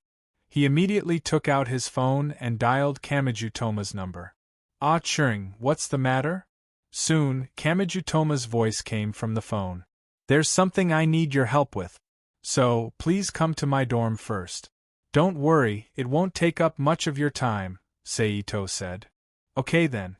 Wait a moment, I'll be there right away. Kamijutoma agreed and immediately ended the call. I've already asked him to come over. He'll be here in less than 2 minutes, Seito, who had also ended the call, said to Inticus while looking at him. Sure enough, 1.5 minutes later, Kamijutoma's figure appeared in Seito's dorm. Ah Ching, what do you want me to help you with? Kamijutoma asked loudly as he took off his shoes at the entrance and walked into the room. Then, he stopped in his tracks and quickly ran to Seito's side. With his back facing Inticus, he moved his head close to Seito's ear and whispered, Hey, why is there a little girl in your room? You didn't do something shameful and want me to help you clean up the aftermath, right? F*CKU. What are you thinking? Do you think that everyone is lolicon like you? Seito pushed Kamijutoma away when he heard that. He said angrily, But the thing I asked you to do does have something to do with her. She said there's magic in this world. Yes, it's the kind of magical magic in novels. I don't believe it, so I asked her to prove it to me. She couldn't prove it, but she said that the clothes she was wearing were some kind of spiritual equipment, which roughly means magical equipment in the game. So, I thought that since it's a fantasy item, your right hand should be able to handle it, so I called you over, Seito explained to Kamijutoma why he was called over.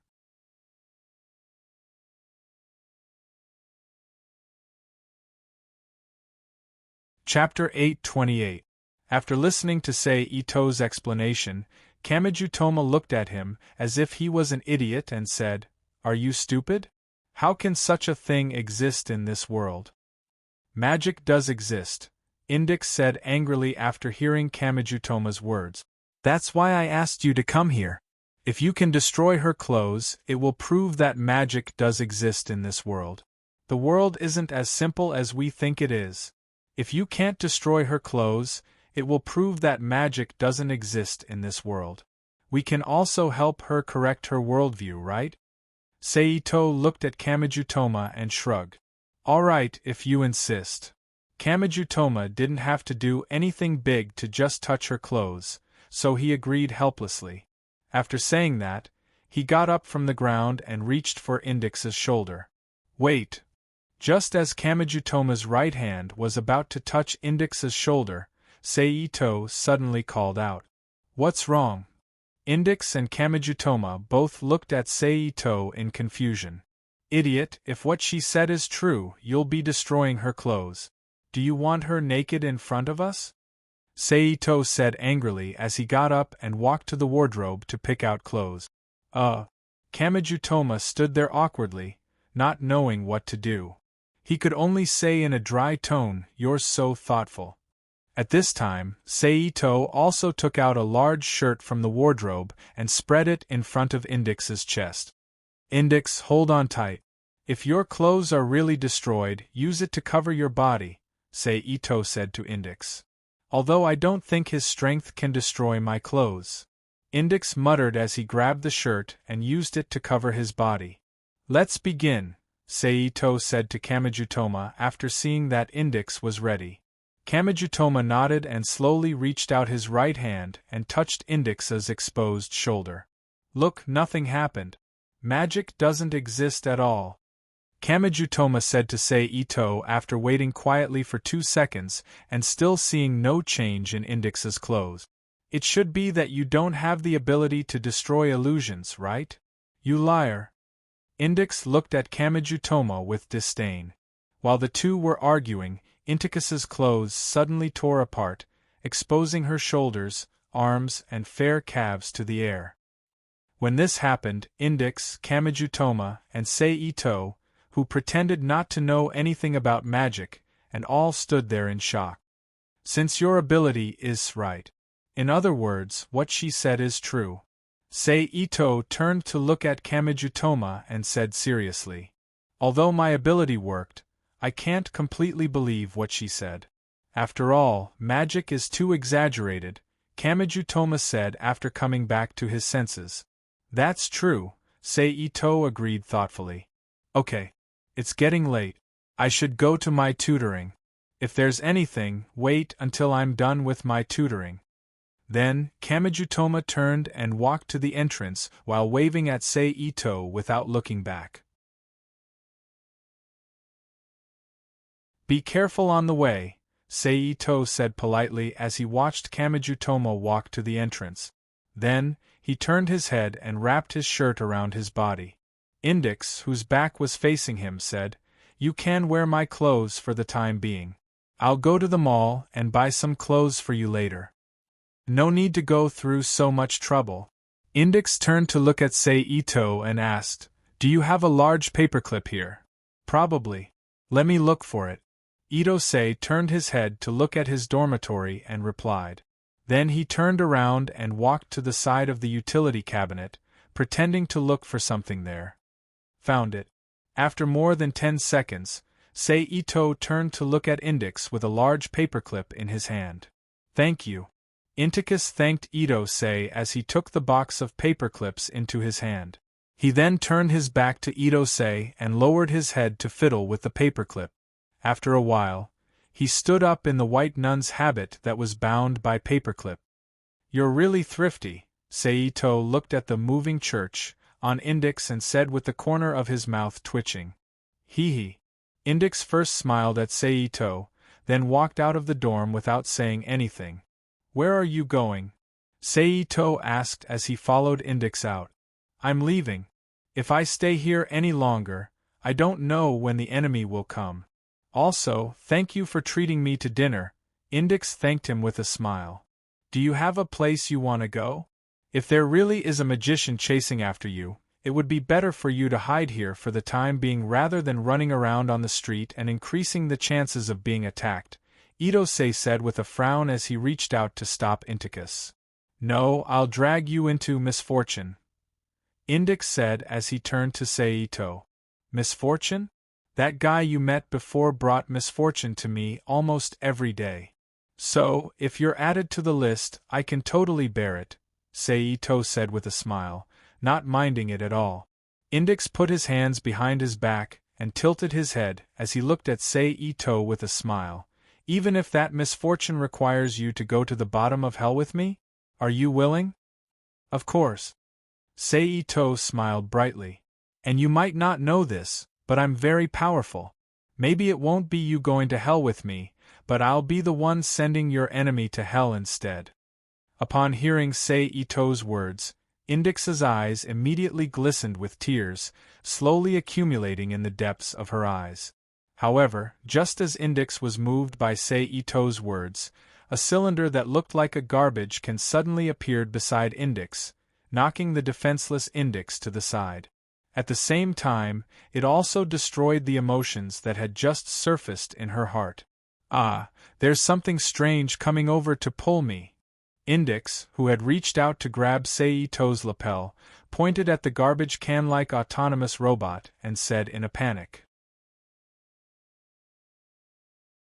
"No, it's just a cleaning robot," Seito comforted Index as he looked at the cleaning robot that was moving according to a fixed route. "Although I've heard that Japan is a technological powerhouse, it turns out that they've entered the era of mechanized magic," Index said as she looked at the cleaning robot curiously. Then, when the cleaning robot approached her again, she abruptly let go of Seito's lapel, turned around and quickly ran away, disappearing from Seito's sight almost immediately. Seito, who was quietly watching Index leave, sighed softly, then turned around and returned to the dormitory. The inertia of the plot is really strong. Or rather, Index's character is too kind. She actually chose to leave despite what I said, instead of staying here and causing more trouble for me. Seito sighed in his heart as he reached for the nun's top hat, the only part of the mobile church that was still intact, which was on his bed. Thump! After a while, the sound of a heavy object falling to the ground suddenly rang out, attracting the attention of Sei Ito, who was holding the nun's top hat and reading the information on it out of boredom. "I'm coming."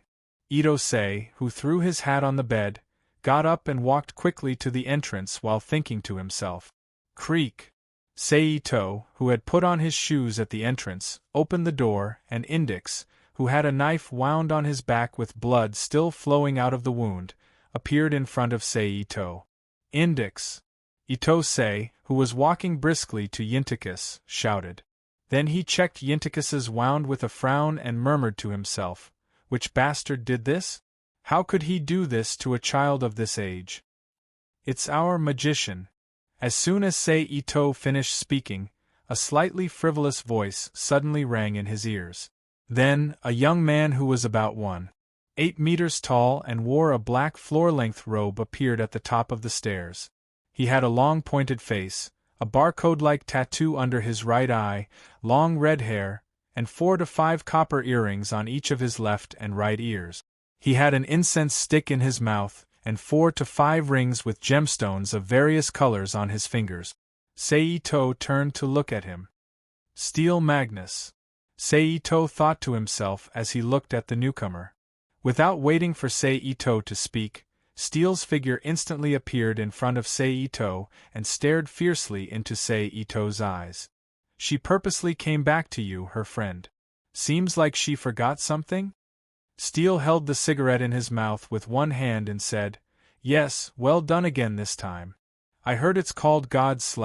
Are all you magicians like you?" Sei Ito narrowed his eyes and said calmly, "Oh." Steel looked at Sei Ito with interest as he didn't see the reaction he wanted from Sei Ito. A strange expression appeared on his face. "But forget it. What you guys are like has nothing to do with me. I'll just beat you guys up." Then, Sei Ito said with a sigh. Psychokinesis suddenly gathered under his feet and turned into an explosive force that pushed Sei Ito to appear in front of Steel. Before Steel could react, Sei Ito landed a heavy punch on his face. The huge force of the punch sent Steel's body flying into the distance. Then, Sei Ito's feet trembled and his body appeared in front of Steel like a shadow. He viciously chopped down.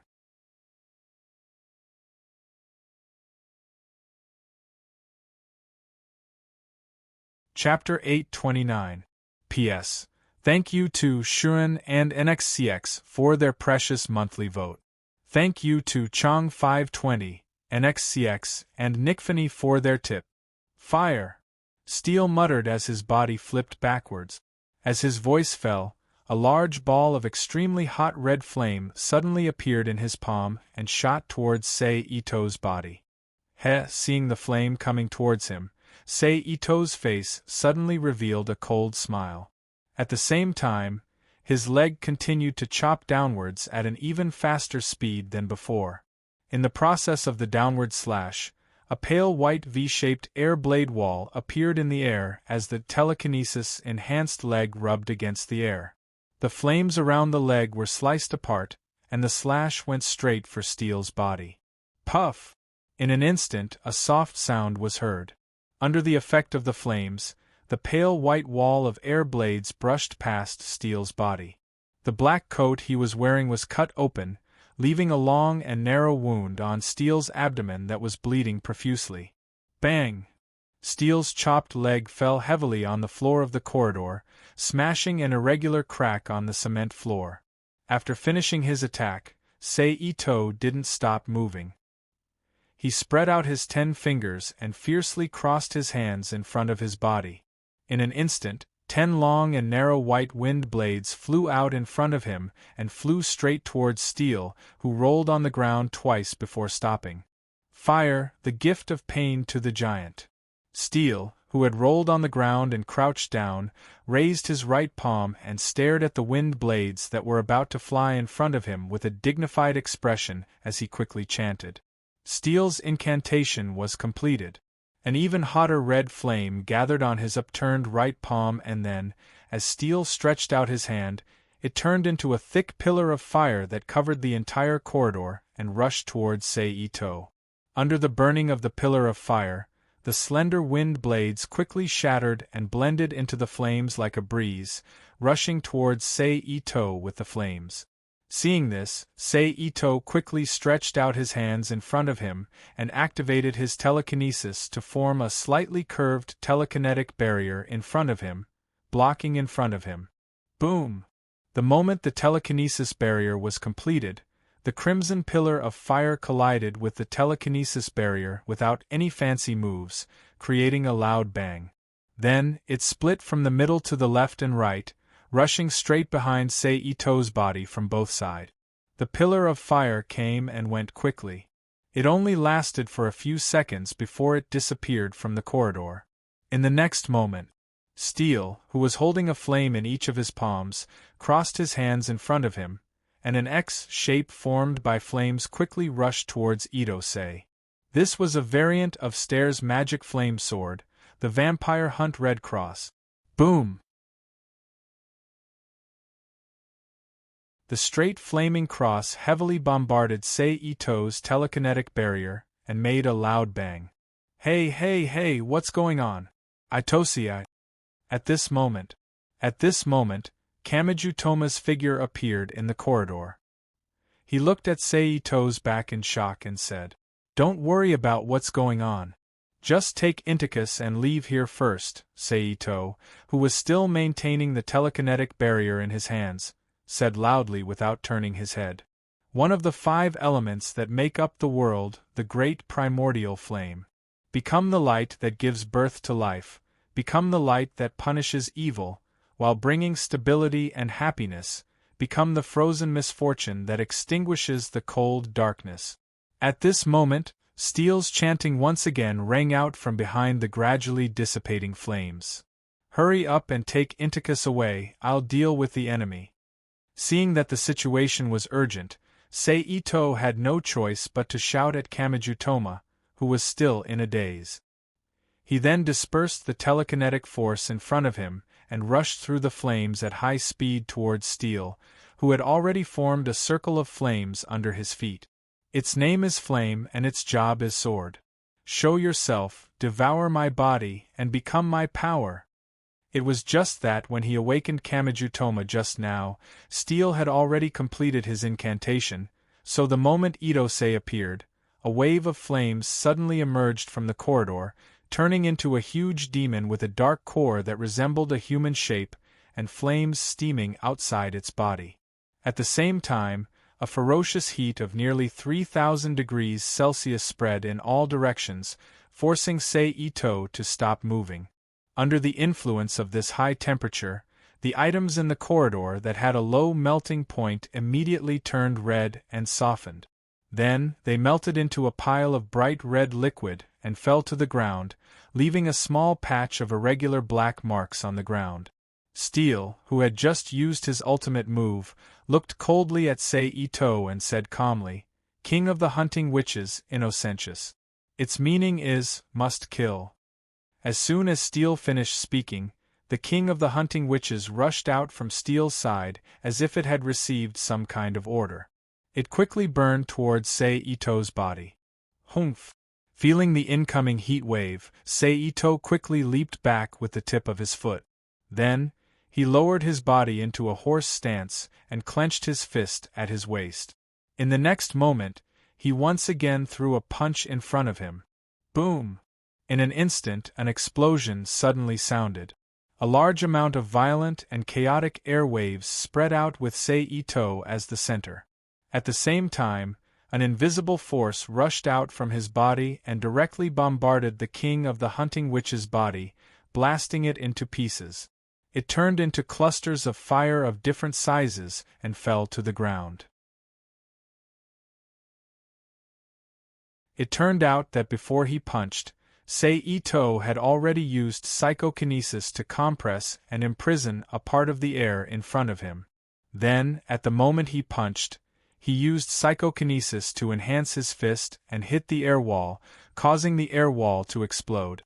Then, the air bullet blasted towards the King of the Hunting Witches to create an attack effect. This was especially true in the connection between the psychokinesis enhancement and the imprisonment release at the moment of punching. If there was a mistake, the final attack effect would be weakened or directly failed.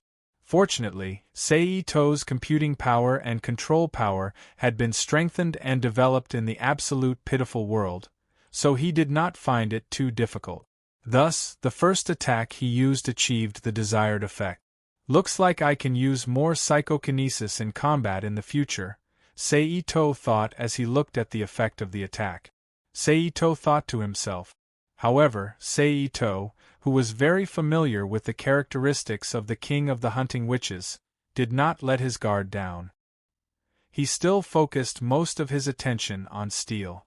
So strong, Kamijutoma, who was about to leave the scene with Index on his back, muttered in shock.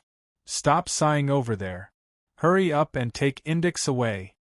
Seito heard Kamijutoma's exclamation and turned his head to shout at him. Oh yes, Kamijutoma hurriedly replied. He then straightened up and was about to leave the scene with Index on his back. Roar!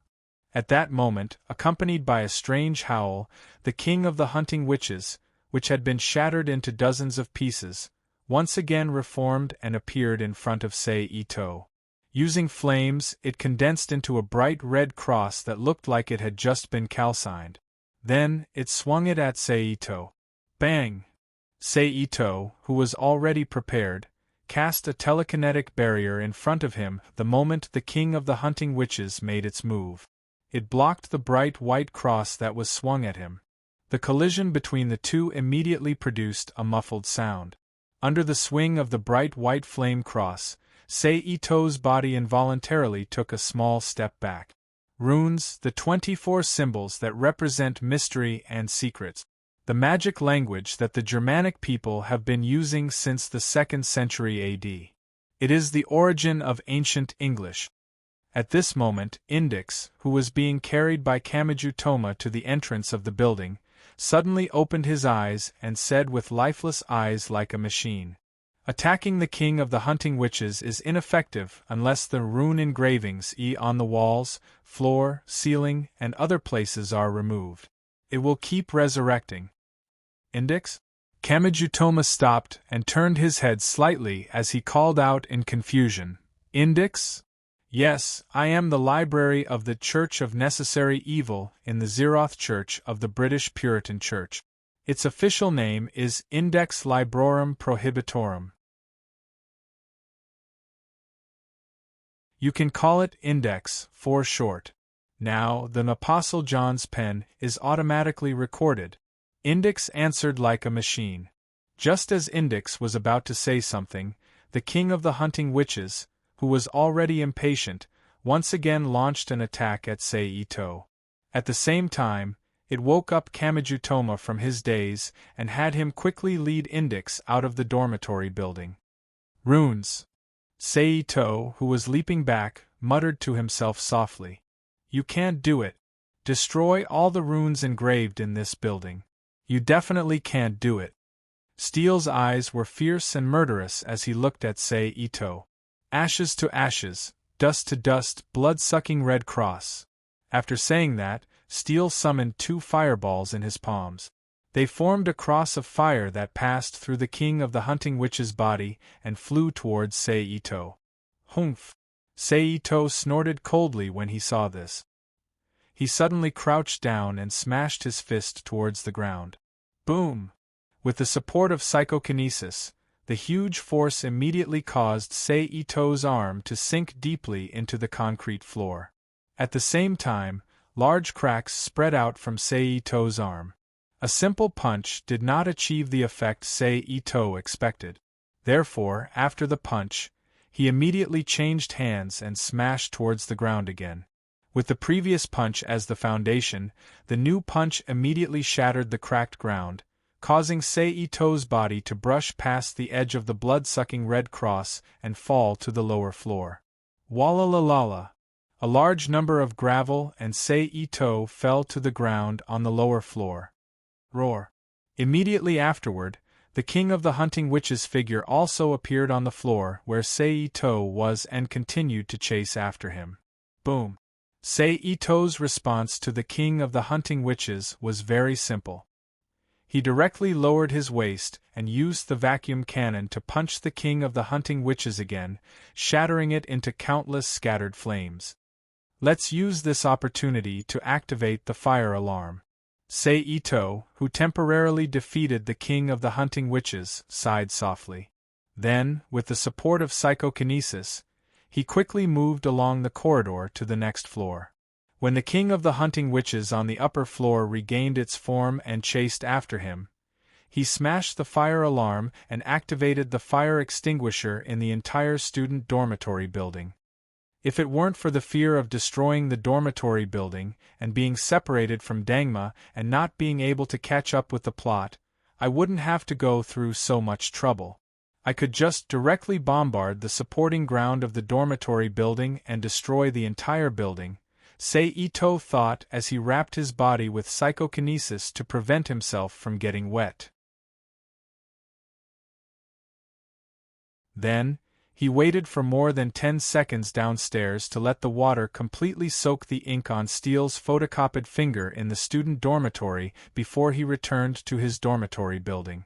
"Hey, Mr. Magician, it seems that it's time for me to fight back." Sei Ito walked slowly towards Steele while looking at him with a chuckle. "Where's Innocentius?" Steele asked.